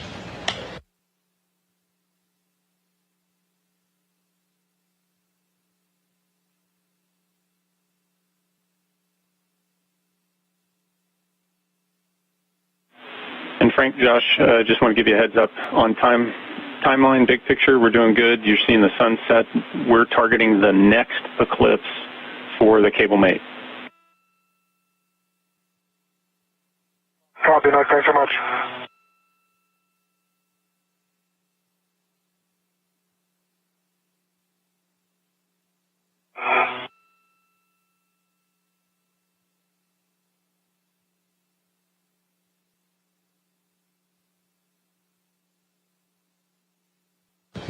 And so right now we're heading into an eclipse. You can see things starting to get dark on the crew members there. And as you just heard Nick Hague call up. We are ready for the R6 back of JOCAS, which is a 3-minute maneuver, and we will move you, yaw you to the left about 90 degrees. Are you ready? I'm ready for the JOCAS. Thank you. Here comes the motion in 3, 2, 1, in motion.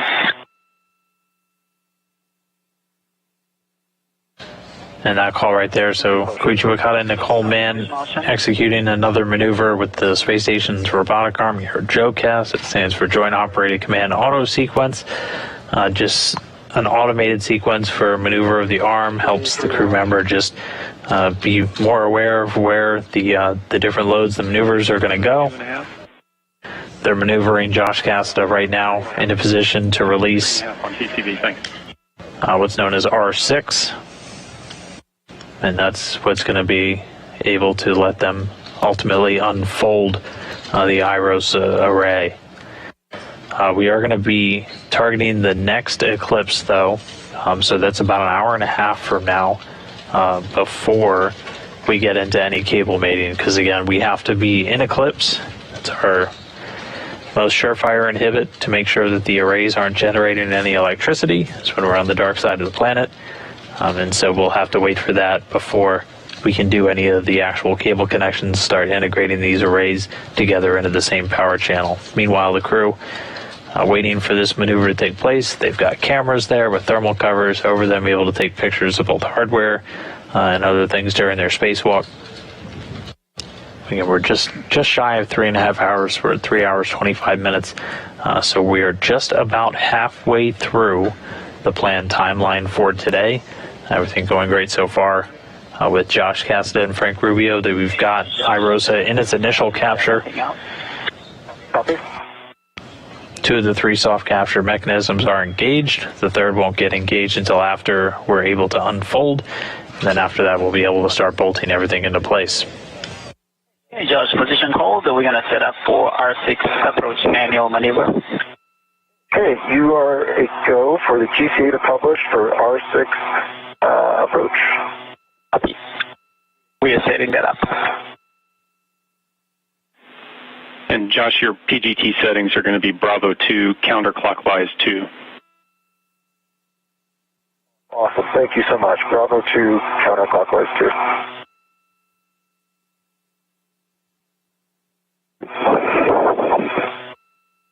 And Josh, we are ready for the maneuver for your GCA to the published R6 approach position, which is body in 1 meter. Okay, start GCA to published. And Josh, because at night we don't have good the view on the cameras, if you could monitor the clearance of the ingress aid to the structure. I've got ingress aid and blue plate 2 structure. Okay, here comes the motion, and in 3, 2, 1, in motion. See good motion? See good motion. Continue. See continue.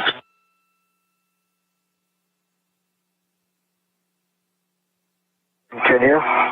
See continue, another 60 centimeters. Continue. See continue.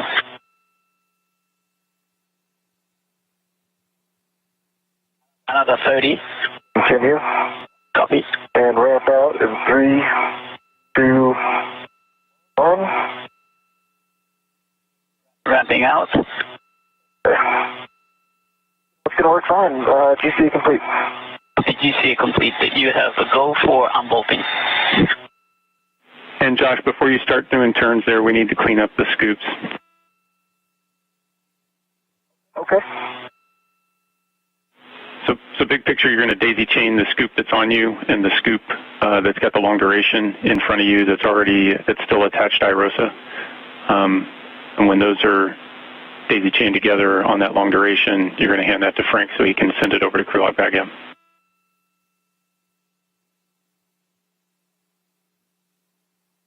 Please stand by.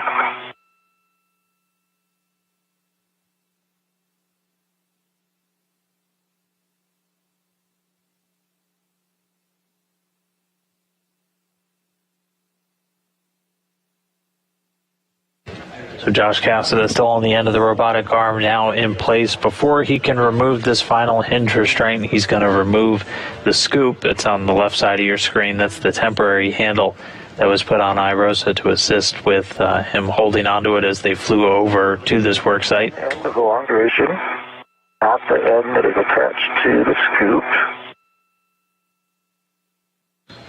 You'll see him swing the small lever that's just below the circular part over to the right. That puts it in its release position. He'll be able to pop that off. Once I got it.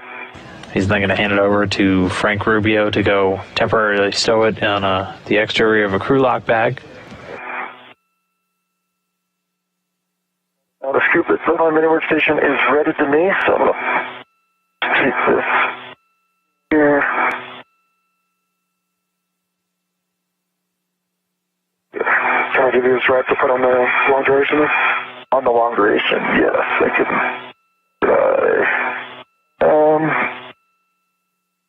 The end of it, end of it.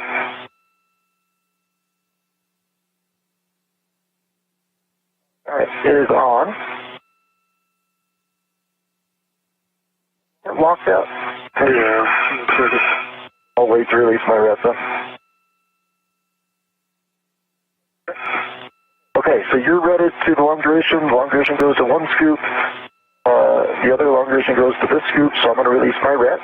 Go for it.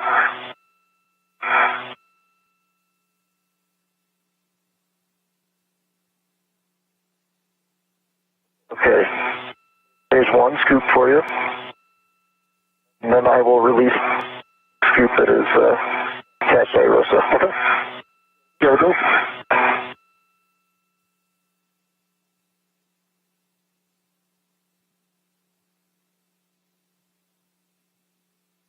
See scoop in the release position. Have the scoops. You have the scoops and the long duration. And now both of those scoops that were used to give a handle essentially for Josh Cassada now transferred over to Frank Rubio. He's going to go temp stow those. Scoops back down to crew lock bag M. Between the two of you, we'll want to put eyes on the soft capture feature just to make sure it's in a good position. And then Josh will wait for Frank to get into a position to hold IROSA, because when we release that bolt, it'll unfold. Understood. I can see out the side that the other soft capture is not deployed yet. It's sticking up.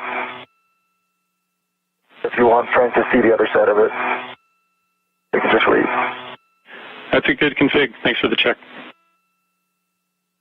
Well,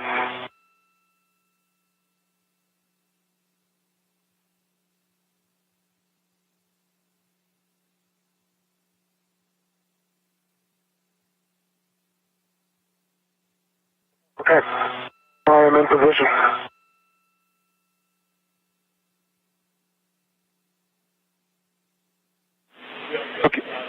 Okay, so we'll just confirm those settings. It's been a bit. Bravo 2, counterclockwise 2, and it's going to be 18 to 20 turns. The bolt will spring out when it's fully released.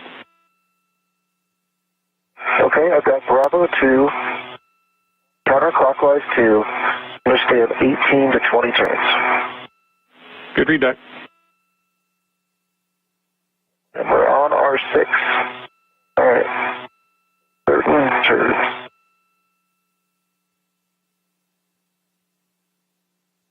All right, so Josh Cassada right now releasing the final hinge restraint. Once this is released, we'll be able to start unfolding the IROSA array. So before that happens, Cassada is going to have to stow his PGT, and then he's going to back off away from IROSA on the robotic arm. He's going to get out of that foot restraint and start making his way back over.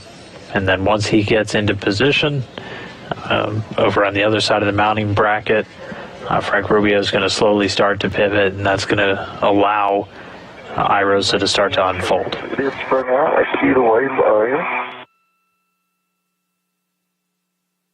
Copy, good release.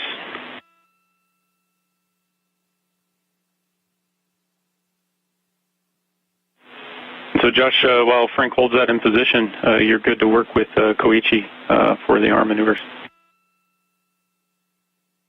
See that? Okay, M2, EV2 is ready for the R6 back off maneuver. Okay, copy that, Josh. This is a body out for about 90 centimeters.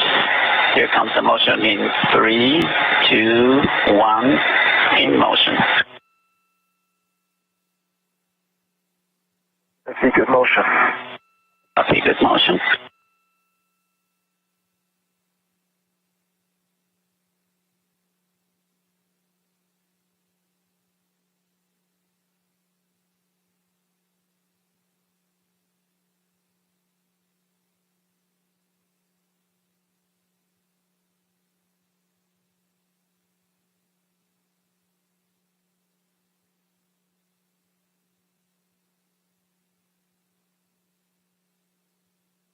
You're ramping out. Copy.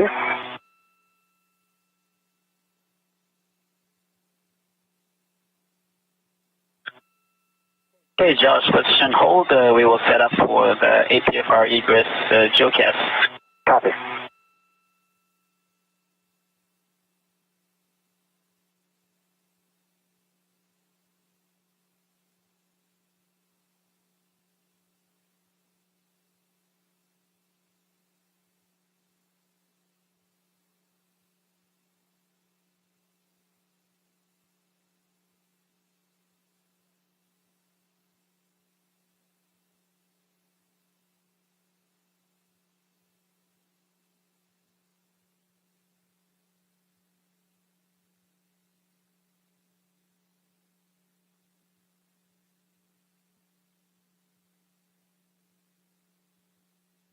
Okay, Josh, we are ready for APFR egress setup jawcast, which is a 3-minute jawcast, and we will move yaw you to the right about 90 degrees.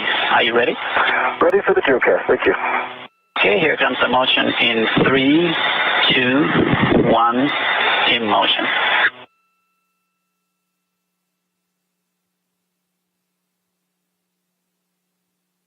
I see good motion. Copy, good motion.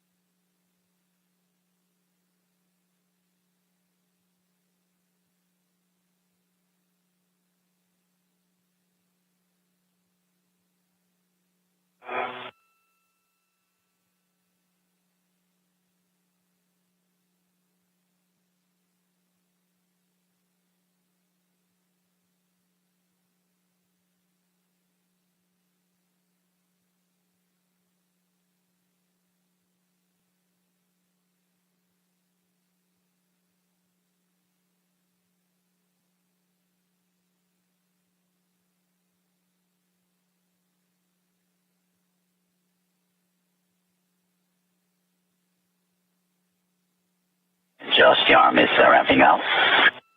Ready?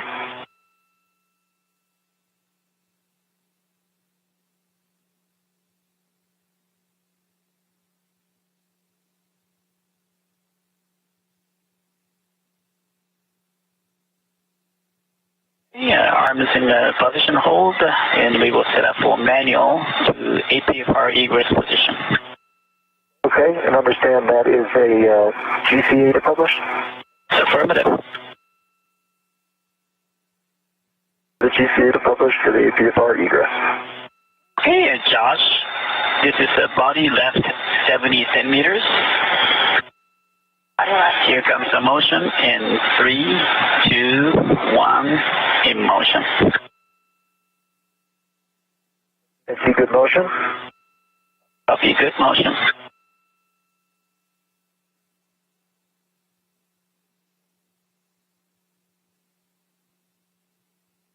Centimeters to go. Continue.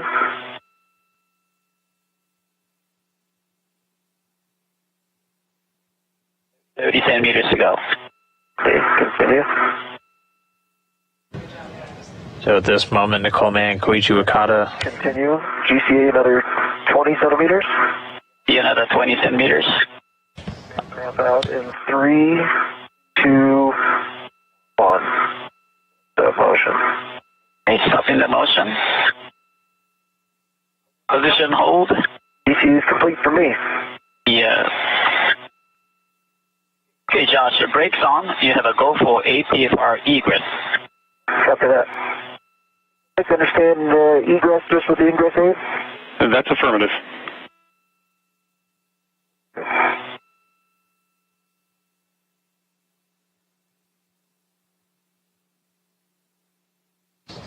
All right, so again, the robotic arm with Josh Cassada at the end backed away from the IROSA and moved over to the station structure itself, and now he'll be able to egress or get out of that foot restraint.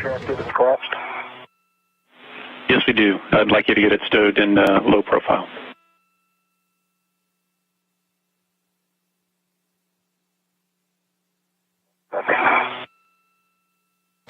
And once Cassada is able to get out of this foot restraint, he's going to move back over into position to help Frank Rubio start to unfold IROSA. They're going to work together to slowly unfold it.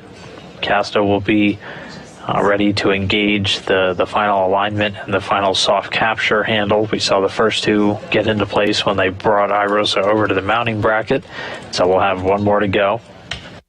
after it's unfolded, there's 2 hinge bolts, and those are going to get driven into place using a combination of the PGT, our drill, and also a special tool called the AMS knob. It's essentially a screwdriver that you can operate by holding it in the palm of your hand.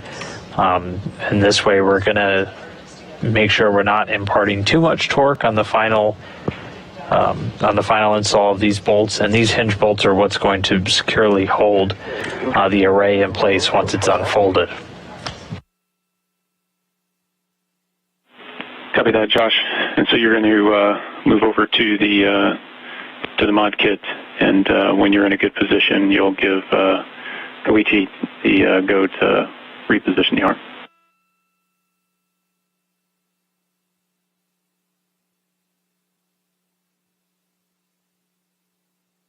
Okay.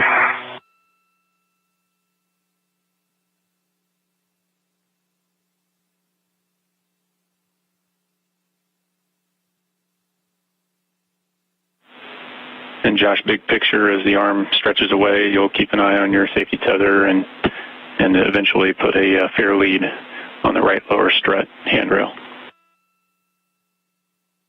Okay.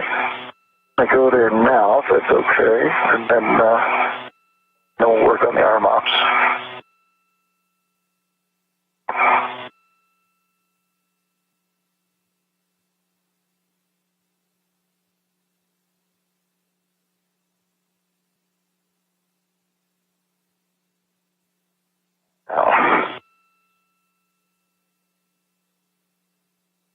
Looks like I got the seam. There it is.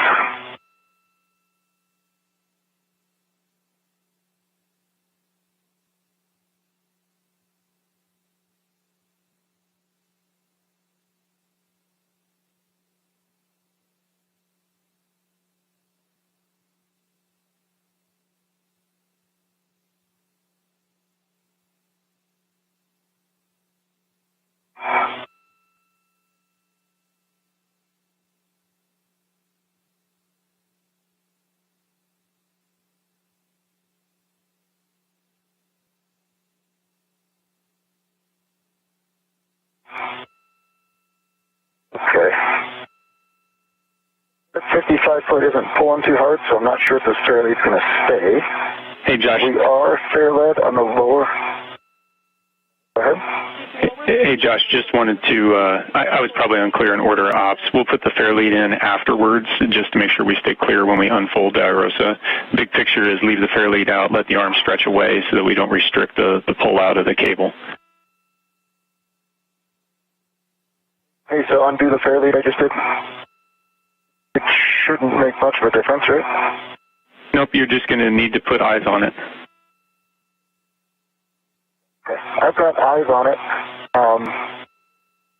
M2 EV2, you are a go to maneuver the arm away from the mod kit. And Josh, we'd like that fair lead out.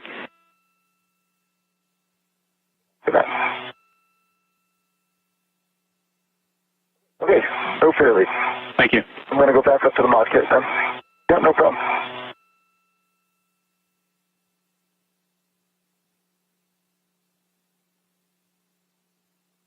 M2 EV2, did you copy?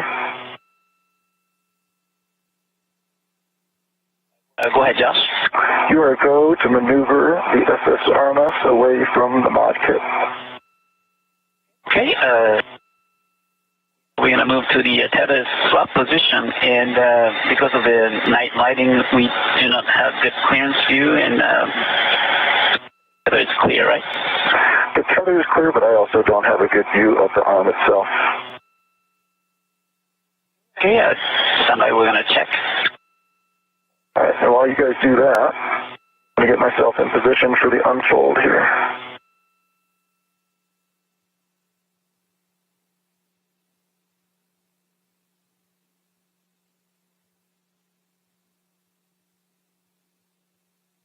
Do you have a good view of each other here? Yep. And clear there. You don't want to sweep it down to your left side of your body. It'll go across your body, but it'll Yeah, it'll go under your, there you go, under your armpit there. Oh, there you go. Now it's perfectly clear. Awesome. Okay. Rick, I think we're in a good spot to unfold if you agree.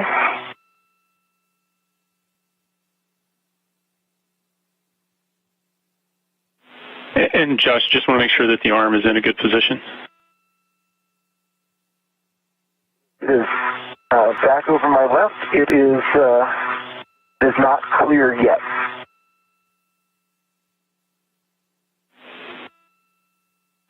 Yep, copy, Josh. We'll wait for Duke and Koichi to get the arm where it needs to be. Then we'll confirm that the safety tether is going to be out of the plane of the unfold, and then we'll get happy and everybody give you a go.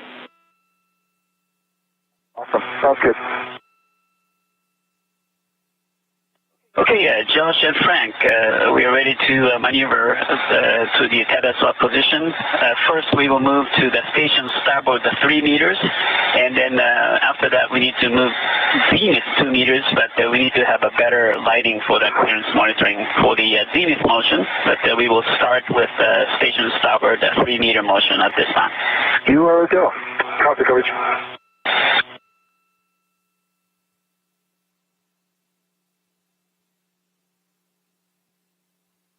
We are still setting up the manual mode.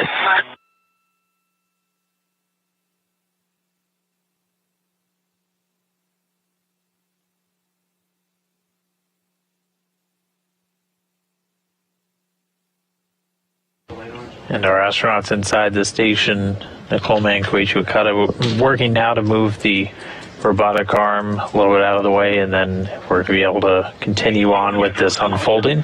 3, 2, 1, in motion. I see good motion. In motion.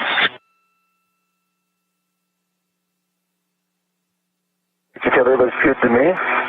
Okay.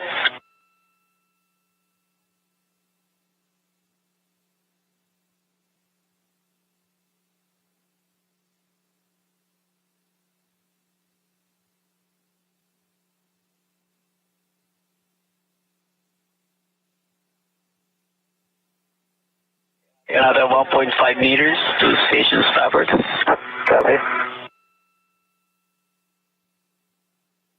I think you've got eyes on my safety tether? Yeah. So, if they can't go station zenith, it actually is going to be in the way of the unfold. Yeah, it'd be close. Yep.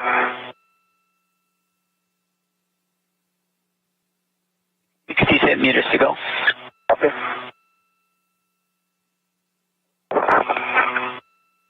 A long night pass for being near beta, high beta angle. 37 meters to go. Copy.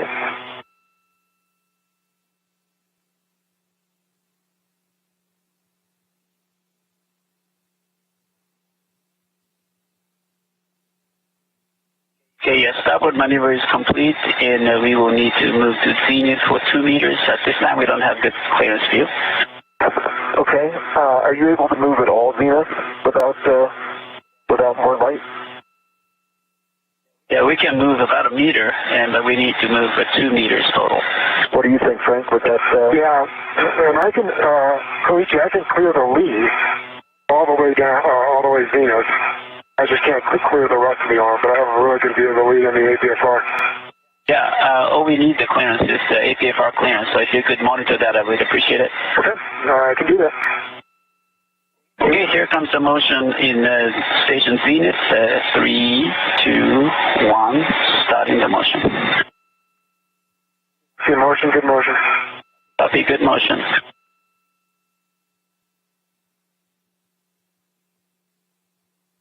So we had peeked inside for just a moment, saw Koichi and Nicole Man. From the IEA still. Copy that. They're working inside the Destiny laboratory at the robotics workstation. You can see them right here. Nicole Mann's our M1, our robotics lead. She's been the one controlling the arm so far today, while Koichi takes the comm duties, speaking directly to Josh Cassada and Frank Rubio outside. Meanwhile, they're still perched right at the IROSA's install point. We're waiting for 10 meters to go. waiting for the arm to get out of the way, essentially, before they can start to unfold IROSA. 10 meters to go. They're again going to be working in tandem to very slowly unfold IROSA, at which point Josh Cassada is going to be able to engage the third and final soft capture. Hey, Frank, if you can put a hand on IROSA, it's starting to unfold.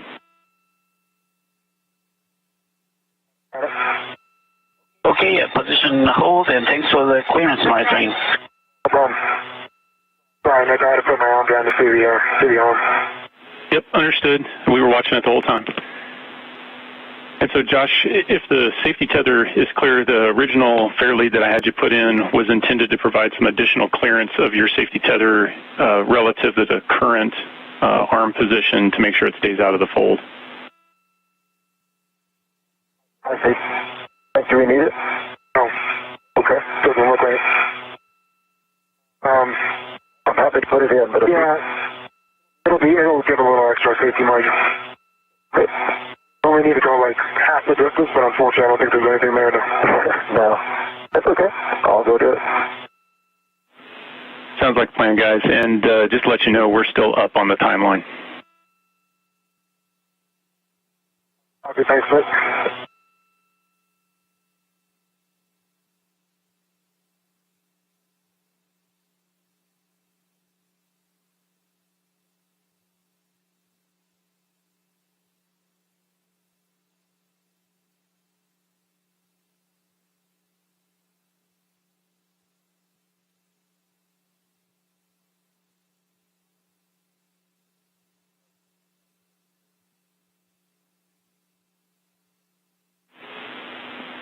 And Josh, while you're working on that, Frank's holding it closed. I've got a warning here to avoid the pinch point when you're unfolding and rotating IROSA. Okay. Okay. Thanks.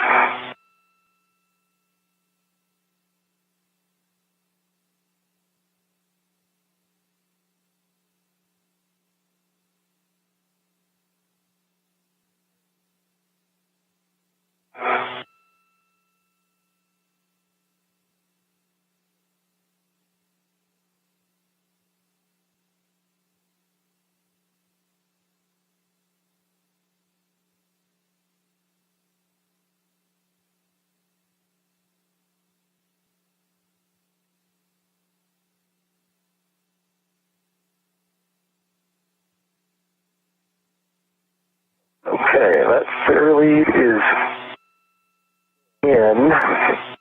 Don't know how long it's going to stay, actually. Nope, it's not.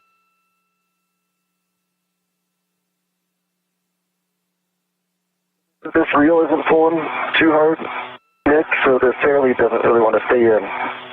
Can we just keep a good eye on it while we unfold it, do you think, Frank, and just keep it clear? Yeah, I mean, I think it's got to be well clear. It's just those extra step, but I think we have plenty. We'll have at least a meter, more clearance. Nick, if you're okay with that plan, Frank's thinking we've got at least a meter. Yep, and we're comfortable with that plan. Just keep eyes on it as it's unfolding. Sounds good. Just cheat towards the IEA with your body position. Sounds good.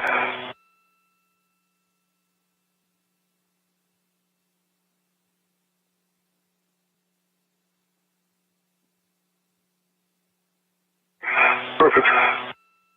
Okay, 1 second. I'll get myself locked in right here.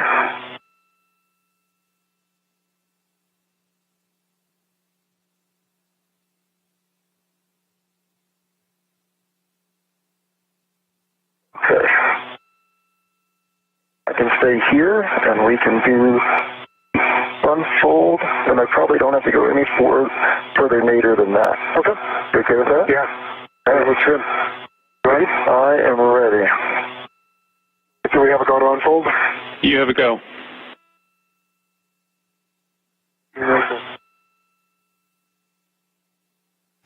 And there we see IROSA starting to unfold. So this whole time, Frank Rubio's been keeping a hand on it. As once that last bolt, that R6 bolt, was released, it was able to unfold. So the slow unfolding process now underway.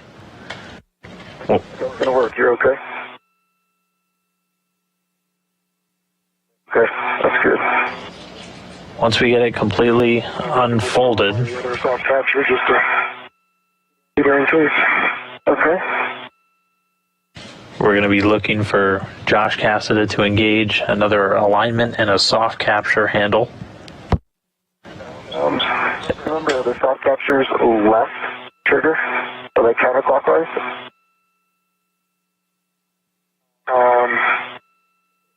Yep, correct. I got it. Not quite all the way in yet. There we go. Okay. Engaged. And let's make sure. Okay, and Nick, you can probably see that in the heck egg. I think that's a good engage there for the third.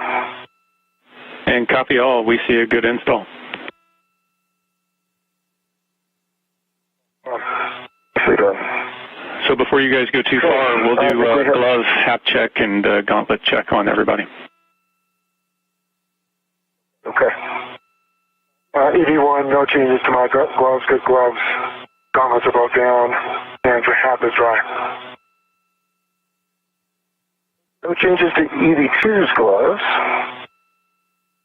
And gauntlets are in place. I can maneuver them if I need to. And my hap is also dry. Okay, good checks, thanks. So the next thing, we're going to drive the R7, R8 bolts. So Josh, you're going to move into position to work those hinge bolts. And Frank, you're going to work on, you've got those long duration with the scoops back at crew log bag M. You're going to get those stowed, but you're also going to retrieve the AET with the AMS knob.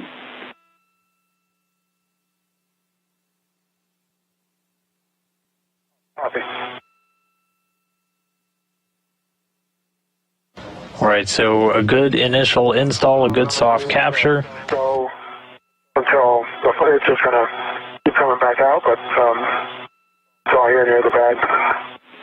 Understand, Frank, and what we're really looking for is just a retrieve of the AMS knob with the cap keepers and just your SA, we're leaving that redded back to the bag. And that is affirmative. I have it in hand, and it is redded. 2 routes back to the bag. And so right here in the hands of Frank Rubio, that's the AMS knob that's going to be used for hand tightening of some of these bolts. So IROSA unfolded. Automatically made it in time. This PGT is still powered up. I'm up near R7 and R8. Alrighty, your setting is Alpha 1, clockwise 2. Alpha 1, clockwise 2. That's a good readback, and you're going to drive expecting 14 to 16 turns. 14 to 16 turns. I'm going to confirm those settings with you again here in a second. These gloves are fat and just killed the power to this thing. I've done that. So we're looking through Frank Rubio's helmet camera. That's Josh Cassada there with the pistol grip tool. He's putting the settings in. So Alpha 1, if you remember, we've got A1 through 7, B1 through 7. Clockwise 2. Alpha 1 is the least torque. Let's say again those turns, if you wouldn't mind. Yeah, 14 to 16 turns, you're going to torque. Copy. So looking at putting the minimum torque possible on these bolts using the pistol grip tool. It's actually a little bit more torque than these bolts are designed for. So after he drives them in, he's going to drive them back about 1 turn and then use that AMS knob to hand tighten these bolts. And these are just what's going to ensure that IROSA stays in this unfolded position. So he's got 2 to go, R7 and R8. He'll get these first. He'll tighten them both. Then we'll see him switch over to a counterclockwise to loosen them up 1 turn. And then Frank Rubio will hand him the AMS knob to do some quick hand tightening it back about a turn, at which point we will be done with those bolts and they'll be able to step into securing the 8 mounting bracket bolts. They're going to do essentially our hard capture of IROSA on this mounting bracket. The same 17.58, good green light, and torque at 2.4. That was R7. Copy. Good bolt on R7.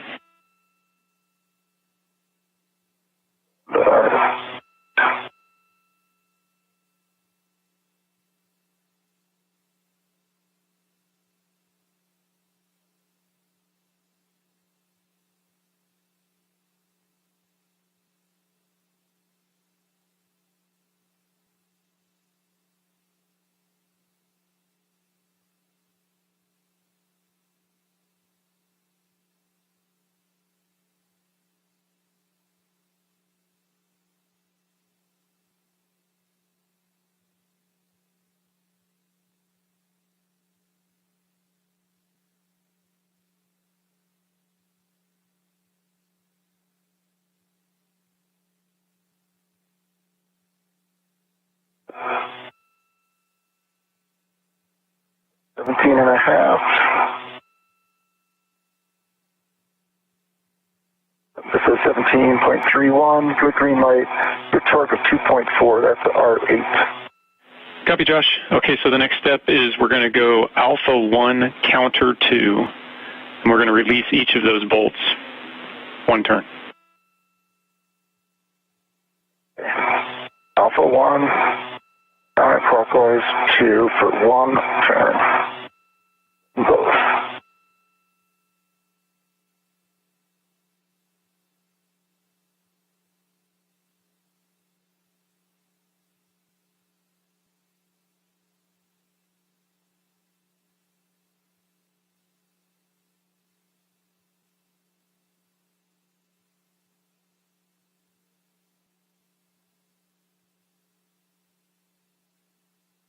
Let me know if you need me to hold your feet. Oh, that wouldn't be bad. Yeah, I'm going to come horizontal here. Oh, that'd be great. That's perfect. Thank you. Right, starting counterclockwise. One.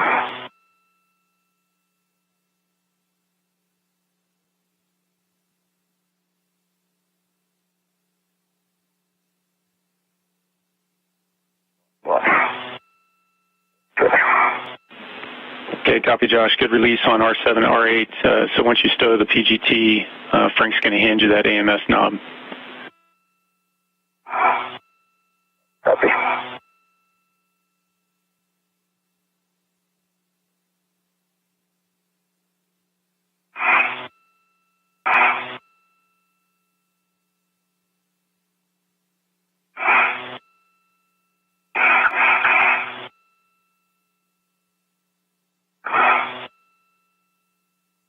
Okay.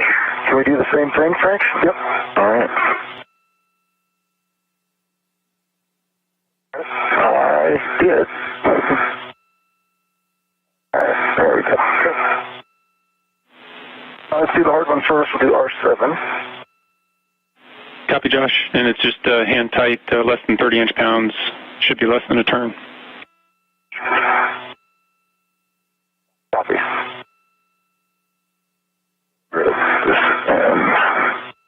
All right, so again, Josh Cassada using that pistol grip tool first to do the initial turning on these final two bolts to secure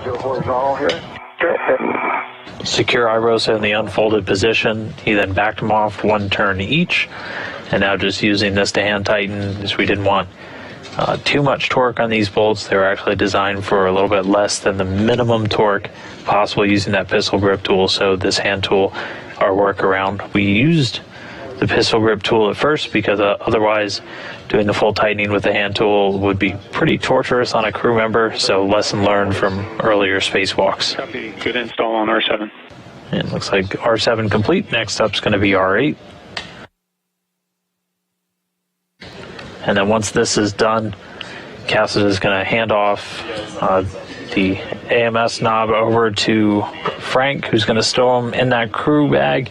And then they're going to move into securing IROSA to this mounting bracket with 8 additional bolts. And so it'll be over to Frank Rubio and his PGT to get those installed. Thank you. Copy, Josh. Good R8. And from a translation aid perspective, you can use the base of those bolts, the bolt cam, but try to not put load into the bolts themselves. Okay. You talk about the M1 through M38 bolts? Affirmative. Okay. Well, they'll be gone soon enough, because Frank's going to take care of them, I think. Are you ready for red chokes on the caps? Affirmative. Good.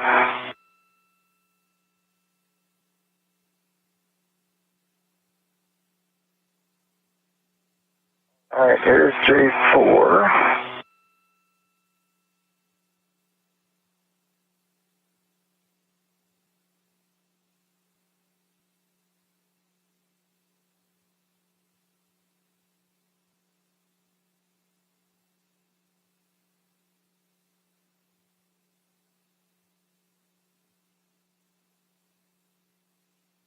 Three. I can get 1 and 2 if you want. Sure. Want me to head over to my data center? Yeah, I can get it. Good with that plan, Rick?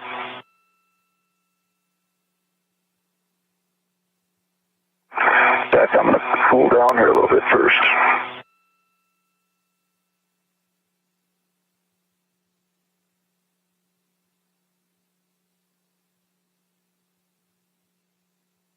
And so right now they're removing some of the caps from the connection points for these cables. Reminder that we won't be able to do the entire electrical mating until we're in an eclipse, as we're going to be plugging into the legacy array, which is obviously unfurled and generating electricity.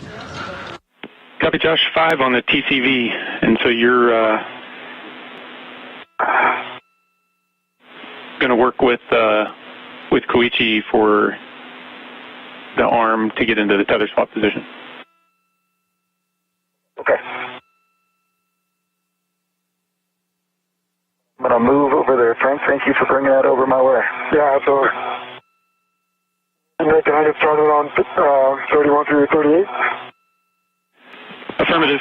Just while you're under there, I've got a caution for you to avoid inadvertent contact with the cables and NZGL connectors that are attached to the IROSA. But yeah, we're going to start with any order is good, so whatever's convenient, and when you're ready, I'll give you the PGT settings. Okay. All right. I'll wait one real quick.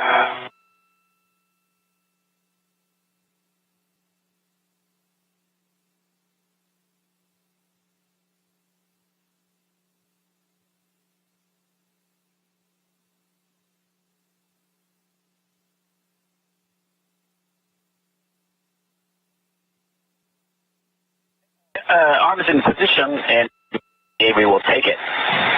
Copy that. Thank you.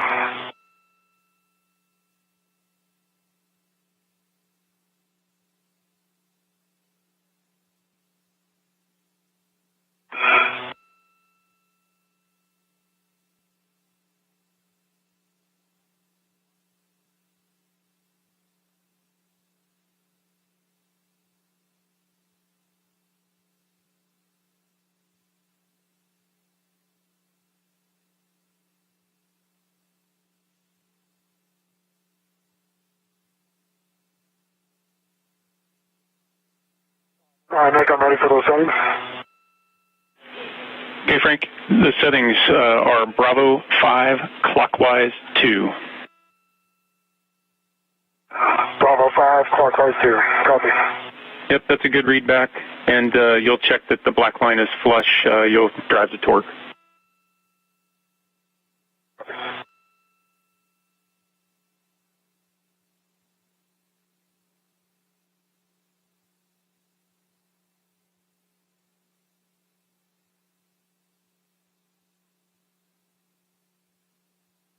So a little over 4 hours, 10 minutes into today's spacewalk. Another quick momentary handover. We'll get that video back.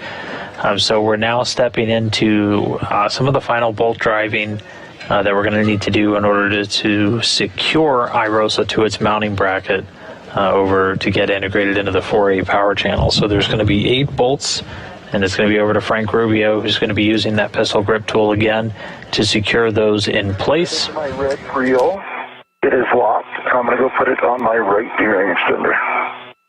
Josh Cassada is doing a little bit of housekeeping right now with his various tethers.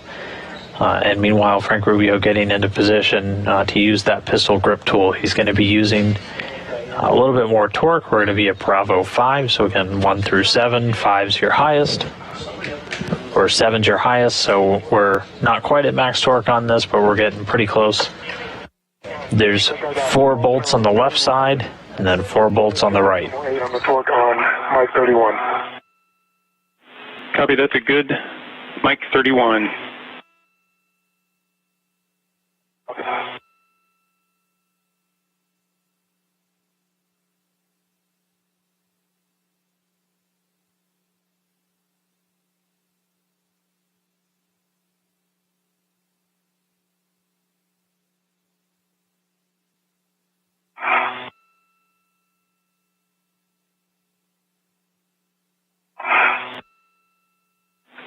Hey Frank, just want to confirm on M31 there was a black line flush. Yeah, sorry about that. Next black line was flush. Copy, thanks.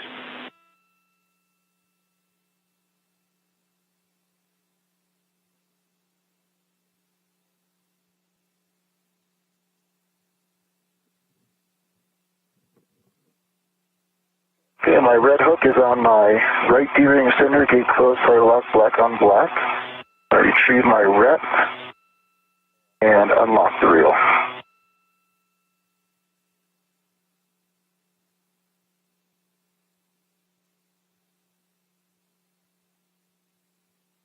Nick, did you copy?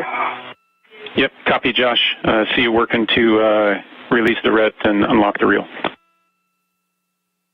Okay.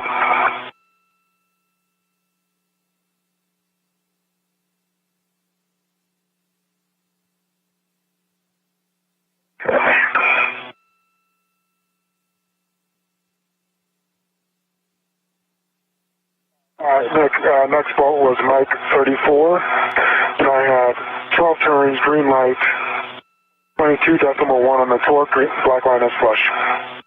Copy, good M34.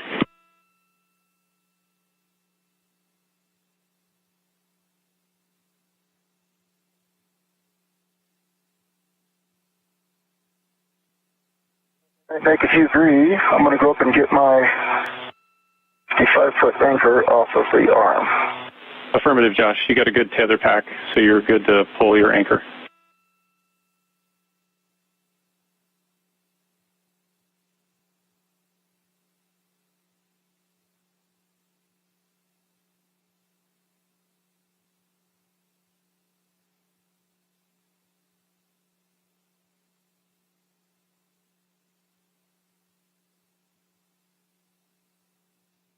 Back on Mike 32, actually had 14 turns, green light, 22.1 torque. Copy, Frank.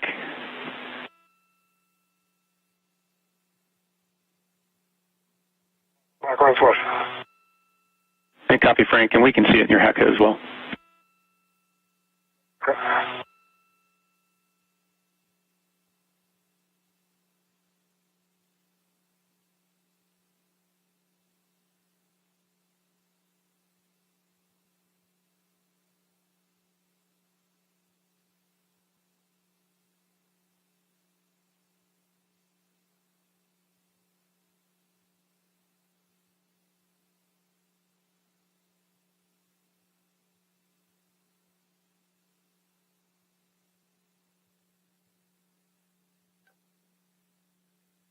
Mike 33, 12 turns, green light, 22.5 on the torque, black line flush. Copy, Frank. That's a good set of left side bolts. You'll transition over to the right side. Copy.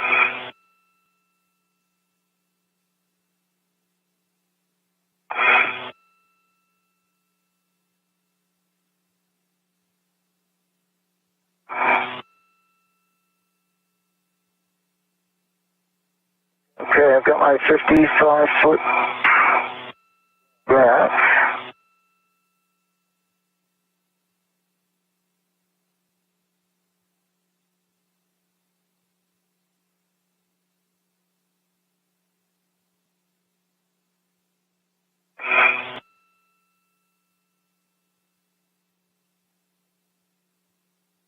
Hey, Nick, I think we're in a good config to go ahead and maneuver the arm again, if you agree. Concur, Josh. Guichi, I'm just going to get out of the way, go back to the mod kit, and then I'll give you a go of whatever is your next maneuver. Okay, Josh, copy that. If the tether is removed, we can maneuver to the IEA backup position. I'll stand by. I'll give you a go here in just a second.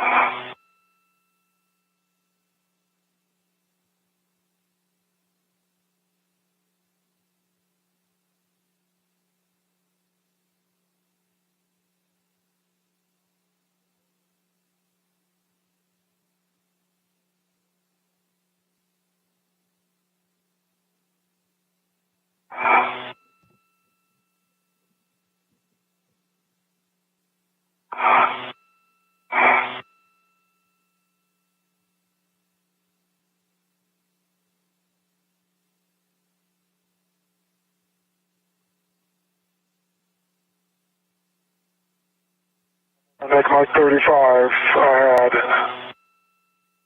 had 13 turns, green light, 21.9 torque, black line flush. Copy. Good. M35.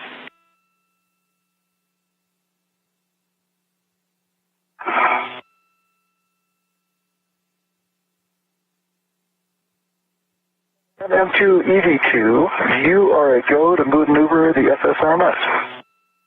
Okay, copy that, Josh. We will maneuver to the IEA backup position.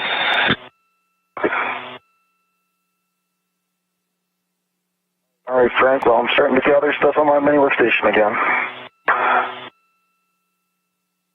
Next, Mike 36, 12 turns, green light, 22.2 on the torque, and black line flush. Copy. Good bolt. Would you like me to stay down here at the IEA, or do you want me to help with SW738? I'm working 37 right now. Yeah, if you don't mind, I'll just talk it out real quick, 38. Sure. I will stay out of your way.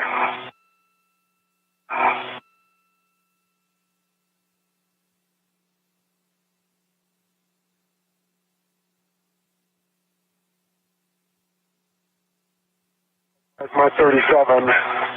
I counted 11 turns, it might have been 12, so green light, 21.9 on the torque, and black line is flush. Copy. Good bolt.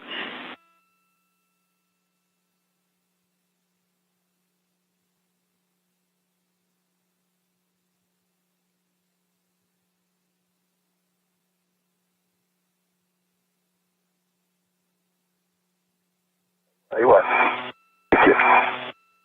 I think that's you on my back, right? Sorry if it is. Yeah, yep, I see you. Get out of your way.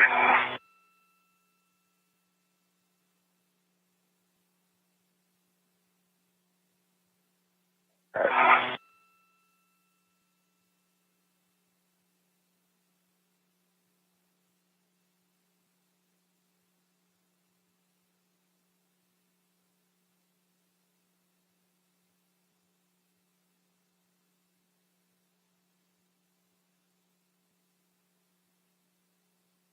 Nick, how long till that next eclipse? Yeah, we got a little over 35 minutes, Josh. Okay, so we're going to go to R9 and R10 next? And Josh, I was waiting for this bolt stuff, and then I was going to give you the big picture. Okay, sounds good, sorry.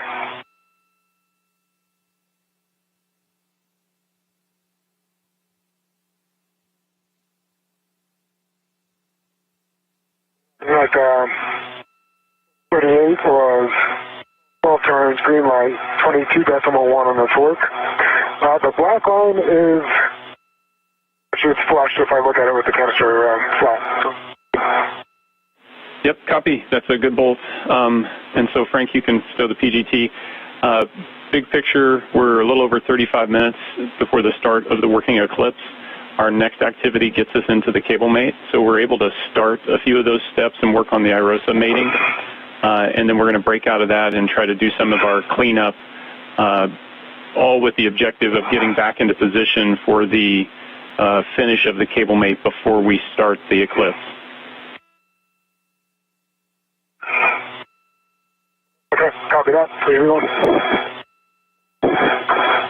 So with that, Josh, you're going to move into position on the right side. Frank, you're going to move into position on the left side. You can work in the middle. I guess they're all located right there. And we're going to work P3, J3, P1, J1 on IROSA. Okay, copy that. Josh, I am clear. Sounds good, thanks.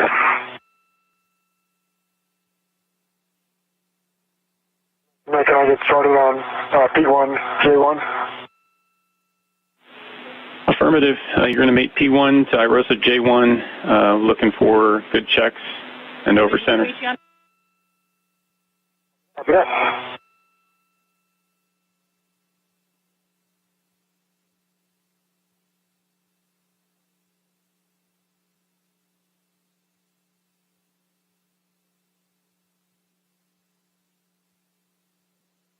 Just a heads up, Frank, that orientation brought my safety tether behind me. So hopefully it didn't create a problem, but just the way I came up. Okay.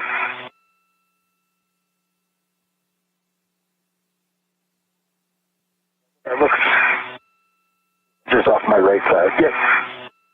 Okay.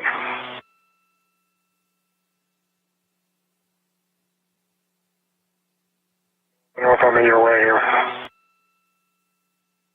I think we're both going to be each other's way.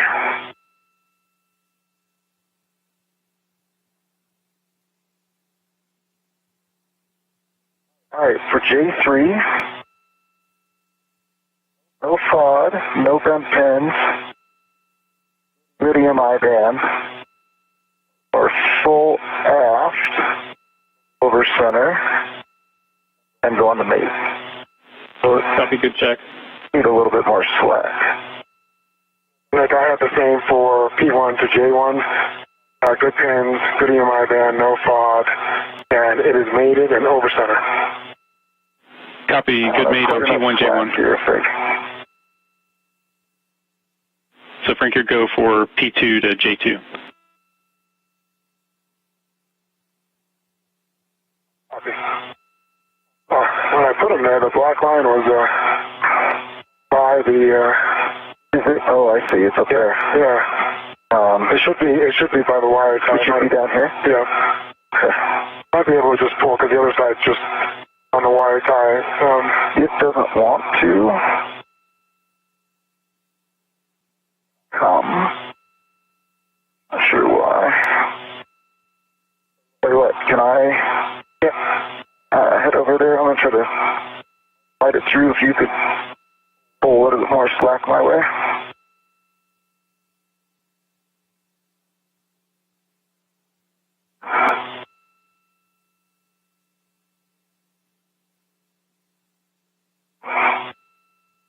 And like P2 is mated to J2, good pin, good EMI band, no FOD, and it is now over center. Copy, good P2, J2 mate. Hey, Frank? Yep. It's just catching on these knots that are tied to keep them together. Can you vet to it, make sure it's secure? I'm going to undo this one. Okay. Let's just get too good of a job. It's too tight. And then I'll move it. Is there an indicator where this one's supposed to be? No, that one's got plenty of room, so that one's not a big deal. Okay. I don't know if it's going to go past the Y or not. But, okay. I'm ready to this side. Get ready. Okay, here it comes.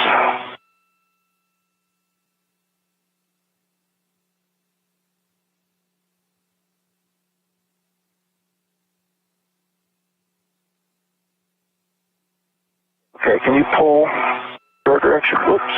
Is that the black line? Is that the wire tie now? That's awesome. Give me 1 second.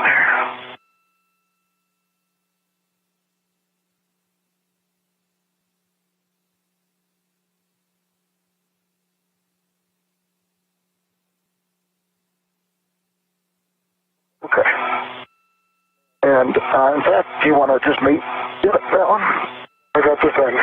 Alright, you got 3 twists here. Good config. And like P4 to J4 and P3 to J3, correct? That's affirmative.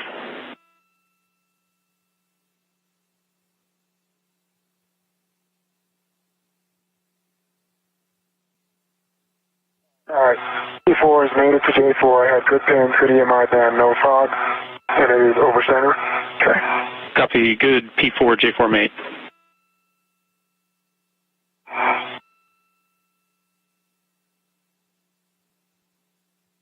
And P3 has made it to J3, good pins, good EMI band, no fog, and we are over center. Copy, good P3, J3 mate. So that's the end of the cable mating that we can do before we're in eclipse. So Frank, we're going to have you head over to the crew lock bag M, and we're going to spend a little time cleaning that up. Okay, copy that. And so a quick check-in, 4 hours, 27 minutes into today's spacewalk. Press goalie if you want. Seriously.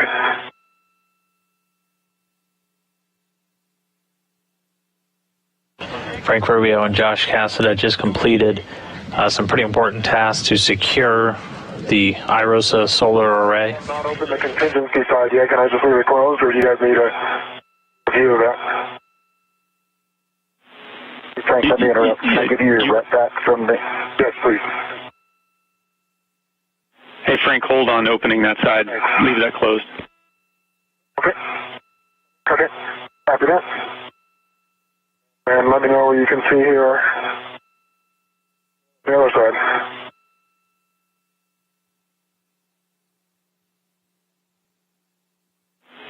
And Frank, yeah, what we want you to do is work on trying to stow everything in the other half of crew lock bag M.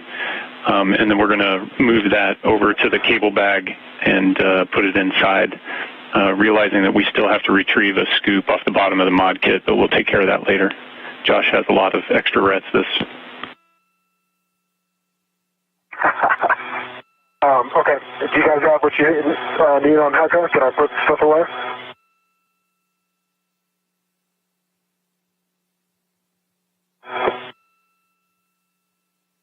And Frank, I can confirm we've got a good inventory of the bag via your Hecka, so you're good to close it all up. Okay, copy that. Thanks.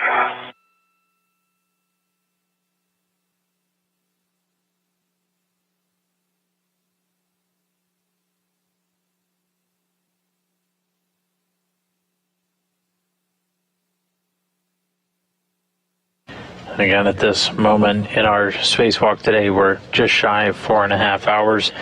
The IROSA solar array has been installed onto its mounting bracket. Both Frank Rubio driving all 8 bolts to secure it in place after working with Josh Cassada to get it unfolded. They started some of the cable mating work, connecting the cables to the NZGLs, the NASA zero gravity levers. That's just the cable interface that they have on these power cables. They've started some of that cable routing with the connections made to the IROSA. We will not do... It's going to fit. I have to open the other side. We will not do the routing to integrate those in with the existing solar array until we're in eclipse, and that's coming up in a little less than 30 minutes from now. Are you able to put those caps in there while I hold? Yeah, keep one of things. 1 minute to troubleshoot something there.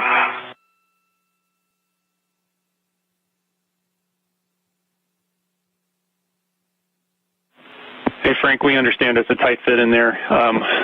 Big picture, we're going to put this inside of the cable bag, so if you have to put something on the outside of crew lock bag M, we're okay with that because you're getting ready to put everything inside the cable bag. Okay, copy. Thanks.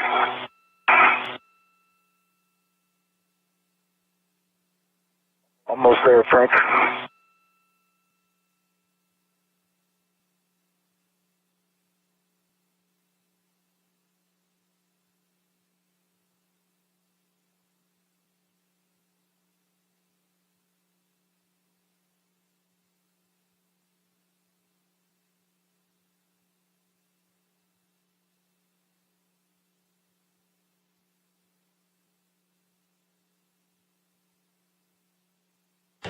So again, as we wait for Eclipse, which is coming in about 20 minutes from now. Can I hold your feet?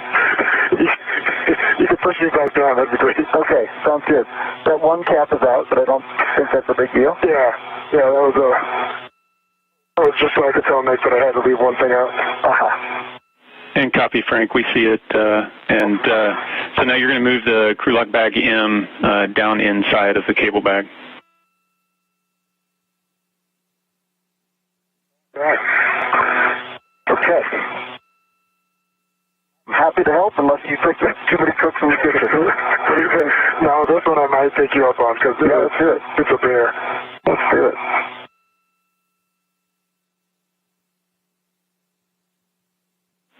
And big picture, guys, we've got 25 minutes until the working eclipse. This is the last thing we're going to have you do, and then we're going to have you get into position, catch your breath, and then get ready to do all the cable mating in the dark. Okay, sounds great. Thanks, Mike.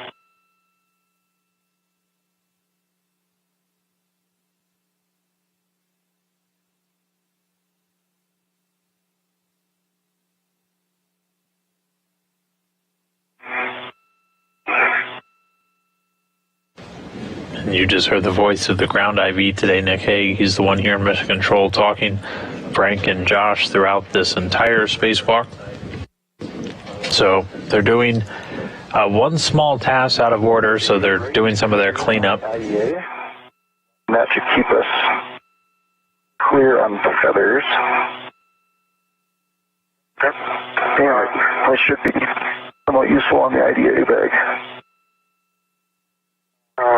Give me 1 second here. There's no rush unless you need. No, I just need to see how I'm going to get down. Yes, right there. Perfect. Yeah. Is there a handrail on the backside of this A-frame? Yes. Maybe we could just split up that way. Easier? Yeah, usually. However, that's useful.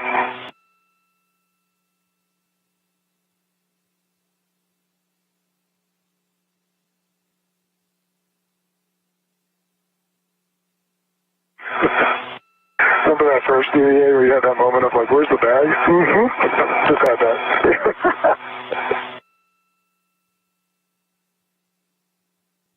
If I remember it. Oh.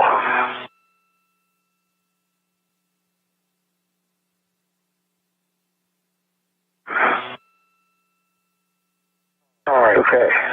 Let's send the ID back to me. I'll get down here in the IEA. Awesome. That sound good? Yep. Let's see. Okay. Wow, that is going to be crowded.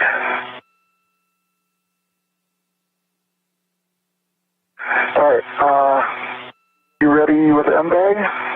I'll try to open fairly quickly. I'll just open, stop, close. Yeah, that's great. Let's see, and you're going to take the large, small inside to anchor it? Yeah. Hey, Frank and Josh. Maybe I can give that to you and just put it up. Just want to offer up, if you think it's going to be too crowded on the inside of the cable bag, we're okay if you bundle the two together. I'm going to defer to you. You're the expert on bundling these things if it's a good idea or not. Let's try opening it real quick. Okay. And then if it doesn't work, it's probably going to want to go in the middle compartment, which has other stuff in it. I don't know if the top arm is going to have enough height. To make the Velcro, you mean? Yeah, it's to fit this whole, you know what I mean, like to bring the flap, the lid back over. So we could do this, right? We could connect that to hold it down. Is there another one over there? Yeah, there is. There is. This one right here. Goes up and over for the lid. You want to try for upper shelf first? Yeah. Okay. Yep. All right. Yeah. Actually, here, let's switch. I'll give you the bag now, and I'll hold it. Stand by. We need to get this anchored in there. And guys, while you're putting the bag inside there, we will want to end up with a ret that comes from the inside to the outside to grab the scoop later. Right there. Use that. Got it. I'll take that one off. Velcro there. And if you want, you can just use that one that's right there at the bag lid as the ret for the scoop. Thanks, sir. I got the large, small anchored in there on a D-ring. Okay. And that D-ring appears to be part of the bag. It is. And let me take off my rat.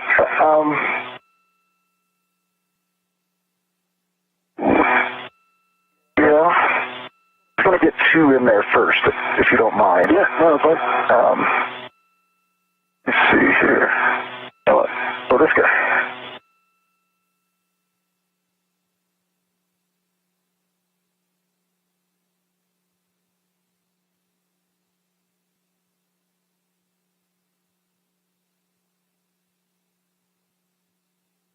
So close I can taste it. There we go. All right.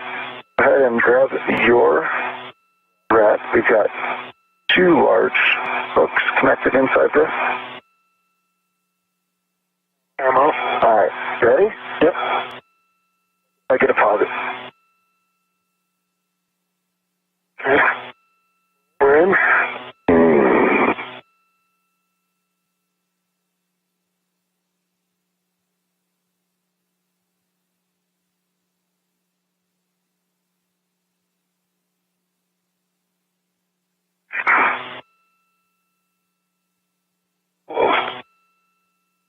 You close?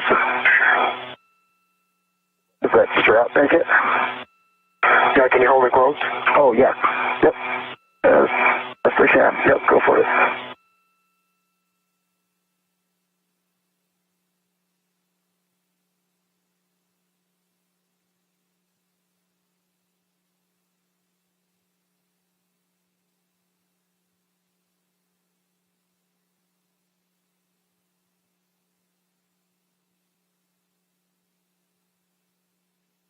That's on. Okay. I can hold it closed if you want to get the other one. Well, let's see. The other one is used as an anchor right now, right? Yeah. But I can release it real quick because we'll have another one. How about this one? This one is, it comes from the corner, but it's not being used right now. I can hold it shut there. Yeah, is there an anchor somewhere near? How about we go to the same one you just went to? With this corner. I think it'll go across here. Remember, this is the one we learned about loosening.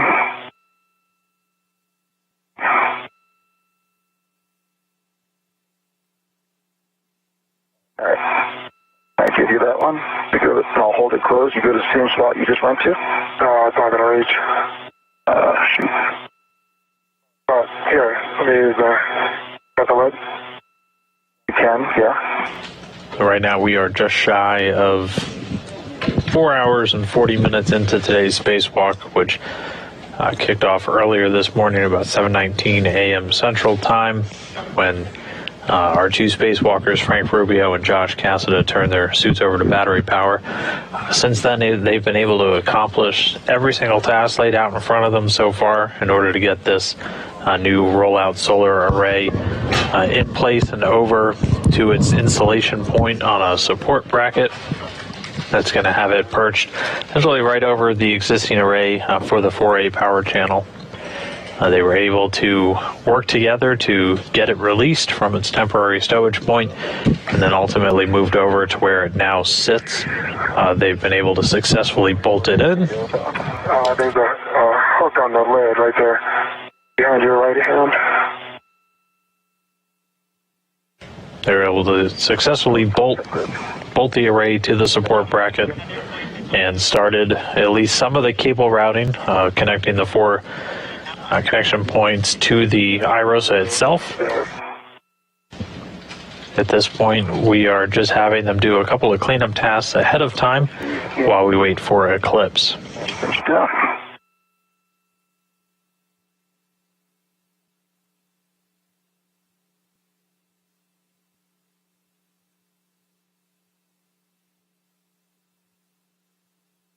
Unfortunately, I don't know that that's going to hold. Kind of shooting out the side here.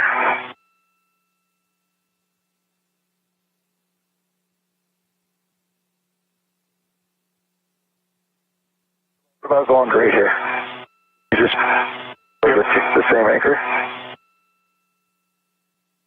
Okay.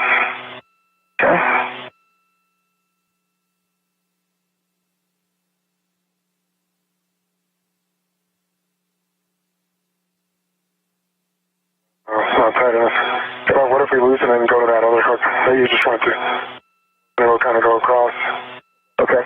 I was thinking this guy, the one we just did, right to that lid, unless you think that's also going to Oh, okay. too loose. Yeah, no, I don't. Oh, well. Right. Here we go. Sure. That's as loose as we get. Yeah. That's how our wives get back at us for not wrapping presents this year.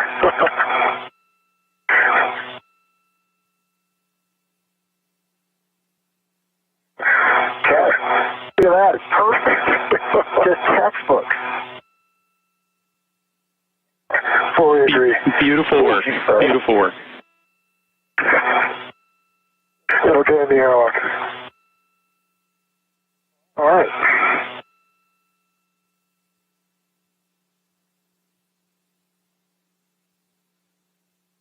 That one doesn't want to stay.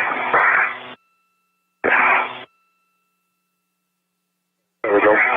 And we still have our set on the outside for the scoop. Yep.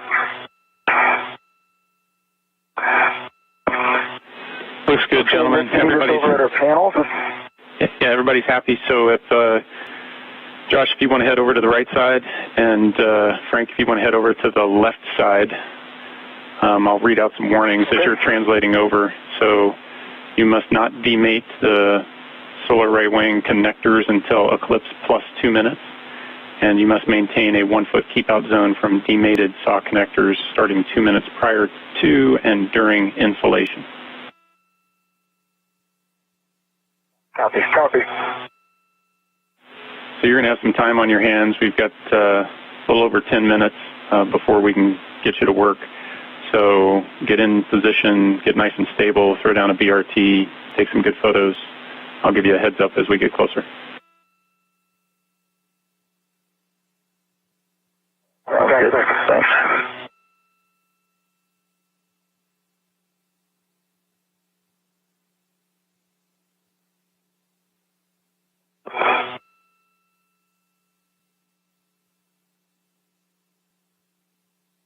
And as we approach the 4 hour, 45-minute mark, the crew, Josh Cassada, Frank Rubio, done with that short get-ahead task, wrangling some of the cables and connectors that they've been using so far. Right now, they're going to start making their way over to their next worksite position, where they're going to be connecting a series of cables. They already started this work, plugging in the sides of the cables into the connection points on the IROSA solar array, but then had to stop until we hit eclipse, as they're going to be essentially tying those cables in to some additional connection points on the solar array wing itself, the existing one, and then they're going to be plugging those in to integrate both the existing solar array and the new IROSA into the same tie-in to the same power channel. So we're going to wait until eclipse to make sure that that array is not actively generating any electricity before they get that go. Looks okay. All the way back, just when I turn here, it almost seems like it's not coming through from my right side.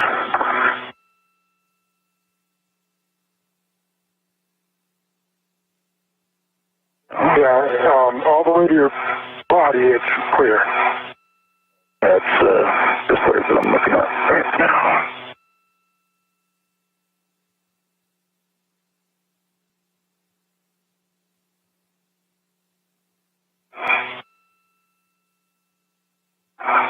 Okay, it's all good.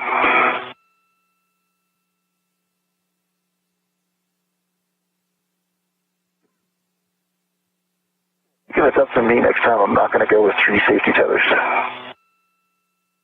Yeah, that's a good plan.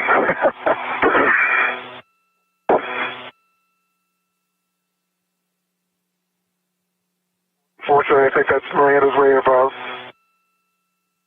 giving you a Christmas gift.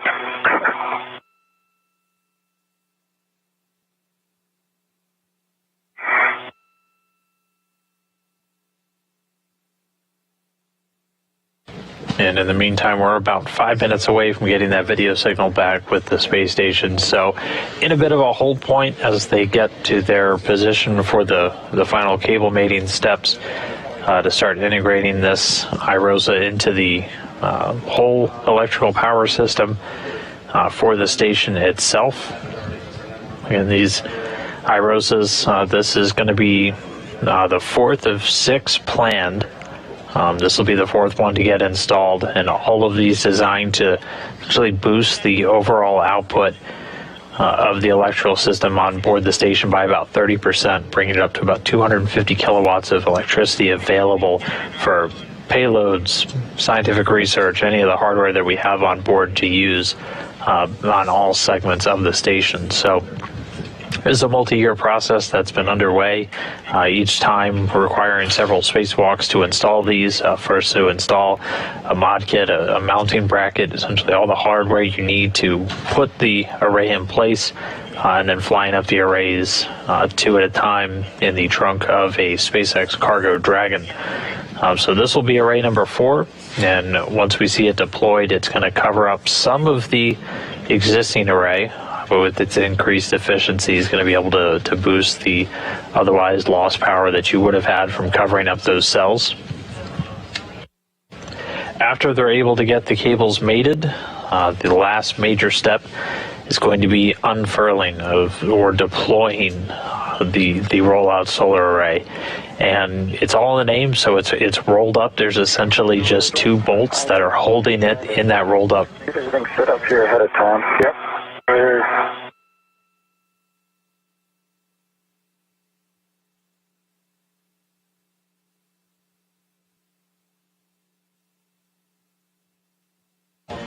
But again, there's just about 2 bolts that are holding it in this rolled up configuration right now. And so after those are released, the array actually does all the work itself. It's got built-in tension that will cause it to slowly unfurl.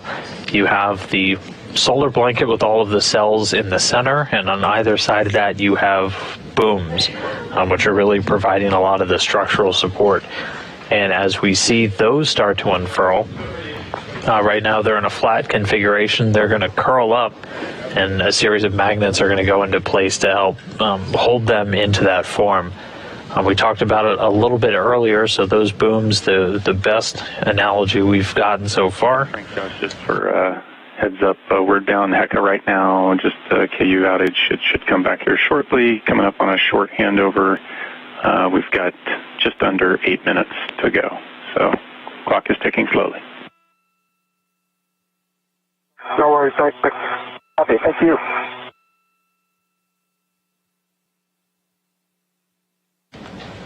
But again, as we see those, soak it up.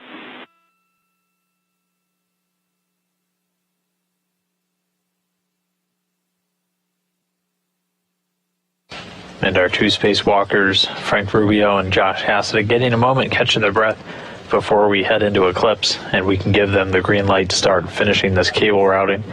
We'll head into the eclipse, then we'll wait about 2 minutes until we give them the go. Then the clock will be ticking. They'll have a little less than 30 minutes total to complete, as we need to essentially stop any work if we're not done before the eclipse is over and the sun starts coming up. But they already knocked out some of the initial cable routing that's going to be on their task. They made it all of the 4 connections to the IROSA panel itself. So they'll just have a handful, 4 different connections to make to the existing solar array panels, and then 2 final connections to integrate both the existing solar arrays and the newly installed IROSA, integrate them together into the 4A power channel. And so all that's going to be coming up in a couple of minutes. We should get our KU, our high data rate signal, which allows us to get that live video in just a minute or so. And we'll get back over the shoulders of Frank Rubio and Josh Cassada, 4 hours, 51 minutes, 28 seconds and counting into today's spacewalk.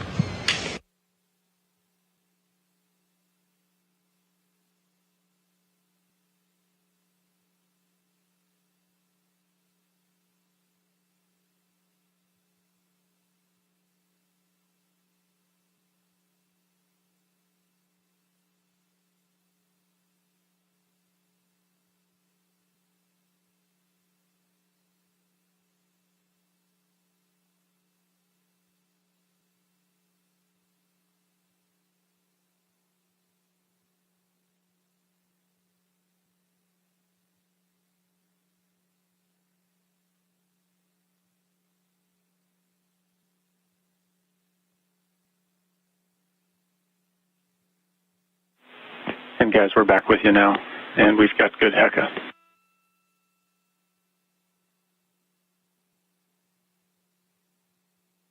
Okay, copy. Copy, Dr.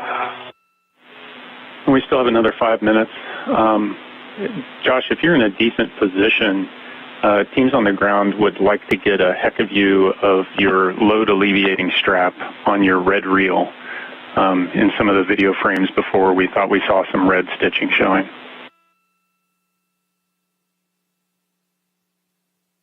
Yeah, there's a tiny bit showing, maybe about 2 millimeters, 3 millimeters. I'm in a super good position right now for our work.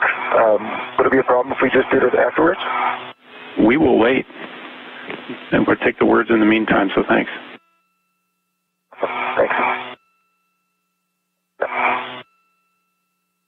Yeah, it was, where the 55-foot wasn't pulling, my tether back was pulling quite a bit, and so it kept getting hung up on the Lightning Expansion Charlie when we were working up there on SSE.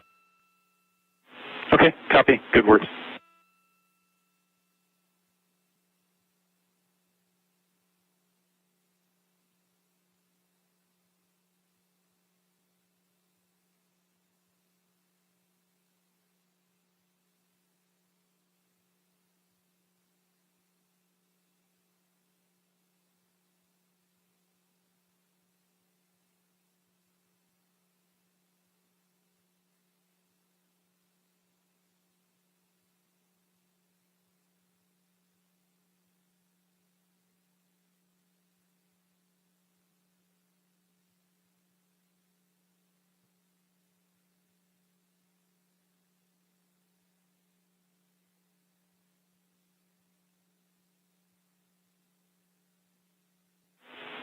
And Josh, Frank, looking at about 3 minutes, although we're going to wait on Spartan's go until we get words for us. It's going to get dark. We're going to wait a few more minutes, and then we'll give you the go to start with the cable ops.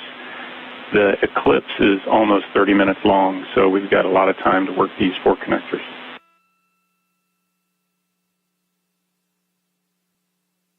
Awesome. Good to know. Thanks, Mike. Sounds great. Thank you for that, Seth.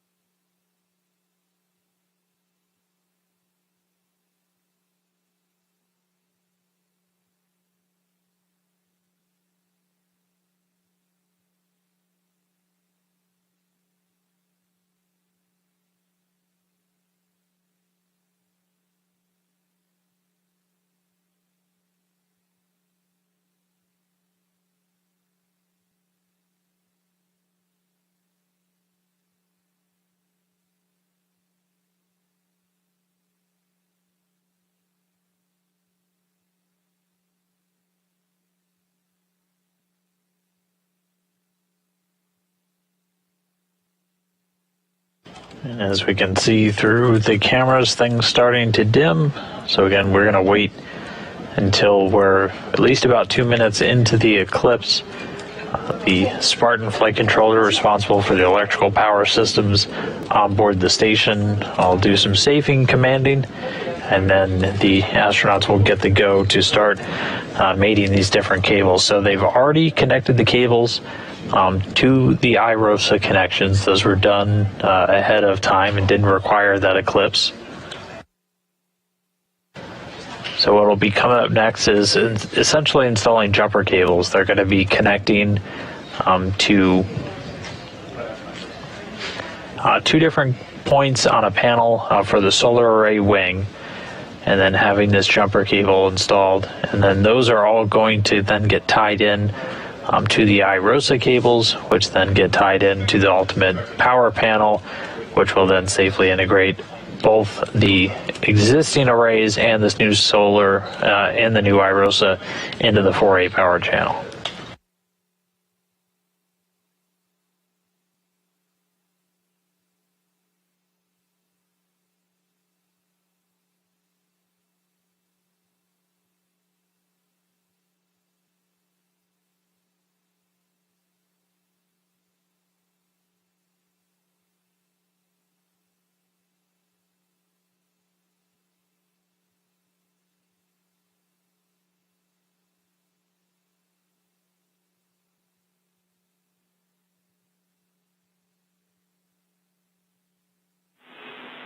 Okay, Josh, Frank, appreciate your patience.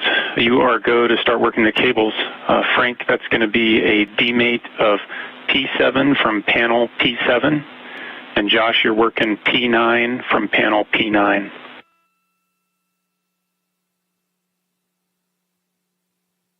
Copy P7 from panel P7, that is disconnected. Copy, demate on P7 from panel P7. And P9 is demated. Understand P9 alpha is going to the panel. Copy. P9, good demate from panel P9. You're working on P9 alpha going to panel P9. P7 alpha going to alpha 7. Copy. Okay, no fraud. No bent pin. And good EMI band. I have the same no fraud, good pins, good EMI band. Work. Copy, good checks. Both go to mate.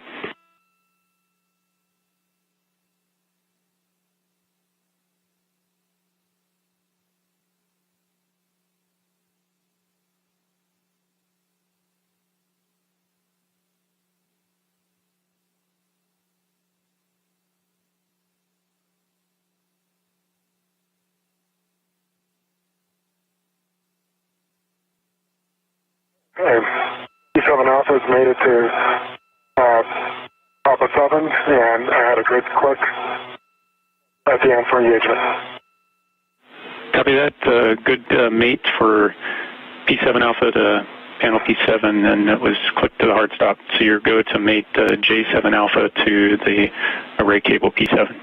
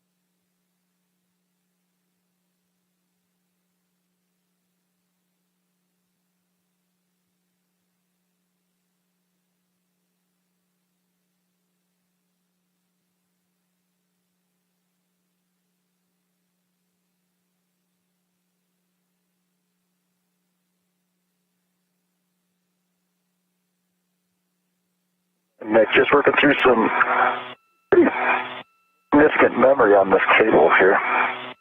I'll keep you posted. Copy. Understand. We got plenty of time.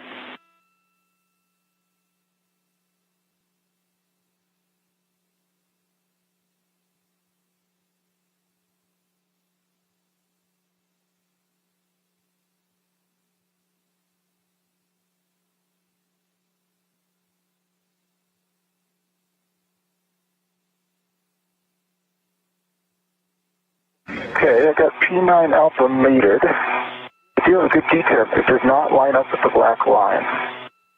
Okay, copy. We're checking just for the hard stop, so it sounds like you got a good mate on P9 alpha to panel P9. So now you're working J9 alpha to the saw cable P9.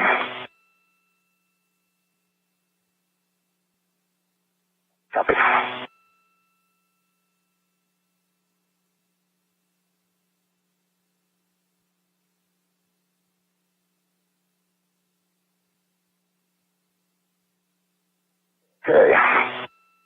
bent pins, no sod, and good AMI band on the saw cable. Copy, your go to May, Josh. And Papa 7 has made it to Juliet 7 Alpha. Copy. We good mate on J7 Alpha to Papa 7. Papa 7 to... Yep, that was a good rotation all the way around. Had good pins. Good EMI band, no sod. Okay, Frank, with that, your go to D-mate P21 from panel P21. Copy.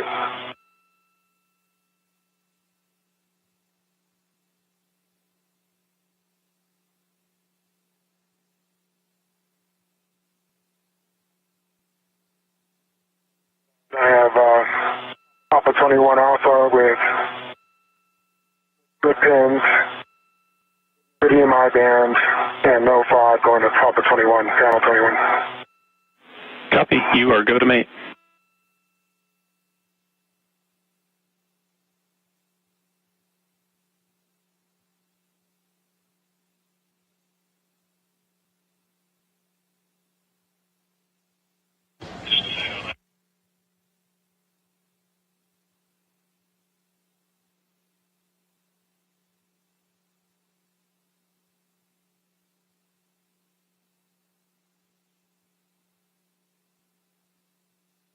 So we're coming up on 5 hours, 5 minutes into today's spacewalk. The cable routing is still underway. Again, all of this being done to integrate both the new IROSA array and the existing solar array into essentially the same power connection to provide power on this 4A channel. There's 4 total connections that were made to the new array, and then after we were able to complete that prior to an eclipse, now that we're in eclipse, we're able to start making the connections to the existing arrays and then tying them together to the panels. So those first 4 were already knocked out. I didn't get the hard connect there on P9 the first time, but I got it now. Copy, Josh. Good mate on J9 Alpha to P9. So you are good to D-mate Papa 23 from panel 23.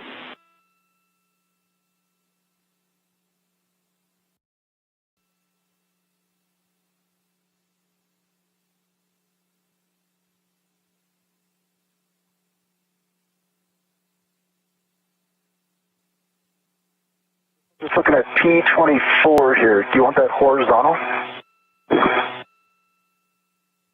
I'll let you talk about that one. Yeah, yes, the answer is yes, but we'd like you to focus on mating the cables first, and we'll clean up afterwards. Okay.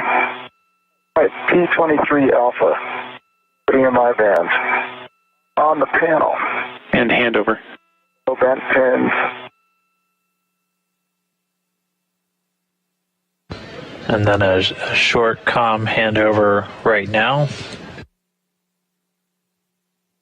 Short comm handover, so we'll get that signal back. So they're continuing to step through this final cable mating, cable connections to integrate it. So essentially what we're doing is we have 4 connections that went into the IROSA, and then we have a series of jumper cables that are going in between the existing connections between the legacy array and the power panels. So they've made 4 connections to the new IROSA array, and then a total of 8 connections are going to jumper them in and continue to connect the legacy solar arrays, as there were 4 connection points on the legacy arrays and then 4 connection points to the panels themselves. So to put a jumper between all of those, we're looking at 8. So all told, we're going to be making 12 connections today. 4 of those were knocked out before eclipse. The next 8 underway right now.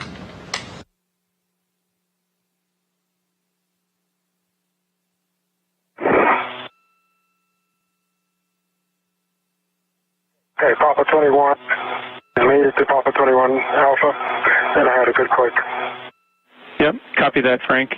And Frank, you're right there. The Papa 22 on the panel, that tab is not horizontal. If you can lock it in place, that's perfect. Okay, yep, just good. Okay, so now you're moving on. Papa 7 did not, Papa 7 Alpha did not end up horizontal to Papa 7. Yep, good click, and I see the blue lights. Do you want me to fix that? No, you got it to a hard stop, so it's a good mate. Okay, copy. Okay, so Frank, you're working Juliet 23 Alpha to Papa 23. Affirmative. 21, my bad. Reading the wrong column. Juliet 21 Alpha to I know what you meant. P21. Thank you. All right, Papa 23 Alpha is mated. Did get a hard connect there. It just wasn't quite as convincing as P9, but it definitely, you can see, you can undo it. Yeah, if it's a hard stop, that's what we're looking for. Okay. They clicked in. All right.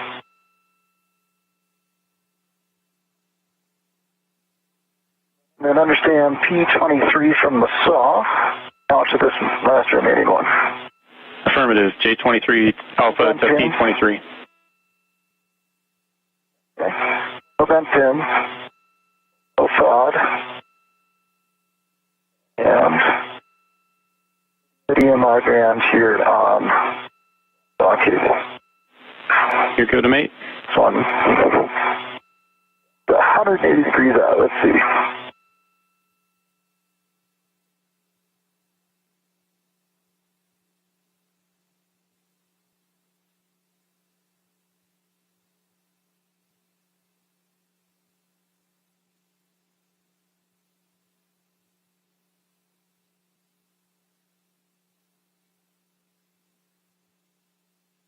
Okay, there's P23 saw connected and good hard stop. And just looking at these black lines, you can see the black lines all line up on P23. You actually have like more of a turn there on P9 if you see it. Yep, we see that in HECA, Josh, and the black lines are a rough guide. It's the hard stop that is what counts. With that, we show all 4 connections are good for you. If you wanted to double check that the 2 that we did not touch on the panel, that those saw tabs on the connectors are horizontal. Yeah, happy to do that. P24 to come horizontal actually comes counterclockwise. Is that really what you want me to do?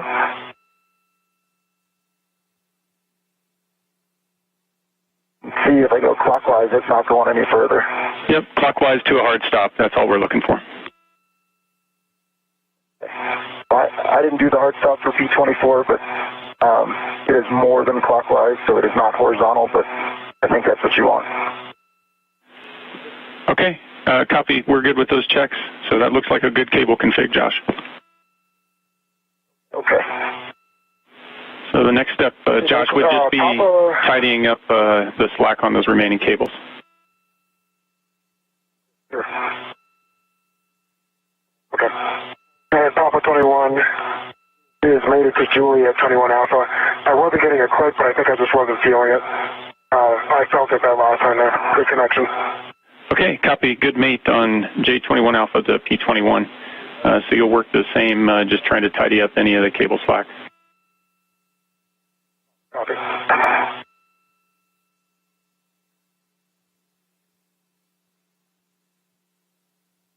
And with Frank Rubio calling out that last one, that Juliet 21 Alpha, that was the 8th and final connection we were looking to make during the eclipse period. So as of right now, it looks like all power connections to integrate the new IROSA have been done successfully. So with that, the crew's going to get the go to just start cleaning up some of the extra slack on these cables, just making sure they're not free floating too much. They've got a series of wire ties and other means to secure them in place. And after that, they'll likely do another what we call glove hap and gauntlet check. I can survey the cable and the panel. Yeah, that looks beautiful. Okay. So Josh, since you finished that up, let's do a glove, hap, and gauntlet check.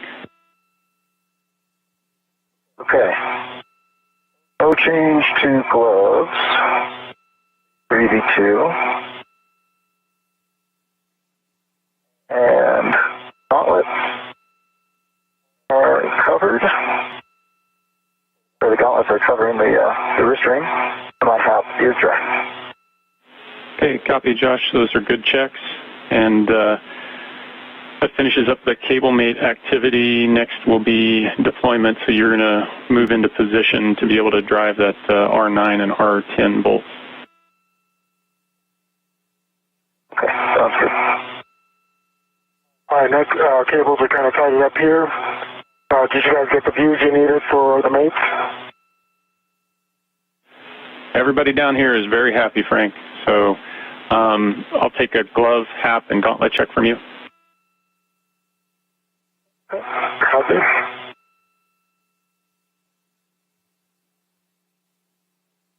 On my left glove, my ring finger, I've got a little tiny piece of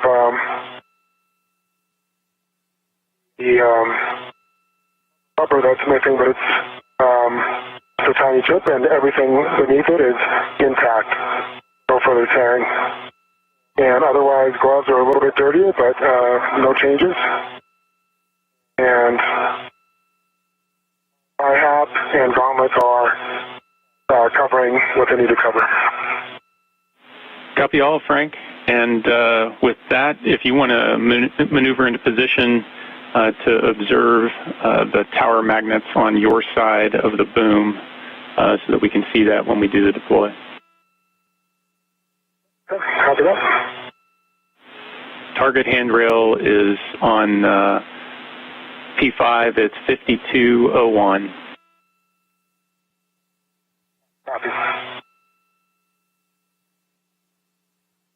Josh, I'm good.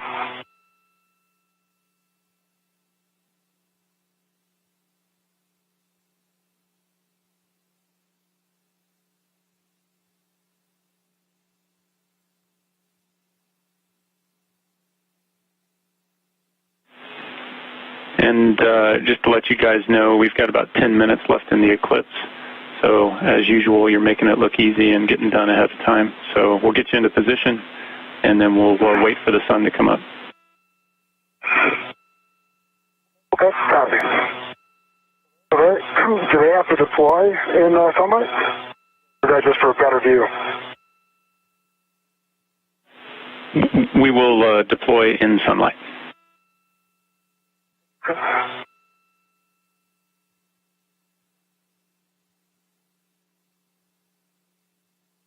Nick, you're at 5203, correct?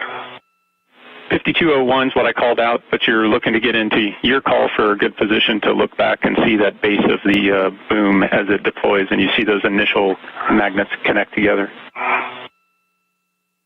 Okay. Yeah, I think 5203 is a little bit better option.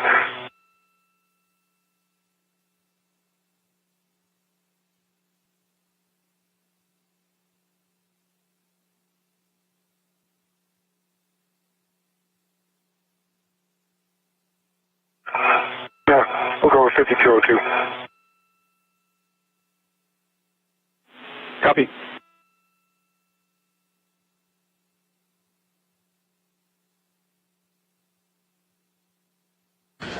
And with all of those cable connections made successfully, two spacewalkers, Frank Rubio, Josh Cassada, now going to get into position to release the final launch restraints and deploy the IROSA solar array. Thanks for screwing these bolts in so I can navigate on them. Yeah, sure does make life easier, doesn't it? Yep. So once they do get in position, Josh Cassada is going to break out the pistol grip tool again, and he'll have two restraint bolts, R9 and R10, to release. And after those are fully released, the IROSA will start to unfurl itself, just using the stored energy in the solar array itself. So no mechanism other than releasing those bolts. Frank Rubio is going to get into a position just to monitor the deploy and get a good view from his helmet camera on the ground. There will be several cameras pointed at the deploy as teams watch it unfurl. We're going to be paying special attention to the two booms, really the structural support on either side, of the solar array themselves. I know it's a ways down the road, but this one's another Bravo 7, is that right? Affirmative. Bravo 7, counterclockwise 2. Cool. Bravo 7 is set, counterclockwise 2 is set.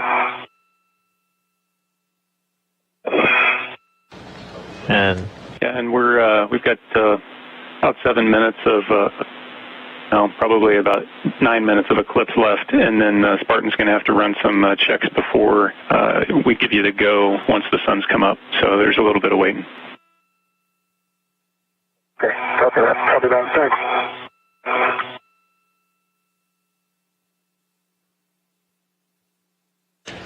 So Rubio and Cassada continuing to work incredibly efficiently so far.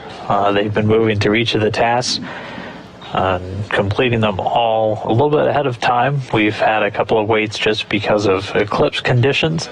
Now we're going to be doing the opposite. We're going to wait until the sun comes up to deploy the boom. Gives enough good views to confirm that it's deploying. While you guys are waiting, I'll read a warning to you. So prior to releasing the deployment launch restraint bolts, position to stay clear of the deploying IROSA blankets.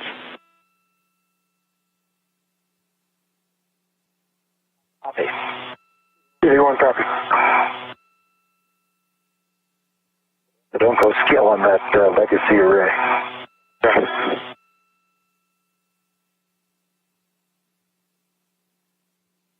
No, it's definitely off center by about 0.8125 degrees.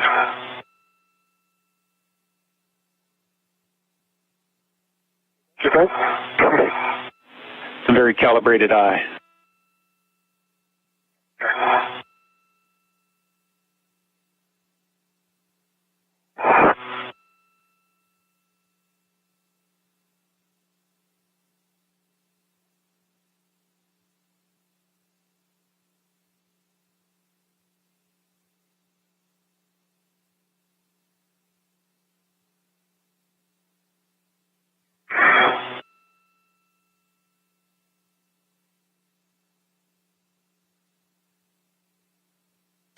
So at this point, we've got about another 5-minute wait at least until we're starting to get out of the eclipse. And then the Spartan flight controller here in Mission Control Houston going to run a couple of quick power checks. So again, we made all of the necessary connections to start to integrate the new solar array into the electrical power system. So they'll check it out before we give the crew the go to actually release those launch restraint bolts and let the roll-up solar array unroll. After that, we will essentially be done for the day, at least on the planned task timeline. There will be some additional cleanup steps, both with the robotic arm and all the gear that they brought out with them. We were able to see them get at least a little bit of that done, wrangling the pretty big mass of cables, connectors, and other items into a cable bag to get ready to bring back inside. And then we'll stand by to hear if we're going to be attempting any get-aheads for today, or if the crew will get the go to just head back inside. So all of that still to come. Probably one of the most visual moments of the spacewalk, though, coming up with the deployment of this IROSA solar array. And this is the fourth of 6 planned additional arrays to augment the station power system. We're increasing the amount of electricity that we're generating by about 30% once all of these are deployed. And as they are new arrays, they're coming in with brand new efficiency. All of these focused on just continuing to provide energy for existing station hardware experiments, but also with an eye to the future as we're operating through at least 2030 to continue to support new commercial modules, things of that nature, all bound for the station in the years to come. So really critical infrastructure upgrades. This will be the 4th of 6, as I mentioned. We'll look for the 5th and 6th to fly as soon as next year to complete the full power upgrade. But for now, standing by for a few more minutes until we get to the actual deployment phase. Everything has been completed so far on the timeline. They went out the door just 5 hours, 23 minutes ago and turned their suits to battery power, starting our spacewalk, able to do all of the pre-steps to get the IROSA ready to get extracted from its temporary holding point, releasing a number of support beams that were holding it in place before Josh Cassada. Nope. How's the darkness? It is dark.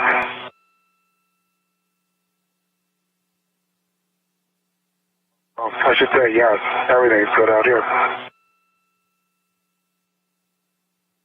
EMUs are just the most amazing little spacecraft. Yep.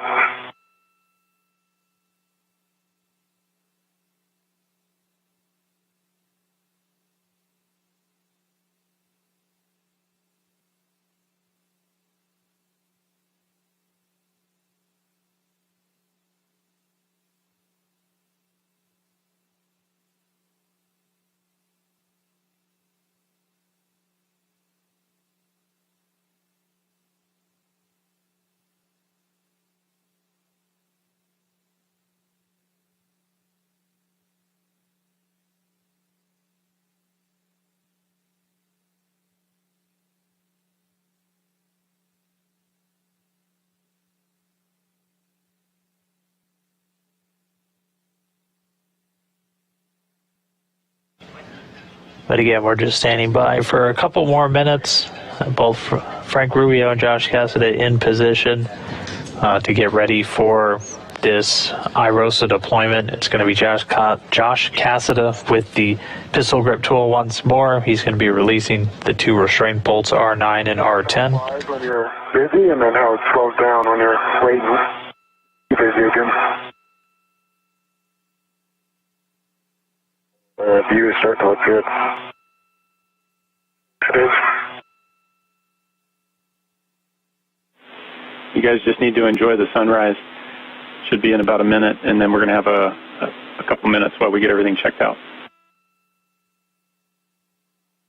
Okay.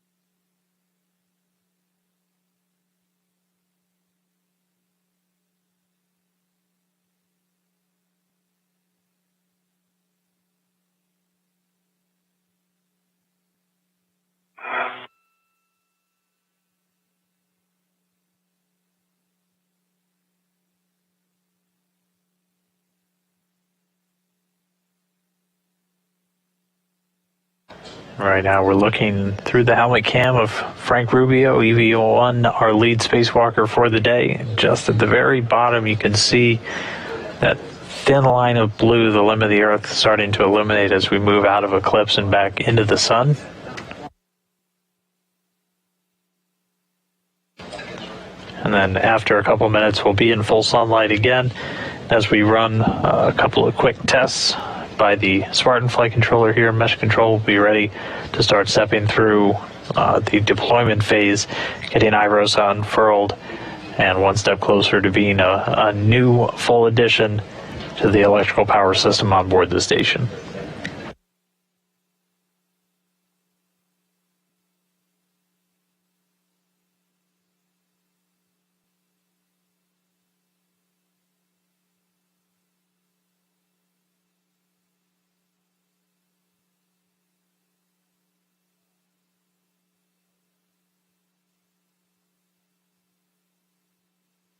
And as we continue to look through Frank Rubio's helmet camera, you might be wondering why it looks like Christmas lights speckled throughout the view. Those are actually dead pixels from the image sensor in the helmet cam, as different photographic equipment on board the space station is exposed to radiation for longer and longer periods of time.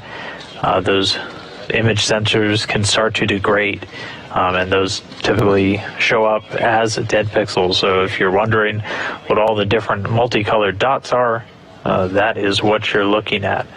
They become very apparent anytime we're looking at something very dark at nighttime, but will start to get washed out here as the sun comes up.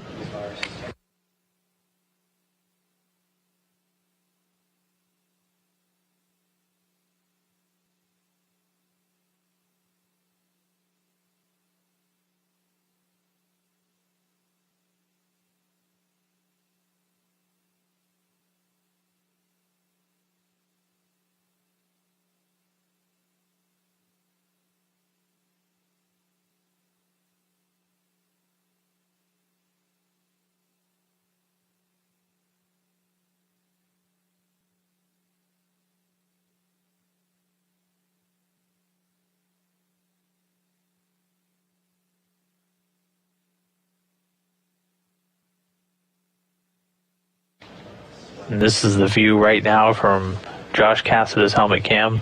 He's going to be jumping in next to release those two launch restraint bolts, R9 and R10.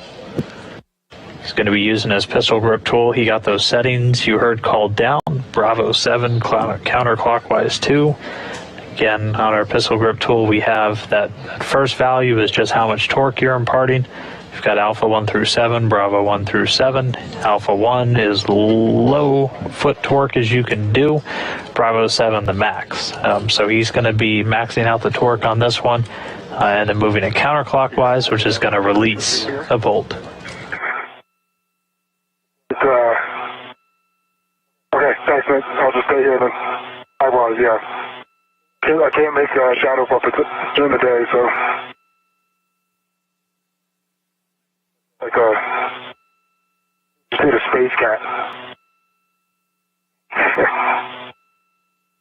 Apparently, I just don't spend any time with Okay, guys, the teams down here have given their thumbs up, so we're go to deploy. So, Josh, you're going to work on R9 and R10. Settings are Bravo 7, counterclockwise 2.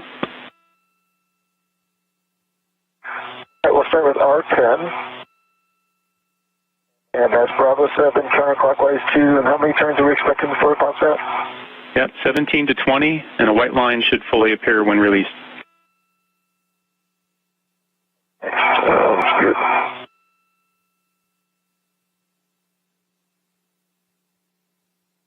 The sun ain't wasn't in my eyes for the last 10 minutes. Here we go.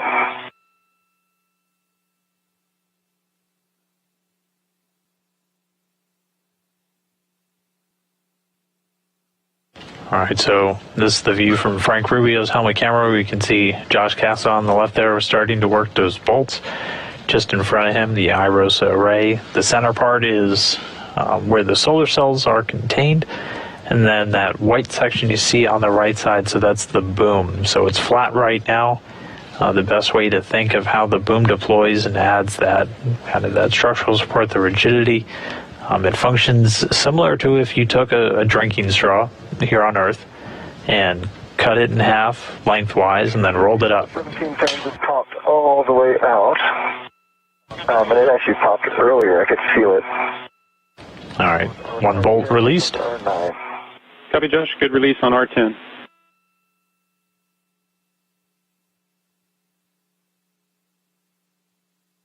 Again, Bravo 7, counterclockwise. Second bolt driving. Once it's released, we'll start to see the deploy.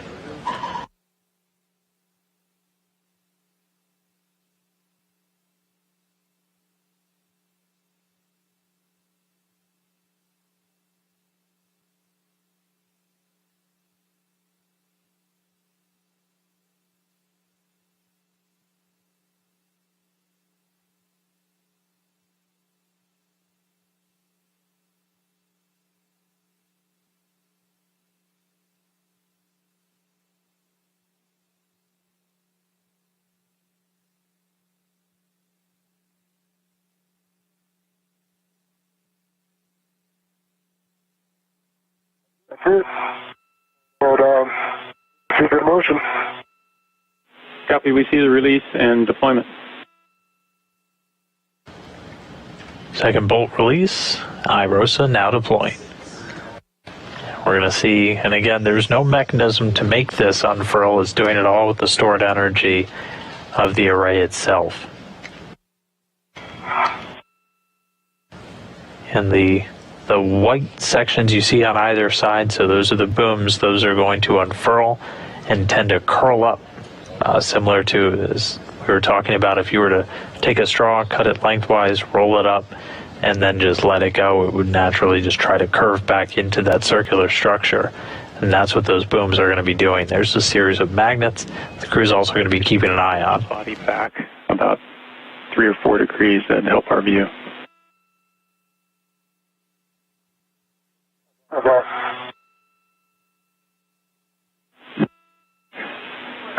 That's much better, thank you. A little bit further would be even perfect.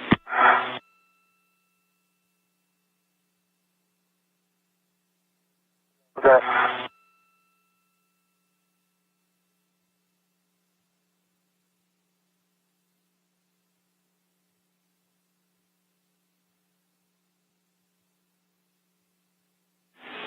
And Frank, we can just barely make out those magnets.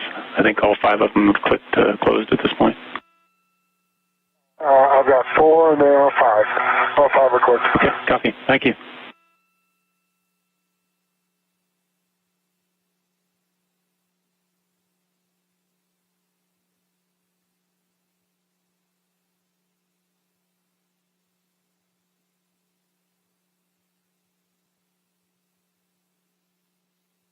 Good job, Josh. Nicely done. We finally run that microwave we've been wanting to run.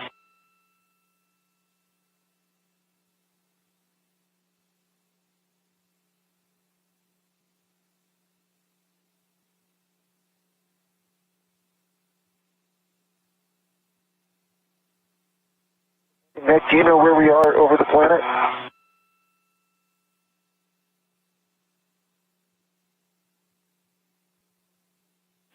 Yeah, you're just south of Alaska, getting ready to go do a pass down the west coast. Awesome. Florida. You might even be over Houston by the time the deployment finishes. That's pretty cool.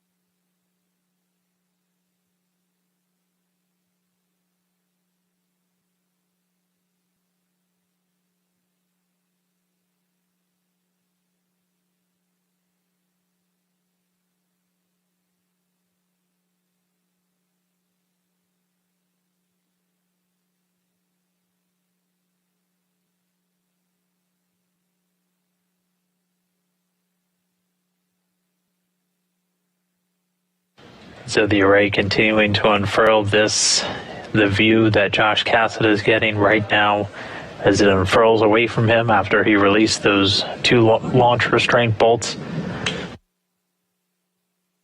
You can see air traffic. Sure. Yeah, there's a contrail. There. Oh, yeah, I see it.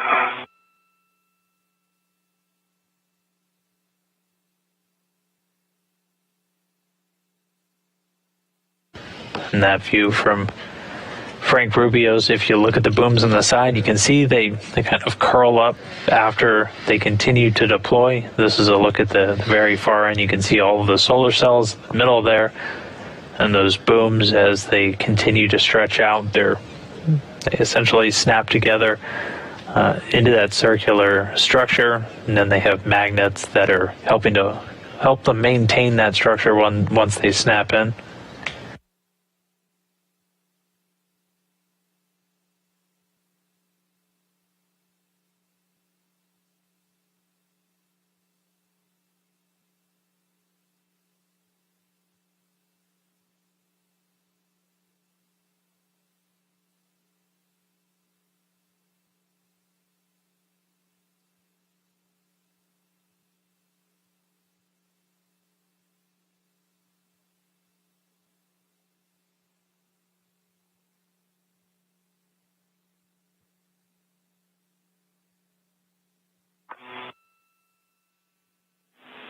And Frank, Josh, while we hold position and wait for the deployment to finish, just kind of give you a heads up on the way forward, at least near-term steps. We've got the tensioner bolts that we're going to do, and then we'll move into kind of cleaning up the scoop and the cable bag, and then we'll focus on trying to get the arm clean and FSC in a good config.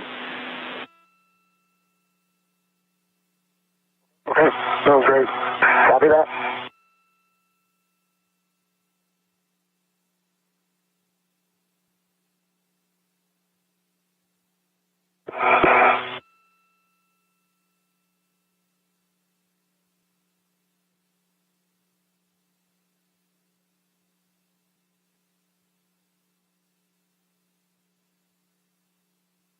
We're continuing to watch as these unfurl. Again, as you can see, they're covering up some of the solar cells on the existing arrays, which are still tied in to the power channel. But these new ones coming in with a higher efficiency, obviously brand new, so haven't lost any of that efficiency that you lose over time and being exposed to that harsh environment of space. We're going to be able to increase our actual power output. So we're aiming to have 6 of these total eventually deployed on the International Space Station, this rollout solar array technology. We did an initial test of this type of array several years ago on the space station, just to see how the mechanisms worked, how the power generation worked, and then ultimately culminating in some permanent additions to the station. This same type of rollout solar array technology used on the NASA DART mission, which was our asteroid redirect. It's that storm. Yeah, it's crazy how big it is. Affecting the entire country. And we are passing. Just coming up on the Pacific Northwest. Okay. Just about to pass over the Pacific Northwest, and as any of our viewers in America are aware, there's some pretty significant winter weather hitting a lot of the country, so our crew members getting a view from about 260 statute miles above. While this rollout solar array almost done deploying, we'll note the same type of solar array, this rollout technology, going to be used on NASA's Gateway station around the moon as well. That's going to be our launching point for the Artemis program and future lunar landings, eventually establishing that sustainable lunar presence on the moon.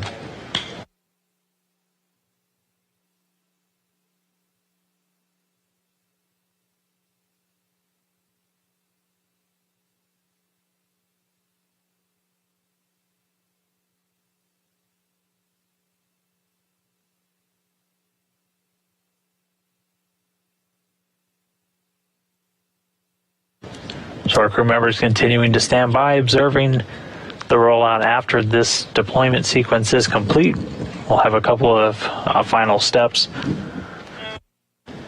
for Josh Cassada, he's going to have 2 blanket tensioner bolts that he is going to release. These essentially activate a spring that it's going to pull on some internal wire to the solar array itself to add some tension, which will be necessary as we're maneuvering and gimbaling the solar arrays, as we always try to point them to track the sun.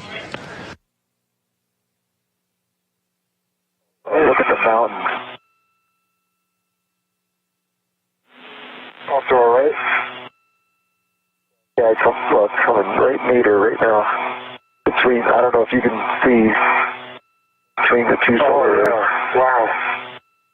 That is a lot of snow. Bigger Sierra Nevada than guessing.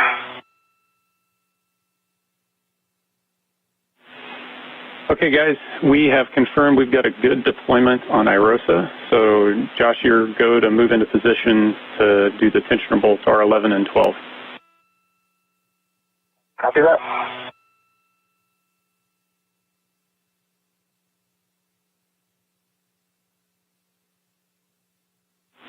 And for both of you, I've got a handover in 15 seconds. Copy that.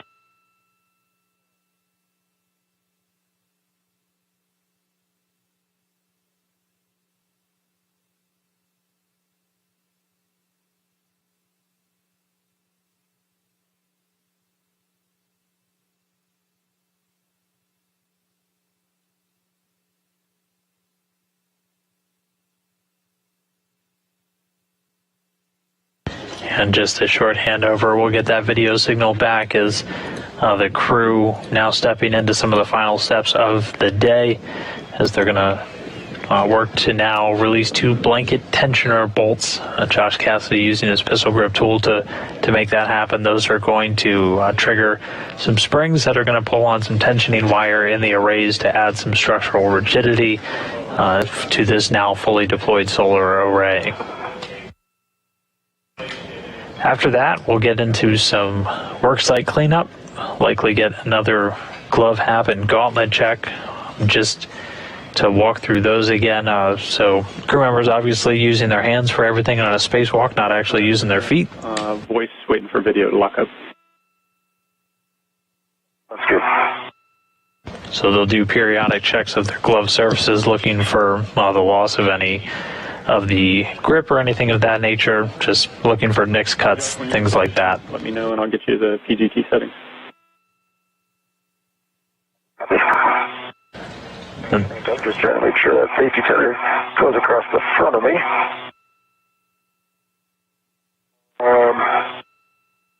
Got it. There it is. Yep, got it.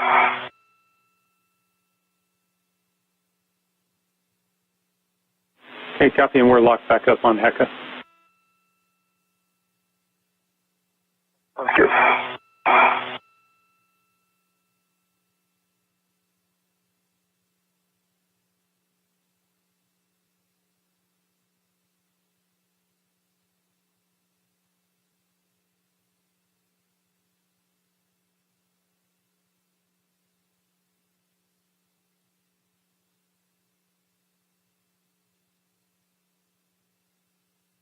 Okay, next I am going for my PGT. I'm over at R11. Copy that, R11. PGT settings are alpha 1, counterclockwise 2.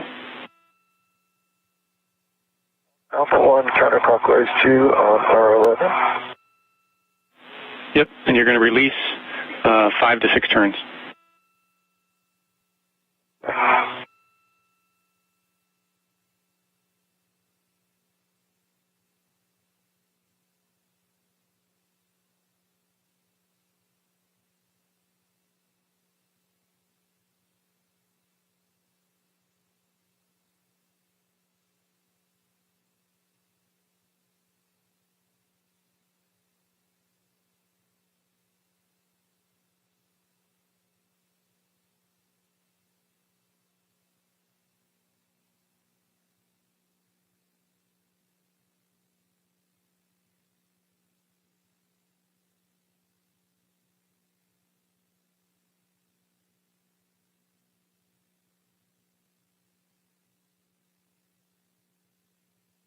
Alpha 1, counterclockwise 2? Affirmative. Alpha 1, counterclockwise 2. Got it.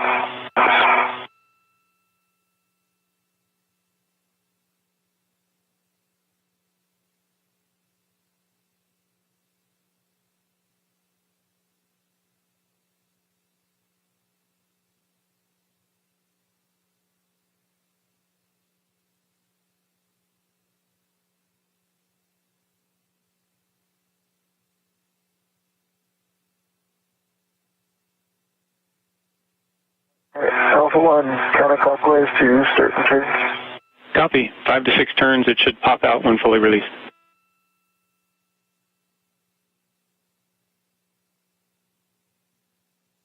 So it popped out a little bit, but I definitely felt the tensioner. You can see a white line. I popped out 1/4 of an inch. Copy. That's a good release. R11's good.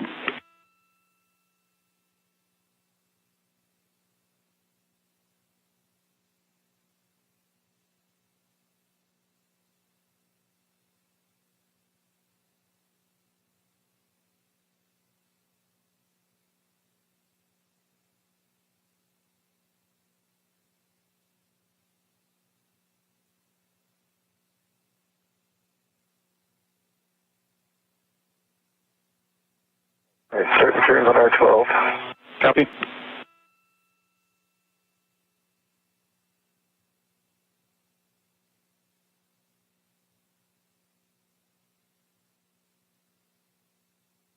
Again, their star is out, and I felt it react. And it's about 1/4 inch. Doesn't exactly pop out. Do you want it? Do you want more turns on that? And we're good with them. More turns. The teeth are. Okay, so you can see in the heck, I can see that it's the teeth are no longer engaged on the tensioner itself. Yep, and you can't overdrive it, so. Okay. I think we're good on R12. Copy, good release on R12.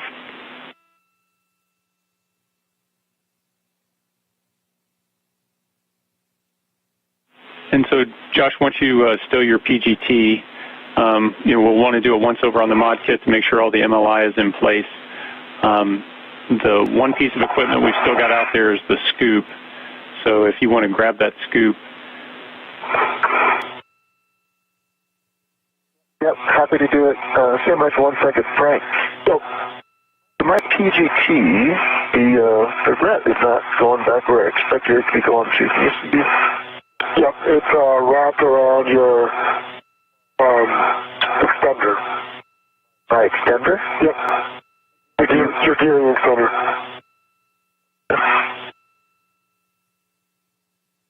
I think you might just want to let it be, or you'll have to undo your PGT and go. Oh, I see. I understand. Yep. Maybe when I'm close to you, we'll just take my PGT out of the swing arm. Yep. I'll go around it. That sound good? Yep. All right. All right.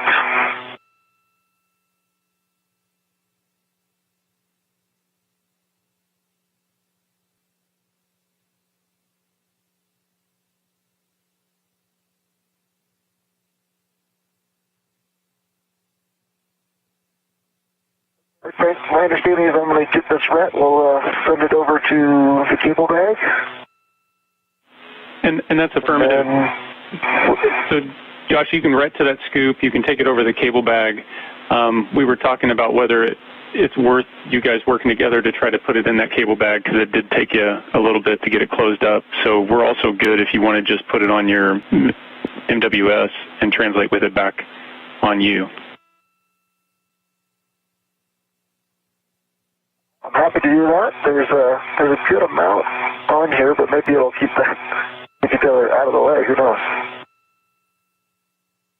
Yeah, and your guys' call, we're good on time.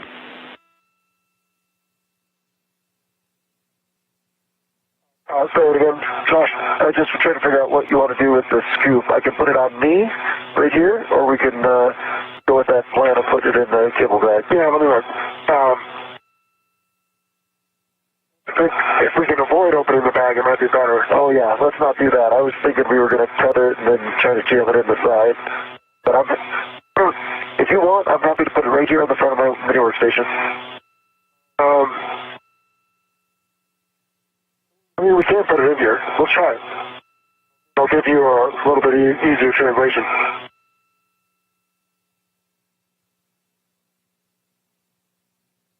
Like you said, if we just jam it in here, it might just stay.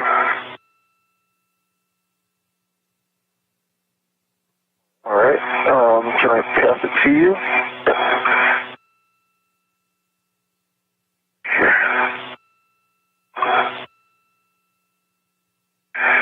I'll make sure to get a little closer to you. Hold on.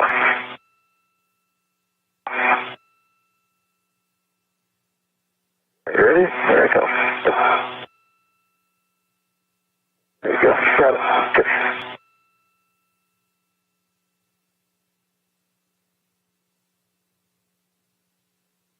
For yours? I'm ready.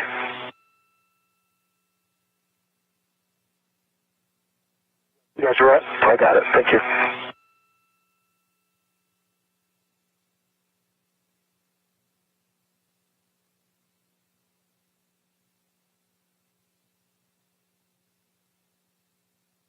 Oh, what's the verdict? Did it go in okay?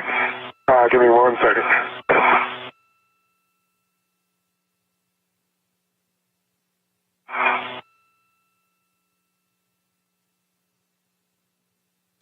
So with the IROSA installed, deployed, and connected successfully, we're moving into some of the cleanup steps. One that we're seeing them work right now is getting one of those scoops, which are the... Sounds good. It looks good, Frank. So I guess I should go... So, Frank, you're going to put the cable bag on your BRT and translate that back inboard, leading the way. And Josh, you're going to have to translate out around the other side of the IEA. Before you start that, I'll check that. Once you get to where you're going, we're going to have you do a glove and half check. Okay. So go to the opposite side of the IEA and then pause. Yep, you've got... I got a copy on the A copy on the IEA bag. It works.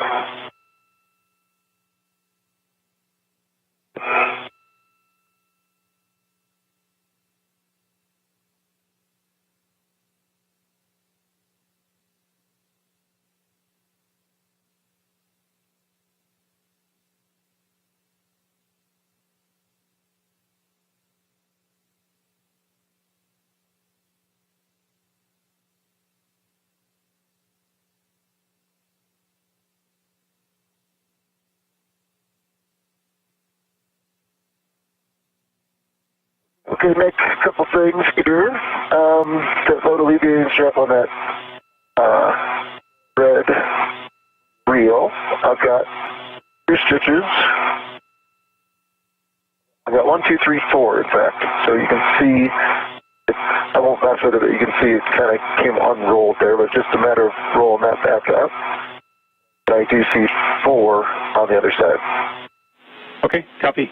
Thanks for the words, Josh. Looks good. And also wanted to know if you had adjusted your TCV at all. We saw some data indications down here that thought you might have. No, I don't think I changed it without talking to you. You remember making it cooler? I don't remember when I did that last. I'm pretty sure I didn't omit any calls. Okay, yeah, just checking with you. We're looking at the data. Okay, sounds good. I did get a little cooler while I was there on the mod kit, but I figured we'll just live with it since we're going to start moving. In terms of gloves, I've got no changes to the gloves, and my half is dry. Copy. Thanks for the checks, Josh. And so once Frank gets the crew lock or the cable bag on his BRT, he's going to lead back inboard. Okay, copy that. I think that thing is kind of a behemoth. Yeah.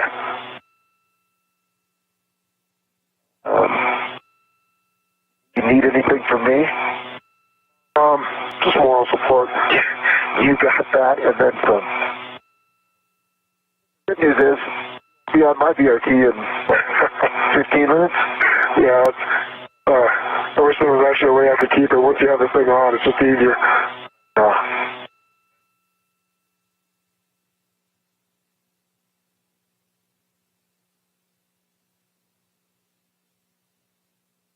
You think it's worth it to work on this PGT rep? No, I think it'll be good all the way in. But don't worry about it? No, I wouldn't. Unless it, and then I could just translate to you and fix it if we need to. I will be right next to you in a minute, but we don't have to do it if you don't need.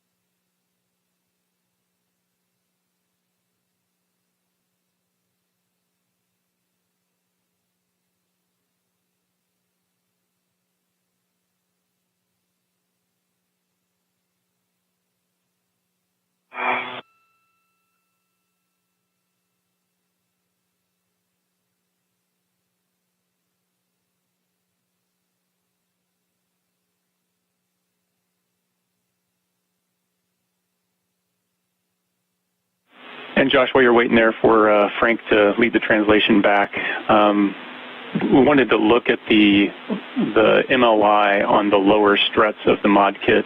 We're trying to make sure that those are in a good configuration and wrapped around there for thermal concern. Okay, I'm on the inboard edge of the IEA. Understand you want me to go back? Affirmative, Josh. If you can translate back toward the mod kit on the path that you just finished translating on, we'd like you to put eyes on the MLI. Okay, give me a minute.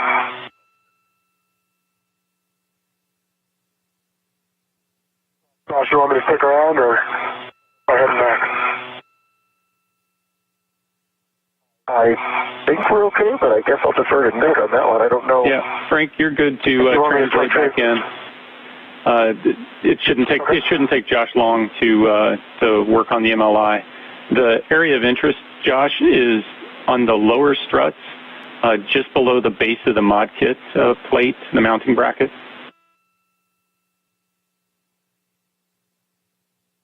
So lower struts, but up high. That's affirmative.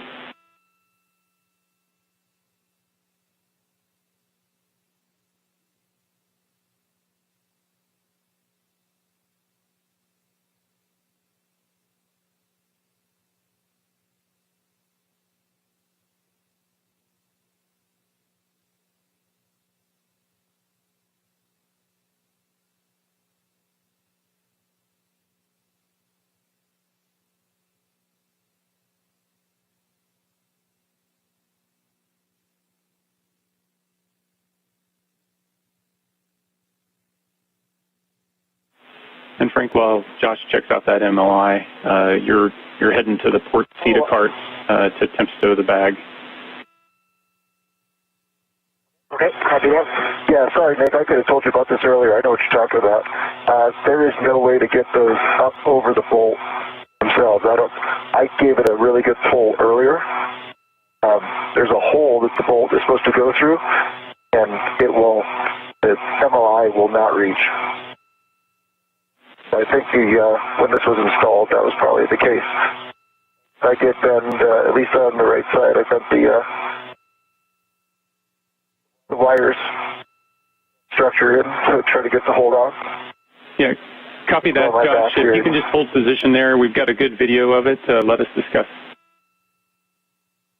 Okay.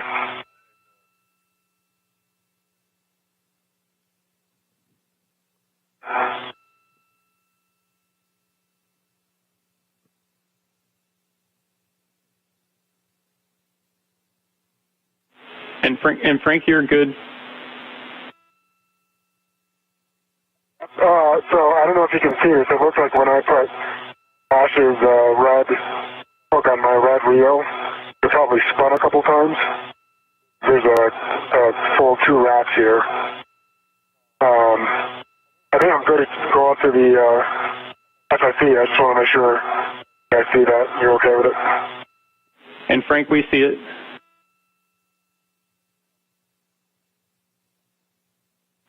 And Frank, you're go to continue. Okay, copy. And I'm sorry, which feeder card am I putting this back in? The starboard or port? I think it's the port one. Copy, thanks. It's the port CETA cart. You're just dropping the bag off temp stow so that we can go work the FSC beam. Copy.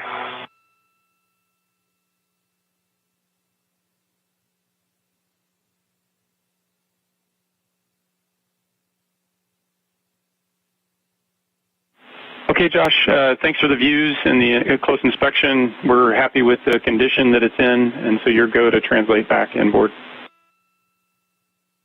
Cool, copy that.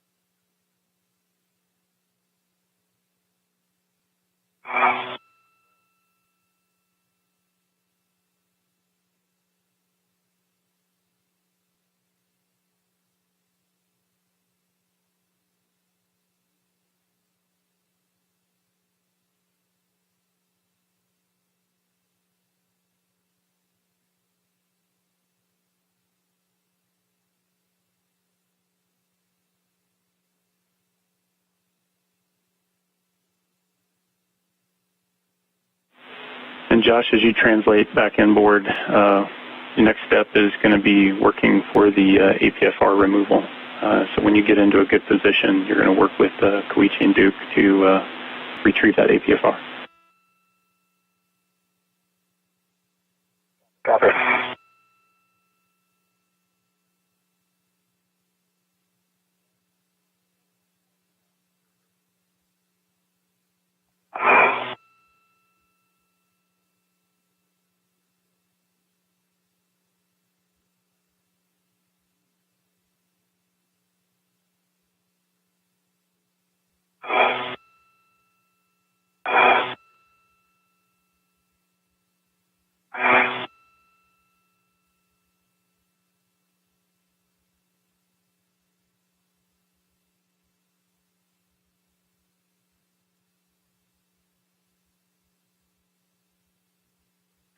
Frank, as you head over to the FSC, give you those cautions again. Slow translation. Wait for any kind of motion to damp out before imparting loads. We can't simultaneously translate, and that's it. Copy that.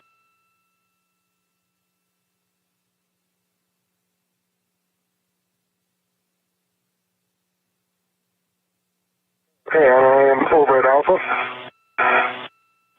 Okay, Frank. So you're going to loosen the adjustable equipment tether from the beam so that you've got some play with the beam, and then position it into the final stowage location.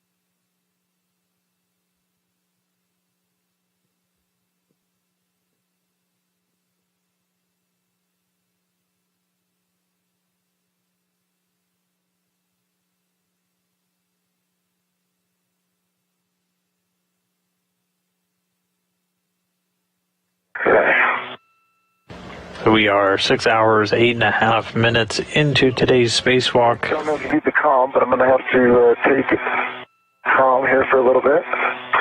You're good. Okay. And coming back around, that safety tether is going above me right now. I think when I came around that A-frame, it just got hooked above me. I think it's going to be okay. So no rush, but when you get eyes on, or probably when I go past you, it'd be helpful. Okay. So I'm actually going to need the same, so it'll work out.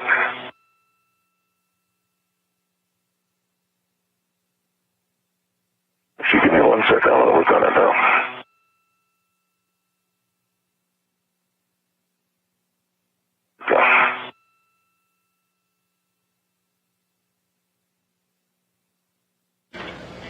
And again, we're almost 6 hours, 9.5 minutes into today's spacewalk. The primary objective of the day was to get that new rollout solar array installed, deployed, and integrated into the power system. And we were able to do that successfully. It's now been fully deployed, all the connections made. Okay. Good. So at this point, they're going through some of their cleanup steps. Frank Rubio, he's on the left there. And Frank, so you're going to try to hand start that. There you go. It shouldn't overlap the end of the stanchion. Yep. That's pretty hard. Thank you. So right now, Frank Rubio working to more permanently. So we're looking for 2 turns on the hand start.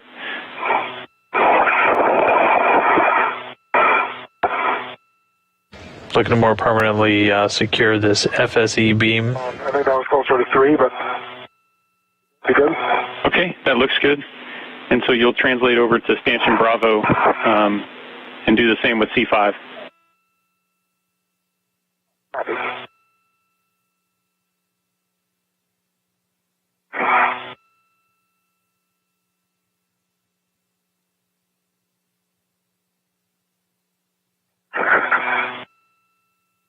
Okay, M2, EV2.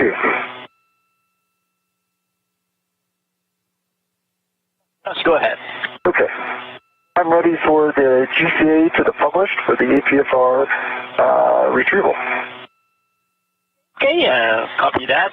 This will be maneuver to ISS aft for 1 meter to the published position. Copy. And while Setting up the manual mode, Josh, now.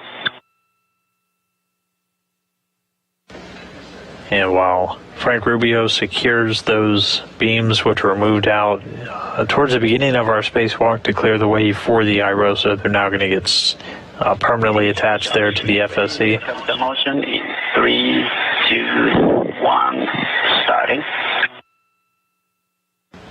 Meanwhile, Josh Cassada is doing some cleanup work on the robotic arm. I see good motion. We're hearing the voice now of Koichi Wakata, who's at the mobile workstation inside the station's Destiny laboratory right next to 50 centimeters to go. Right next to NASA astronaut Nicole Mann, who's at the controls. They're moving the robotic arm closer to Josh Cassada so he can access that articulating portable foot restraint. Continue additional 20. Additional 20. He's going to be taking that foot restraint off the arm. 3, 2, 1.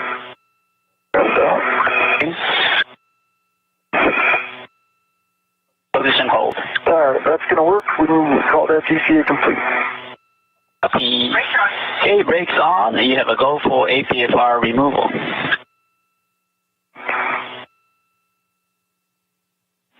Okay, Frank, saw a good hand start on C5.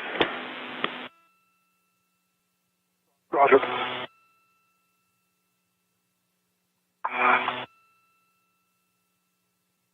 And Frank, your PGT settings are going to be Bravo 7, clockwise 2. Bravo 7, clockwise 2. Copy. And we're going to stop on turns. You're going to go 20 turns. Copy.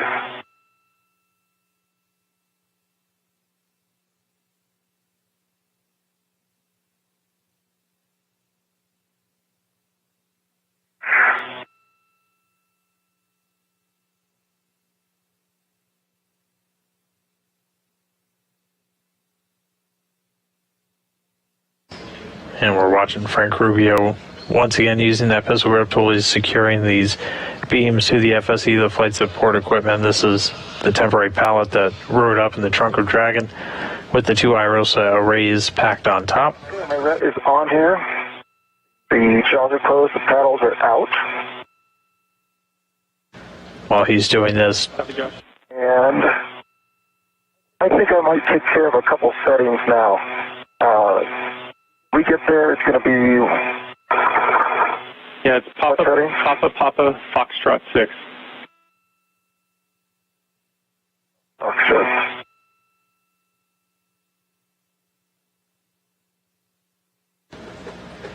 while Rubio's securing these beams, Josh Cassada is working to get that foot restraint off the end of the robotic arm. That'll make more sense.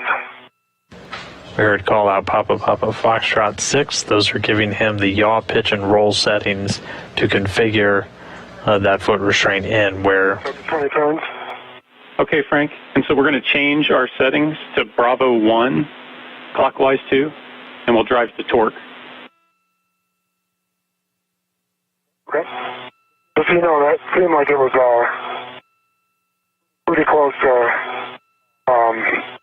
meeting all of Bravo 7, so I have a feeling we may get into the same scenario we had earlier.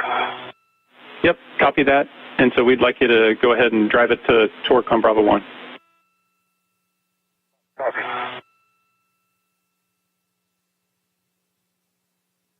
And I'm sorry, Bravo 1. Bravo 1. Settings, please? Yeah, Bravo 1, clockwise 2. Okay.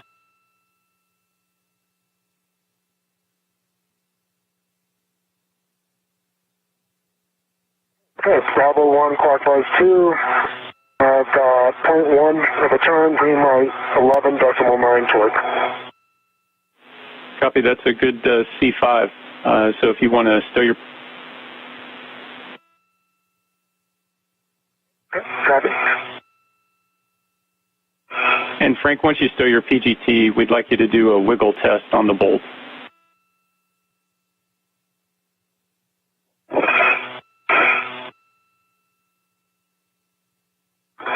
I think pretty tight. And we expect that, Frank. The turn count wasn't adding up down here. Okay. Actually, the bolt is super solid. The actual beam itself has some movement underneath it. Copy, Frank. Stand by.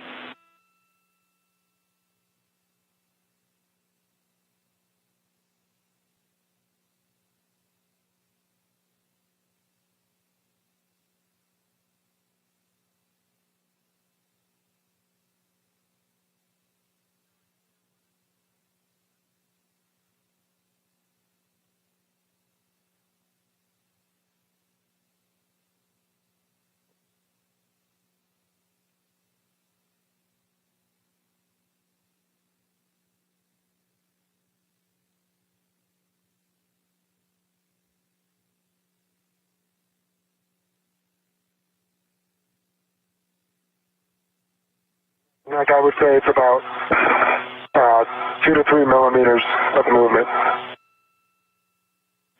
And copy, Frank. We're talking it. Okay. And Frank, we are good with Charlie 5, so you're go to translate back over to Charlie 3.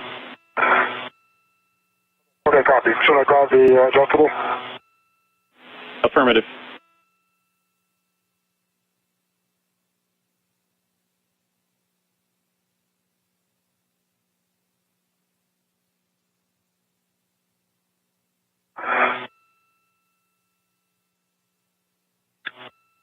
Josh, M2 for the SSRMS. If you're clear of the arm, we can maneuver the arm to the park position.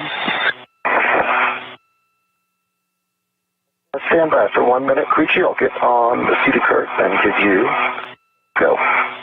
Copy.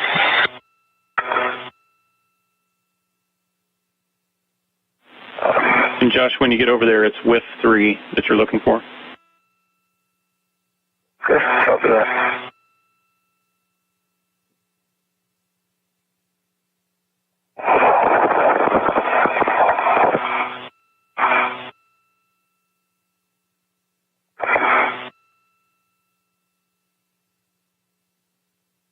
And in this view, we can see Josh Cassidy's got that foot restraint off of the robotic arm. He's going to be attaching that to what's known as the seat of cart, the crew and equivalent translation aid. The safety tether when you can. Okay. Not at the moment. Okay. But it's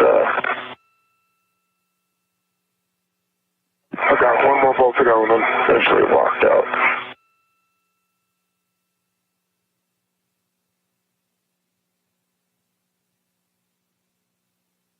Where's the cable bag? Oh, geez. Not needed just yet. I need to put the APFR in. Oh, okay. Oh, you're on the seat cart. Yeah. I'm right above you. Yeah, any chance you can give me a hand with that when you have a second? Sure. With, see my safety tether is probably hooked up in the HECA. I guess it's on my right side. What?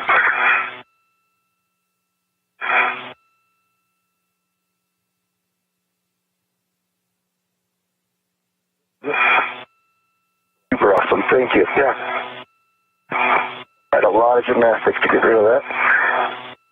I'm gonna go above you here. Give me just 1 second. Stand by. You want to make sure you don't get caught in the APFR. Thank you. I'm about to move station forward. I just need to get under the... We've got a cross on our... If you go station forward, we're going to cross our... Yeah, there was... safety tethers? Yeah, they're going to wrap around each other. So they were already too twisted. It's just a... oh, really? Yeah, when I put your... I think what happened is when I put your... That hook on my red wheel, it probably spun as I was translating. If I can quickly put this in, it looks like if I go more starboard, we're going to not have a problem anymore. Okay. You're good. I'll just wait on you. I'm sorry to make you wait. No problem.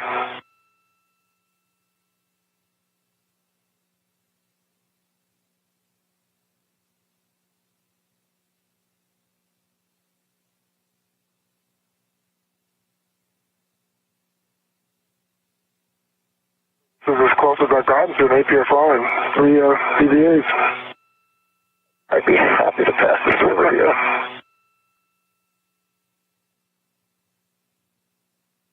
I think I've got Papa, and can be depressed, and understand it was Fox 6. Yep. Up top, and then clocking a 6. Yep, you're right. 6, Papa, Foxtrot 6. And understand if you need to hold position, Frank, for the safety tethers, but you've got to go for Charlie 3 when able. I'll be just waiting a little bit. Thanks.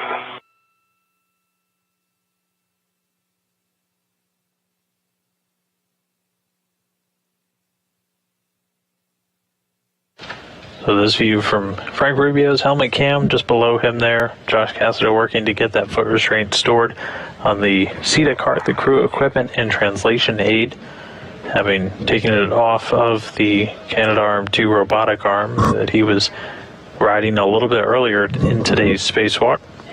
If you're just now joining, we had a successful completion. Josh, Frank, just want to check with you guys. We think you're clear of the arm so that Duke and Queechy can move it into its final position.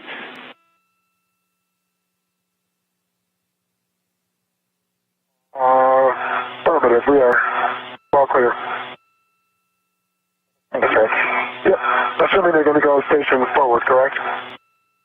Yeah, that's right, Frank. Station forward, 1 meter. Yeah, you're clear, Queechy. Okay, we'll maneuver to the park position. Thank you.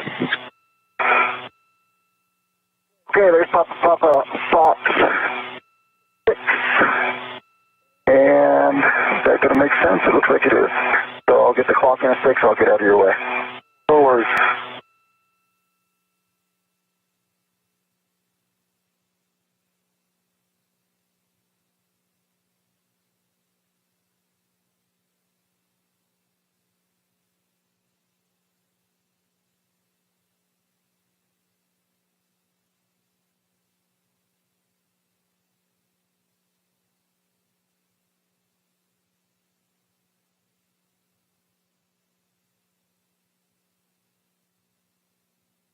Okay. Got a good full twist test, and we are black on black.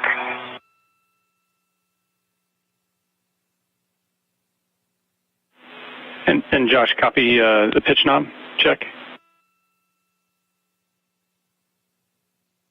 Knob can be depressed. Copy. Thank you. Before I get out of here, you guys are happy with that config, right? You can probably see it in my HECA.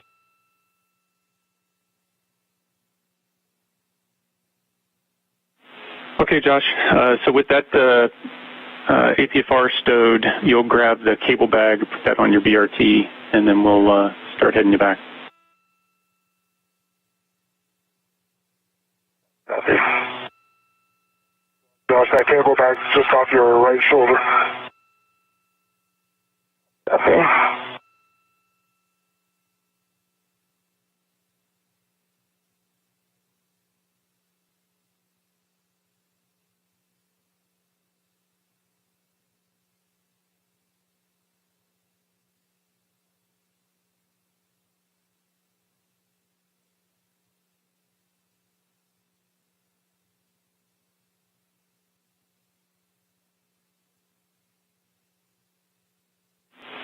And Frank, Josh, we're working through a little bit of blockage. Won't let you know we got your voice, but no video.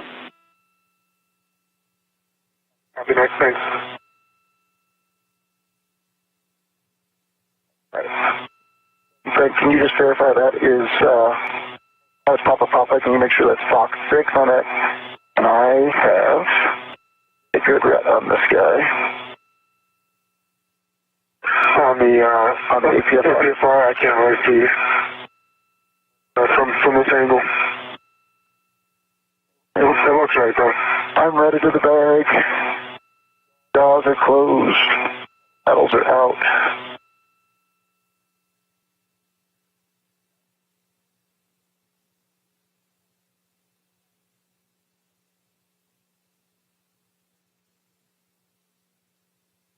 Alright, I'm going to try to swing it behind me without hitting that APFR. And without catching your safety tether. You're good.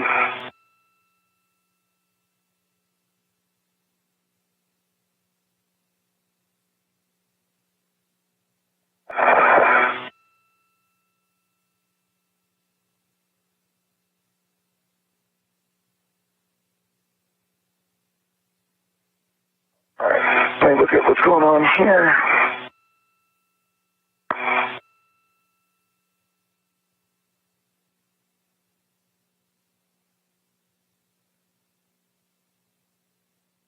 Okay. You agree that these tethers are going to be clear as soon as I cross over that cross. At least here they will be. I can't see further down. Oh, there we go. Hopefully it's completely clear down there too.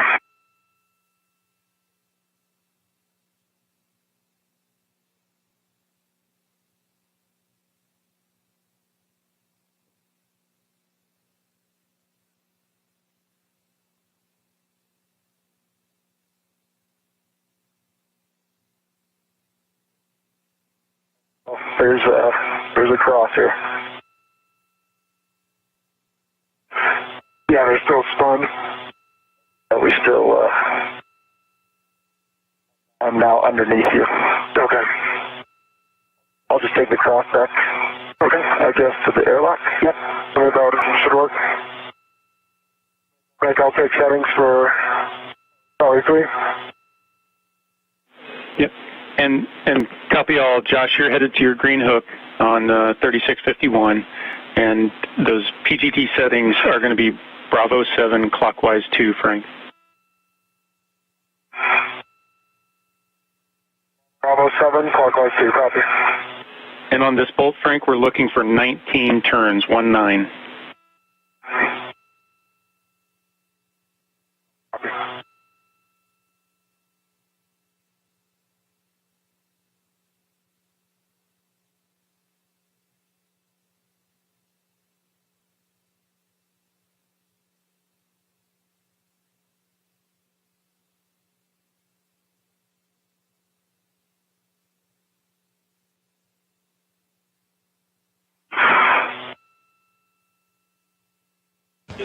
So right now we are 6 hours 29 minutes into today's spacewalk. The primary goal of installing and deploying this new IROSA was done successfully.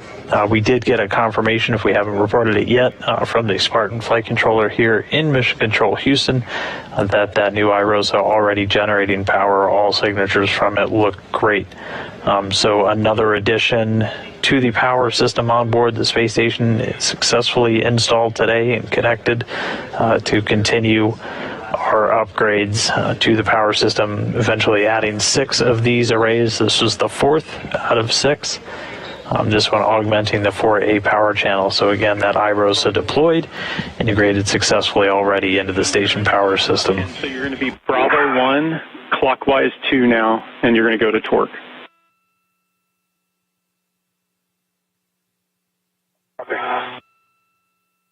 Bravo 1, clockwise 2, going to torque.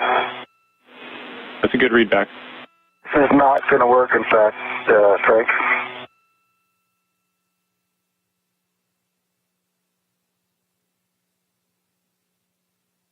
Nick for tethers here. I think I've got a plan. I want to make sure you're on board.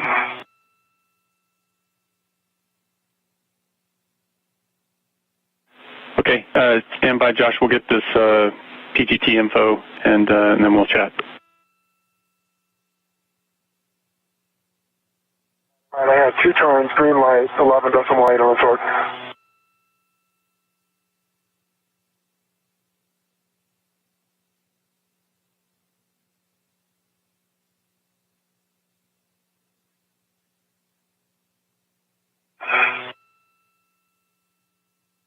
Okay, copy, Frank. That is a good bolt. So you're good to stow your PGT and retrieve that adjustable.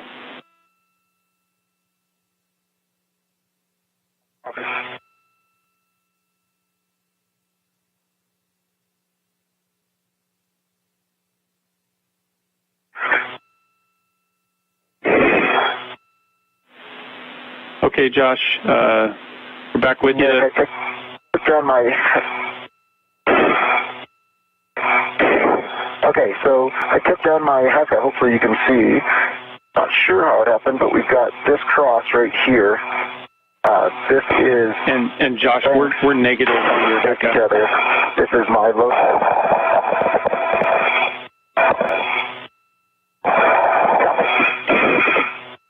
So just to let you know, current config, we've got good HECA on Frank, but I don't have any video off your HECA.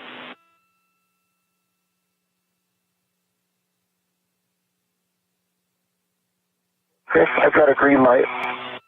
I've got 2 green lights, in fact. And copy that.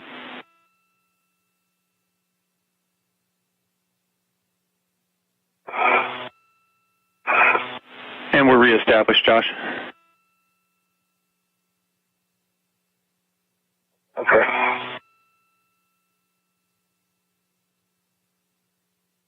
Okay, Josh, we've got a good view of what's in front of you, and we're ready. You can see this in the HECA.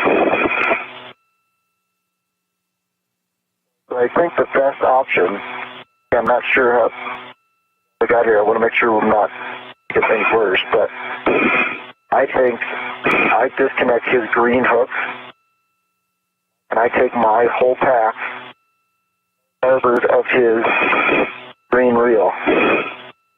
So essentially stuff this whole thing through. And then if we have a cross. And Josh, copy the plan. At the airlock. And we concur. That's a good plan. You'll just carry the cross all the way back to the airlock, and that'll be fine. Concur. Okay, sounds good.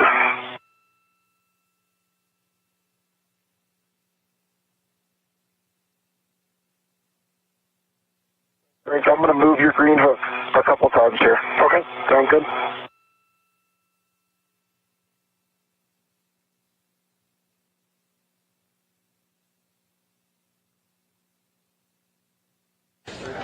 And right now, Josh Cassada just doing a little bit of rearranging on those tethers. They'll have multiple engaged at any given time just to keep them secure to both the station and all the various equipment that they're working on. They have a couple of different safety tethers, equipment tethers, all available to them throughout these spacewalks. But we're largely in the cleanup and ending phase of the spacewalk so far today.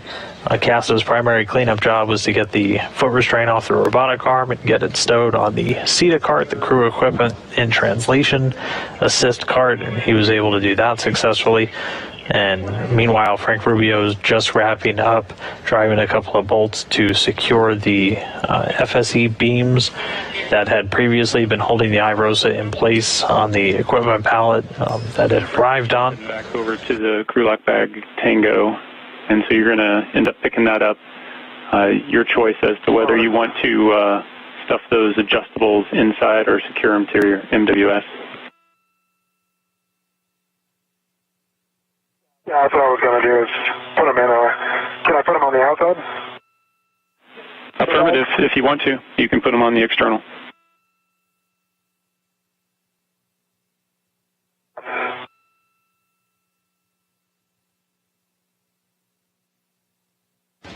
I think we cleared it.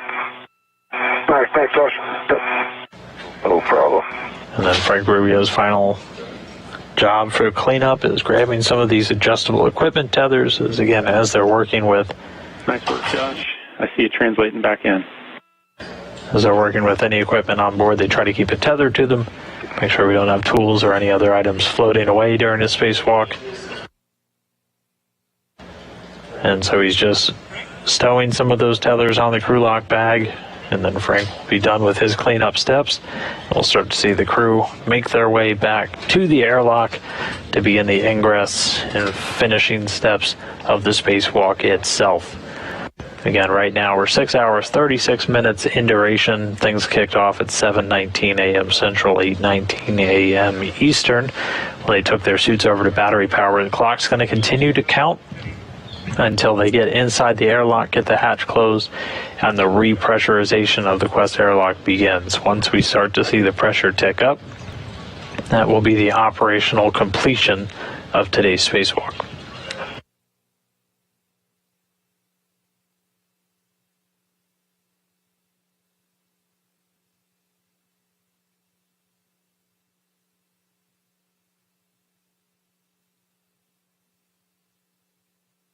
You doing okay, Frank? Yep. Yeah, I was just working this bag. Yeah, my BRT. Transferring adjustables.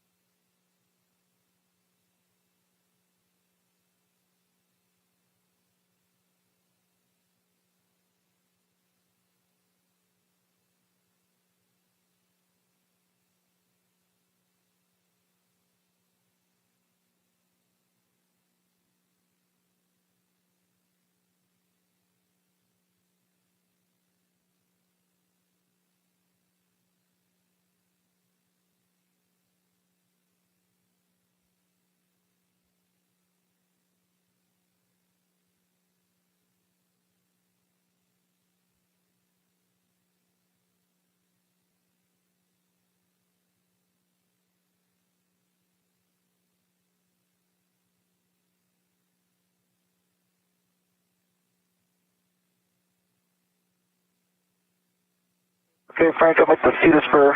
Copy, Josh. Thanks.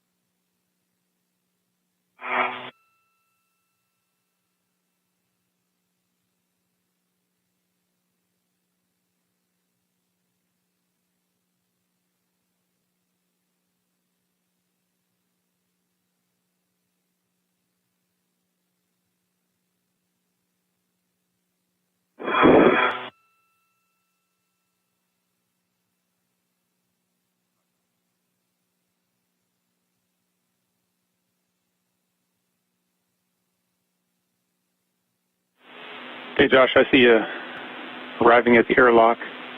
So you're going to stow the crew lock bag inside. Check that. It's a cable bag. It's a cable bag. Cable bag on. Translator back.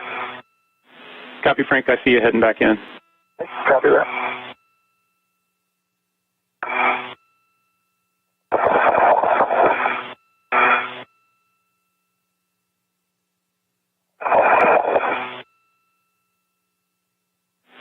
And Frank, as you come off the FSC, we're going to want you to do the seated cart brake checks. Copy.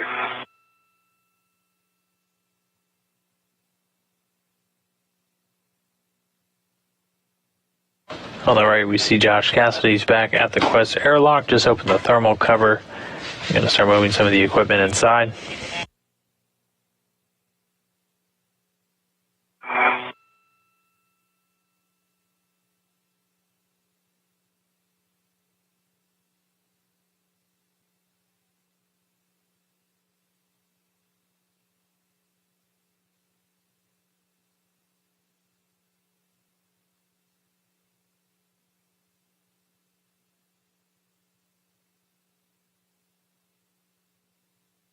Cassada is going to make his way inside of the airlock first, and he will be prime rather for starting to get some of the additional connections that are going to go into the suits unstowed as we get ready to basically integrate the EMUs back into the station systems, get back on those service and cooling umbilicals.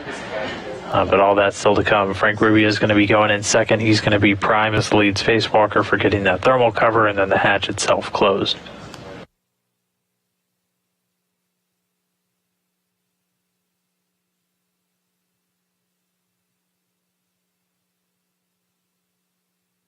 I've got 2 releases on the port seated cart. Copy. Good release on the port seated cart.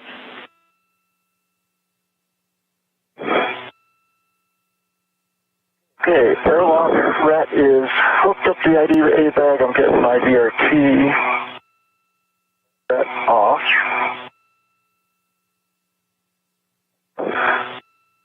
Copy, Josh.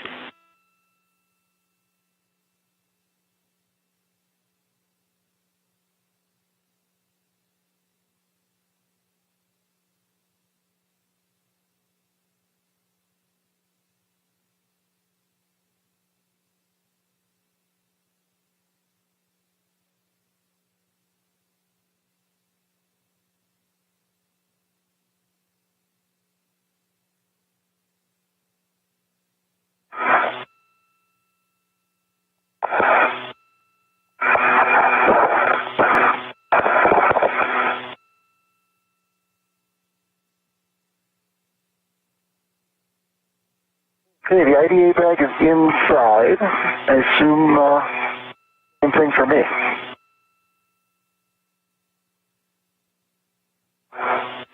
And Josh, the only thing left for you is to hook up your waist tether and ingress. Frank, you're working on your green hook. I see just a nadir of the seated cart, starboard seated cart. Roger.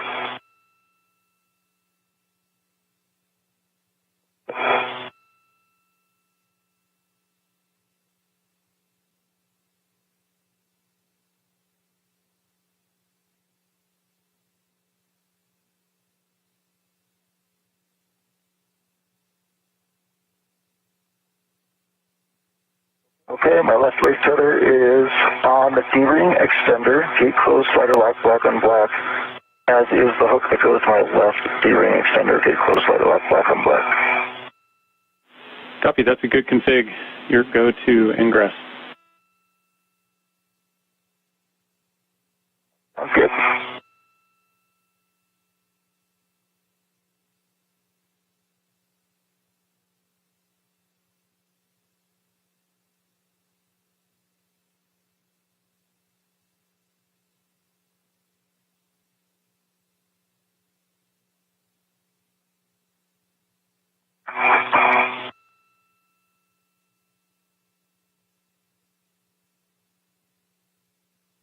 My green hook is on my red reel. Both reels are unlocked.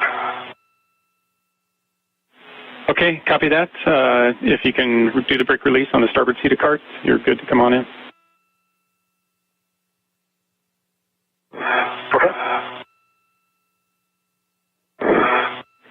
And Josh, once you're inside the airlock, you're go to turn off your HECA.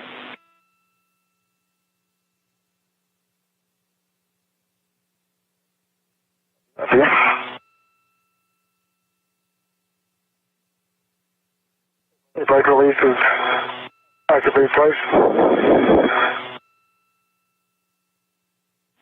Copy, good brake release on the starboard cart.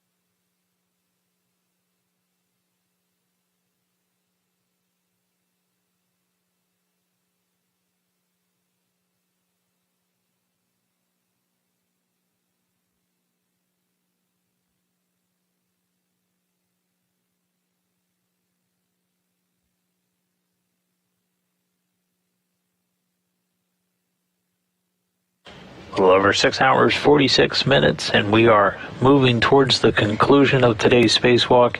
Right now, Josh Cassada already back inside of the crew lock section of the Quest airlock. Frank Rubio making his way there now. They finished all of their cleanup steps.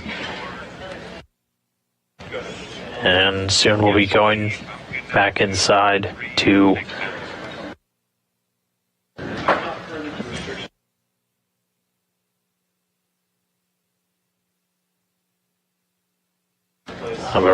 so they're moving back inside of the airlock. Reminder, our spacewalk will officially conclude when the repress of the airlock begins. So first we have to get them inside, get them hooked up back to these umbilicals, go through a couple of additional steps in the repress cue card, get the hatch closed, and then we'll be ready to go.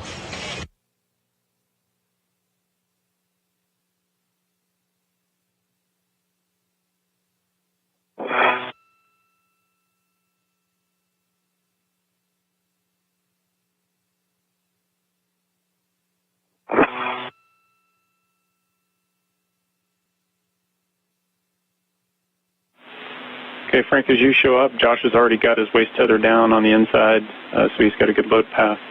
The next step for you is going to be grabbing his anchor hook and hooking it to your waist tether.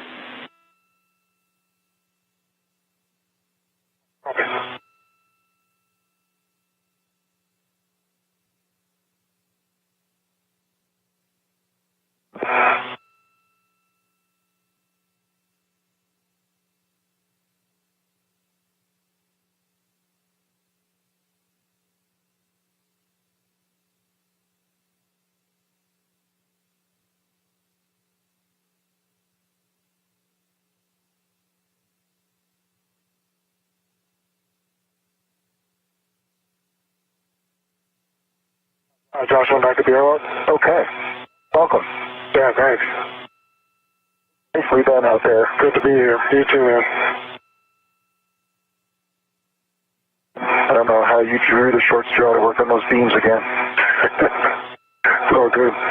Probably because you gave me this bag. I've had my share of that bag, so. What's that? I've had my share of that bag.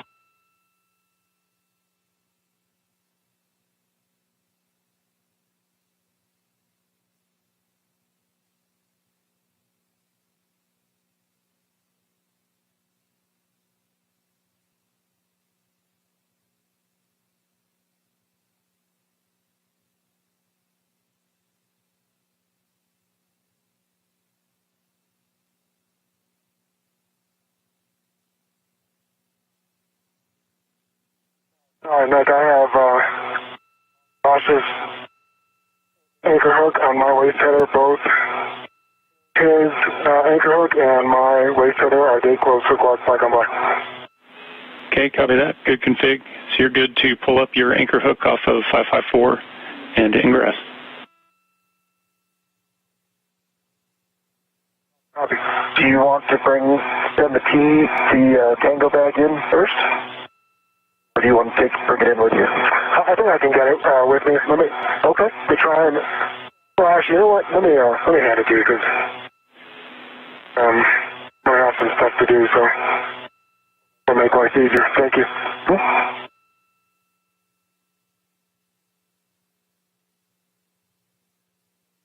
Let's just make sure it's on the, what side do you want this, my heli pack on? Do you want it over here? You come in? Yes, please, on the board side. I'll let you drive your safety tether however you want since it's mine. I've got your... Are you able to release my safety tether? Oh, I'm sorry, my route? Yep, absolutely. So we got a good red on there. Here comes your lock bag wrap. It is wrapped around this wire tie. Thank you.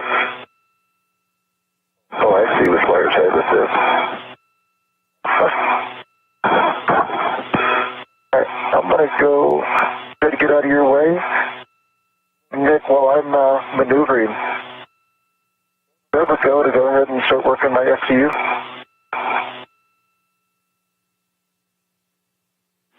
Yeah, affirmative. You're go to start working, mating your SCU to your DCM.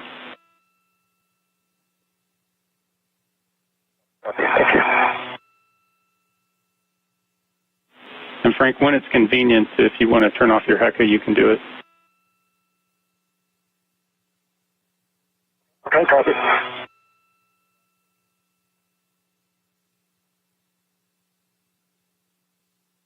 The HECA's off. Copy all.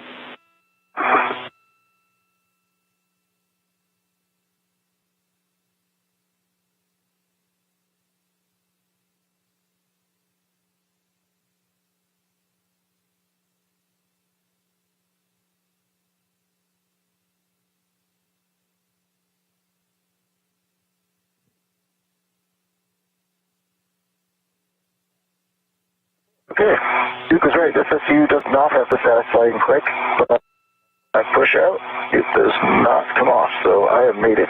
Great.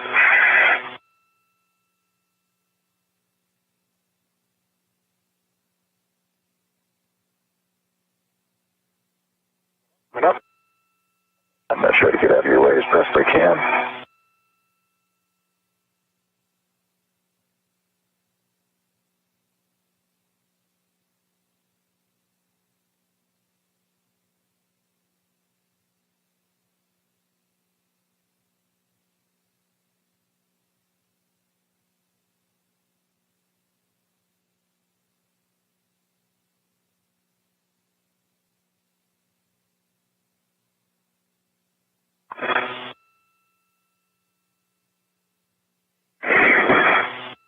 I think I am in the airlock, and the thermal cover is closed. Copy that. And I've got a few checks here to attach the hook to the magnetic plate D-ring, cinch the strap, and report the number of Sharpie lines. Yep, come on.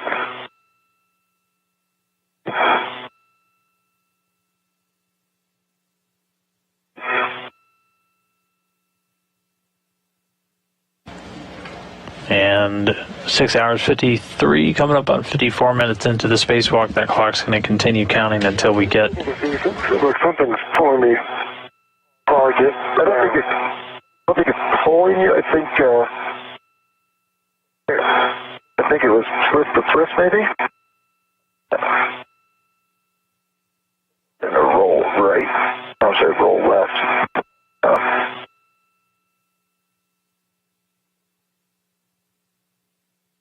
But again, that clock going to continue to count. So right now they've worked to get the thermal cover closed. So we're into the very end stages of our spacewalk today.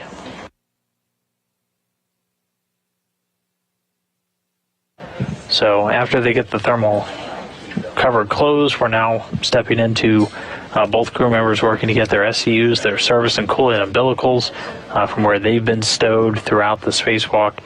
They're going to remove covers on those, and they're going to connect the service and cooling umbilicals, the SCUs, to their display and control module on their spacesuit. That's going to essentially hardline them back in to station systems, and then they're going to start stepping through some of the settings, including turning the water off on their EMU systems. The thermal cover is closed.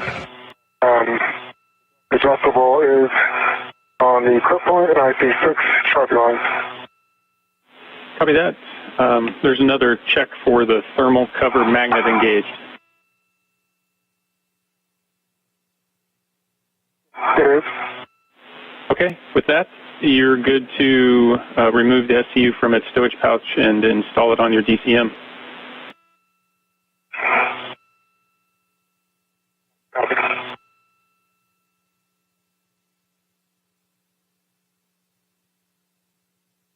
Josh, are you able to scoot a little bit further port? Oh, my head's up against the hatch. Okay. I can go a little bit, keep trying to roll to put my back forward. Hold on, Nick, I need to do the back.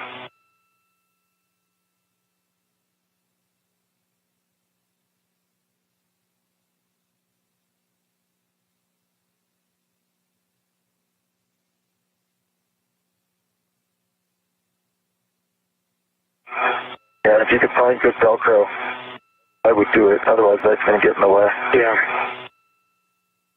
I'm just going to connect real quick in that way.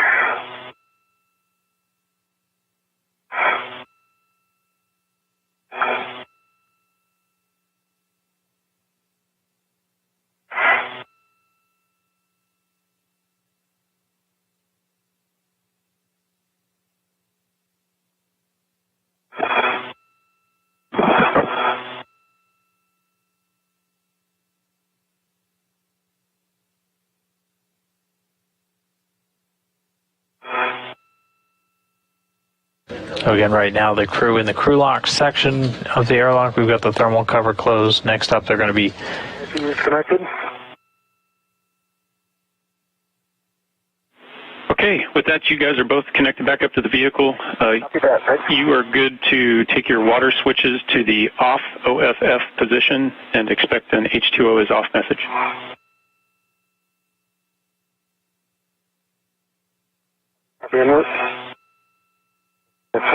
Water's off, 3V2. EV1, water's off. Okay, copy that. We're starting the 2-minute timer down here. And, well, we got the 2 minutes, and I still got you. Just want to say outstanding job today. You made it look easy and routine.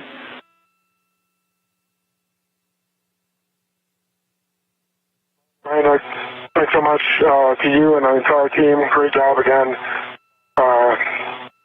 All those people who helped plan and execute this, so thank you guys. Appreciate it. Josh, you got anything? Same words. Can't thank you guys enough. Don't know about routine. It certainly didn't feel that way. Never does. That one felt like a lion fight. But I think the program was asking Santa for a news, and that team just made it happen.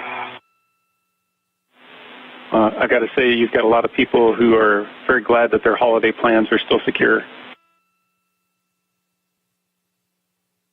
Hey, we're incredibly happy that that's the case. Frank and I are going to put in for some leave. Chuckles all around the room.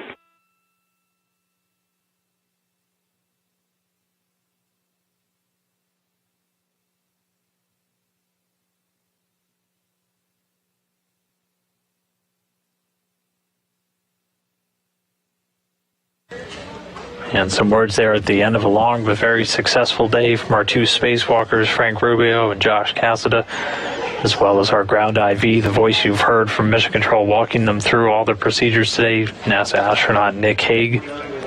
this point, we're just waiting. We've got a 2-minute timer after the water turns off before we start moving into the actual repressurization of that section of the Quest airlock. So coming up next, Frank Rubio, our lead spacewalker for the day, is going to get the go to close the hatch. So as of right now, the crew lock section still has an open hatchway into the vacuum of space, so he's going to close that up, and then we'll jump over to the repress cue card. 2 minutes is up, so you can verify the handle position per the hatch decal. Make sure that the outer hatch is clear of hardware, and close and lock the hatch. Copy. Good work.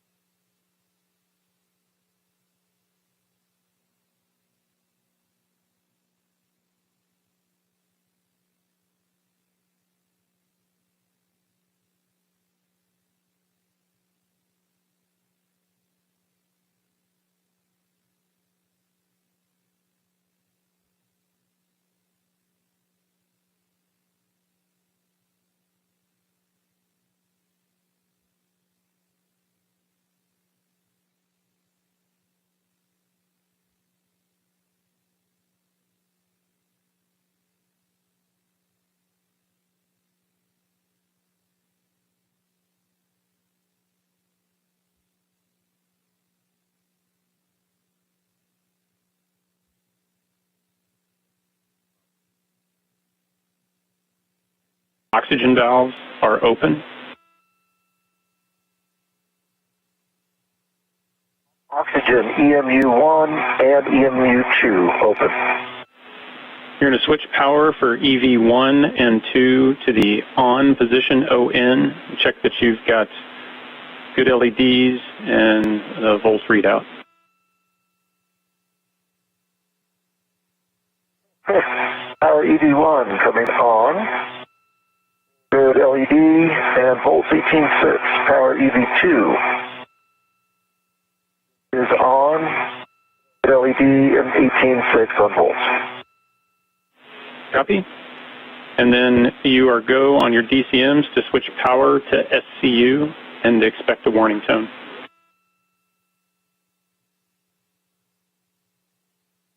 Copy, power to SCU. What? EV2 is an SCU. Okay.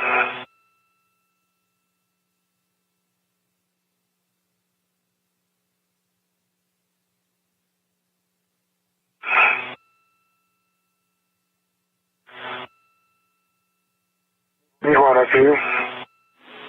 Copy, Frank. And so with that, I will hand you two back over to Koichi.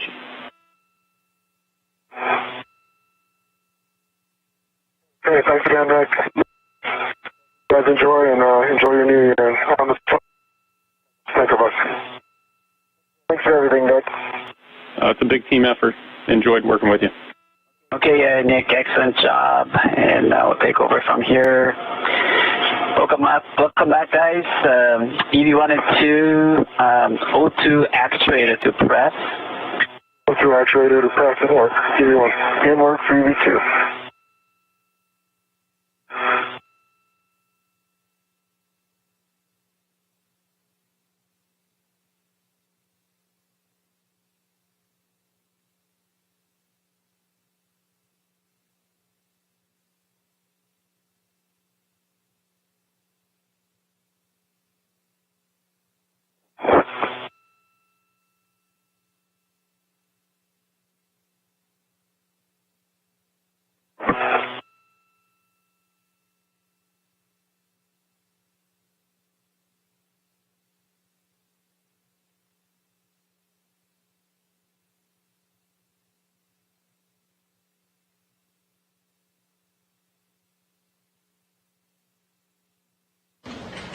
And this is Mission Control Houston, just about one step away until we can call the end of today's spacewalk.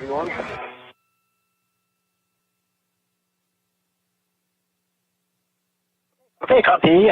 Both EV1 and EV2 or EV2 is still working. Okay, did that, Josh?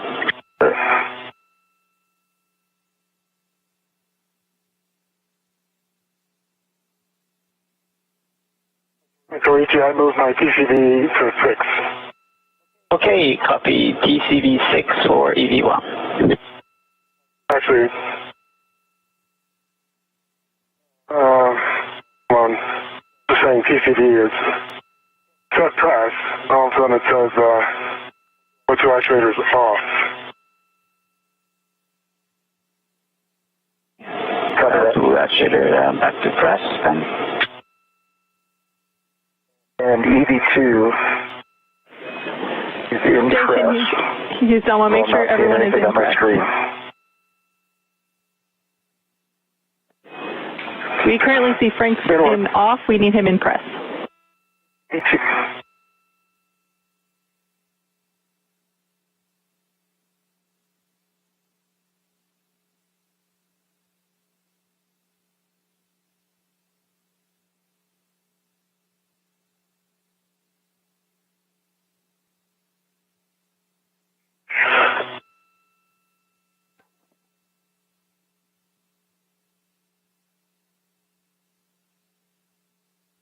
Okay, O2 actuators in press.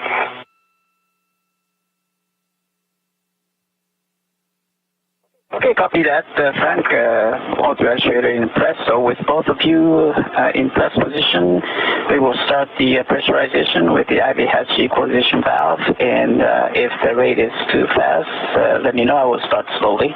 Okay, Koichi, can you stand by for 1 second? Copy, standing by. And Megan, for EV2, do you show press? I'm not showing anything on my display.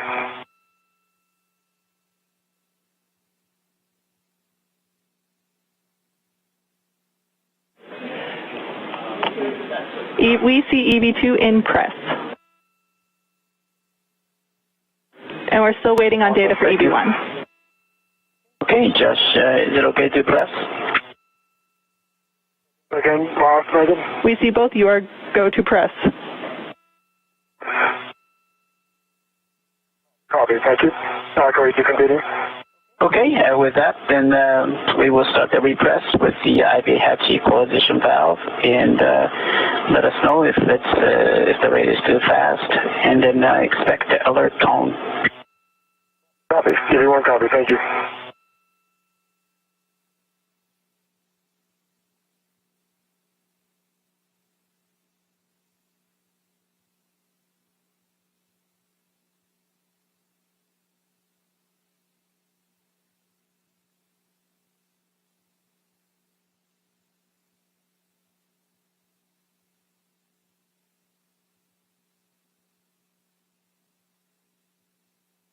And confirmation that the repressurization of the Quest airlock has begun, stopping our timer for today. And we finished right in the dot, 2:27 p.m. Central Time, 3:27 p.m. Eastern, for a total elapsed time of 7 hours and 8 minutes in today's spacewalk. So again, 7 hours, 8 minutes. The repress starting at 2:27 p.m. Central, 3:27 p.m. Eastern. That's 20:27 GMT. Houston and EV2. Would you expect me to see anything on my display? I've got the brightness cranked up to 6.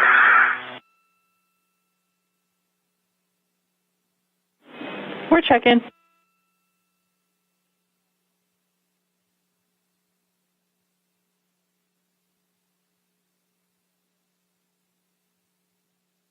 EV1 and EV2, how's the repress rate?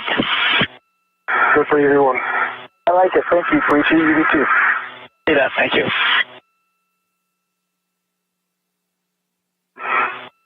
So right now we're seeing the pressure inside the crew lock start to tick up, and this is a manual process using a valve on that hatchway between the crew lock and the equipment lock section, where Koichi Wakata and Nicole Mann are going to be standing by to help Josh and Frank get out of their suits. And so you're hearing that airlock start to fill up with air. It's a manually operated valve called the IV, or intravehicular hatch equalization valve. They're able to just throttle it between off and a normal fill. They also have another setting where we can very rapidly start to repressurize, but that not necessary on a normal end of today's spacewalk. Again, that total elapsed time, 7 hours and 8 minutes. We're going to continue to pressurize up until we hit about 5 psi. And then once we get there, we will pause for about 2 minutes just to let pressure stabilize. And then after that 2-minute clock, we'll continue on. Expect alert tone. Copy. Language.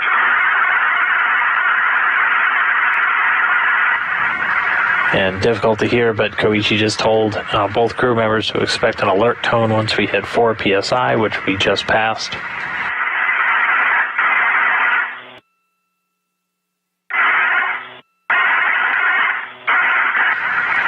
And again, expecting to continue until we hit about 5. And then Koichi will close that hatch equalization valve. We'll pause for a moment to allow the pressure to stabilize before we continue with the repress all the way up to about 14.7 psi. Okay, 1 and 2. I turn off the IV hatch equalization valve and checking the pressure for stabilization. Thank you, Coach. Copy.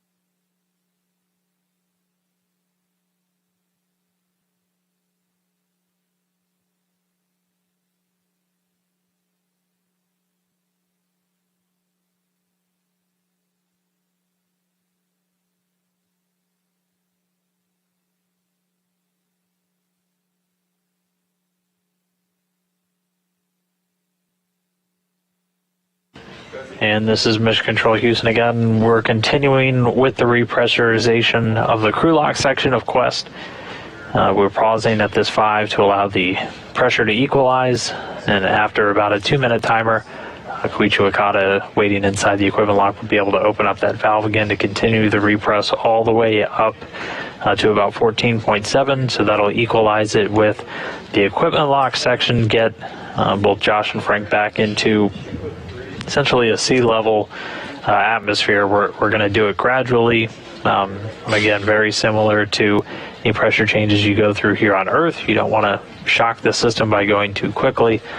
So it's a very gradual repress for them today. After that hatch pressure gets equalized on either side, crew will be able to open up the hatches, bring them in, and then begin what's known as suit doffing, essentially just getting the helmets off and then the remainder of the suit and bringing it into the day for both Josh Cassada and Frank Rubio. This was a fully successful spacewalk today, where they were able to remove and install a new rollout solar array, and we did get confirmation from the Spartan flight controller here in Mission Control that that solar array already integrated and providing power, checked out great. So the primary...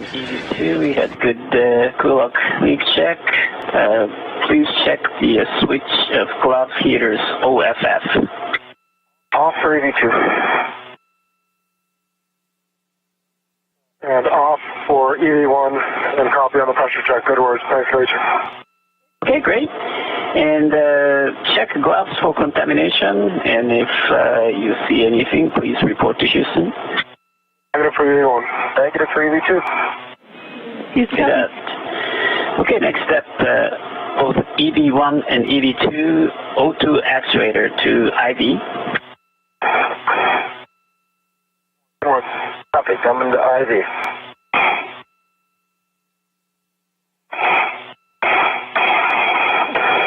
And Station Houston on 1, Josh, we'll go ahead and confirm that transition for you since your DCM is not showing you anything. Okay. Copy that, thank you. I believe I'm in IV now.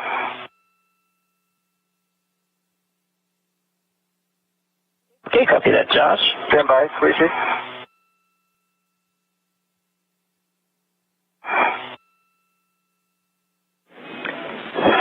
And Station, we're just waiting on data here on the ground.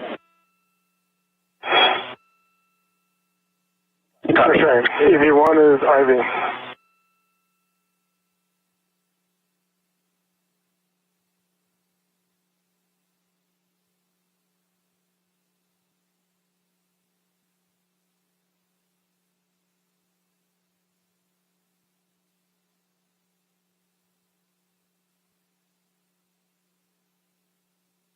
And so just standing by for another moment, we'll get a quick data pass and get all of the suit readouts down here to the team on the ground just to double confirm everything was still looking good, and then Koichi Wakata will be able to open up that valve and complete the final stage of our repress today. We'll have stats and everything before we sign off for you for today's spacewalk, which again lasted 7 hours and 8 minutes in total, fully accomplished its goal. Both Josh, Cassada, and Frank Rubio working to install that new solar array. I can see it. It is in IV. But we just Down concurs. We see you in IV. Yeah, okay. Awesome. Thanks, Megan. Okay, with that, restart the repressurization. Copy, Coach. Copy for you.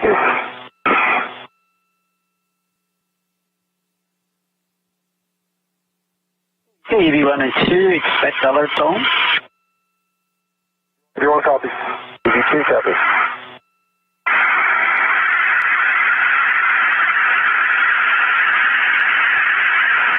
And so that hatch equalization valve open once more, seeing the pressure climb.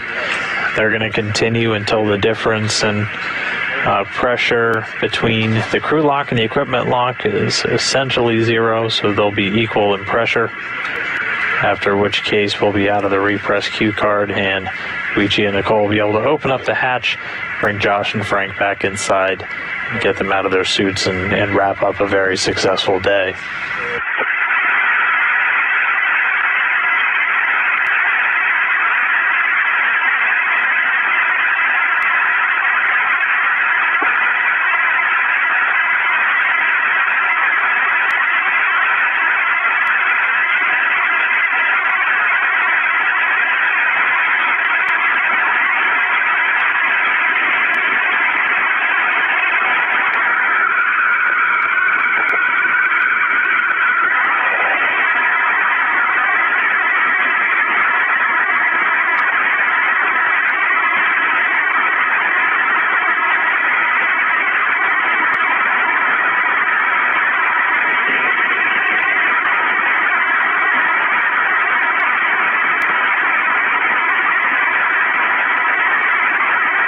And we're a little over 10 psi. Again, we're looking to get to right around 14.7. Looks like we're a shade under, but that's roughly the sea level pressure that the entirety of the station's kept at. Just over 11, we'll see that pressure start to equalize out pretty soon, and the hatch will come open.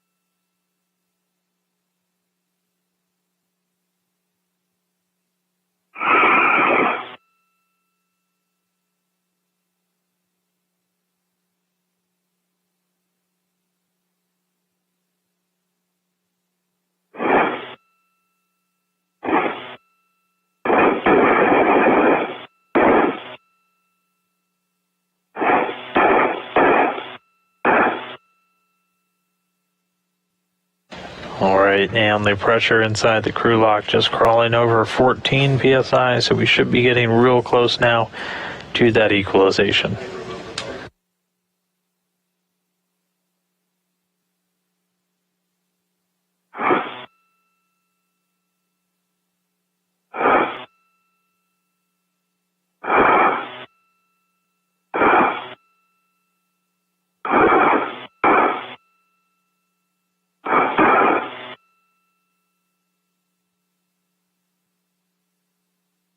EV1 and EV2, visibility is approximately 0 and expect alert tone. Copy. EV1. EV2, copy.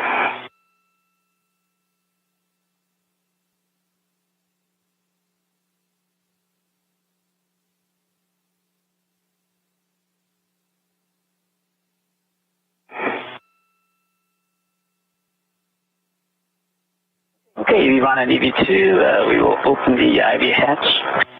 That sounds great. Sounds amazing.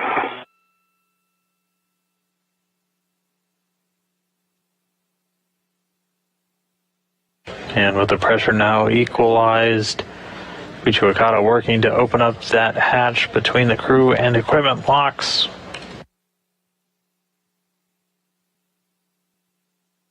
And once that hatch is open, he and Nicole Mann will be able to bring. We do this, huh?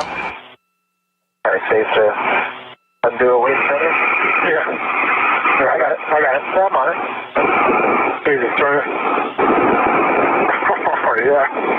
A little stiffness after a few minutes. You're off. All set. Thanks.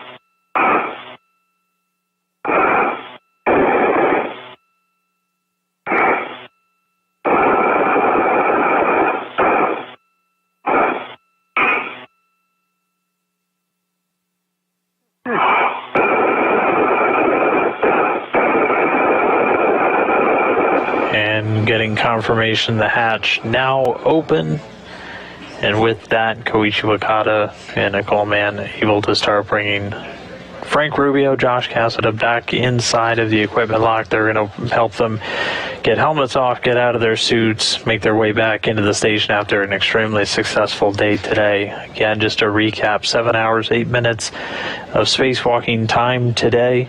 Fully successful, able to remove that rollout solar array from its temp stow location, get it out to its new home, powering the 4A power channel.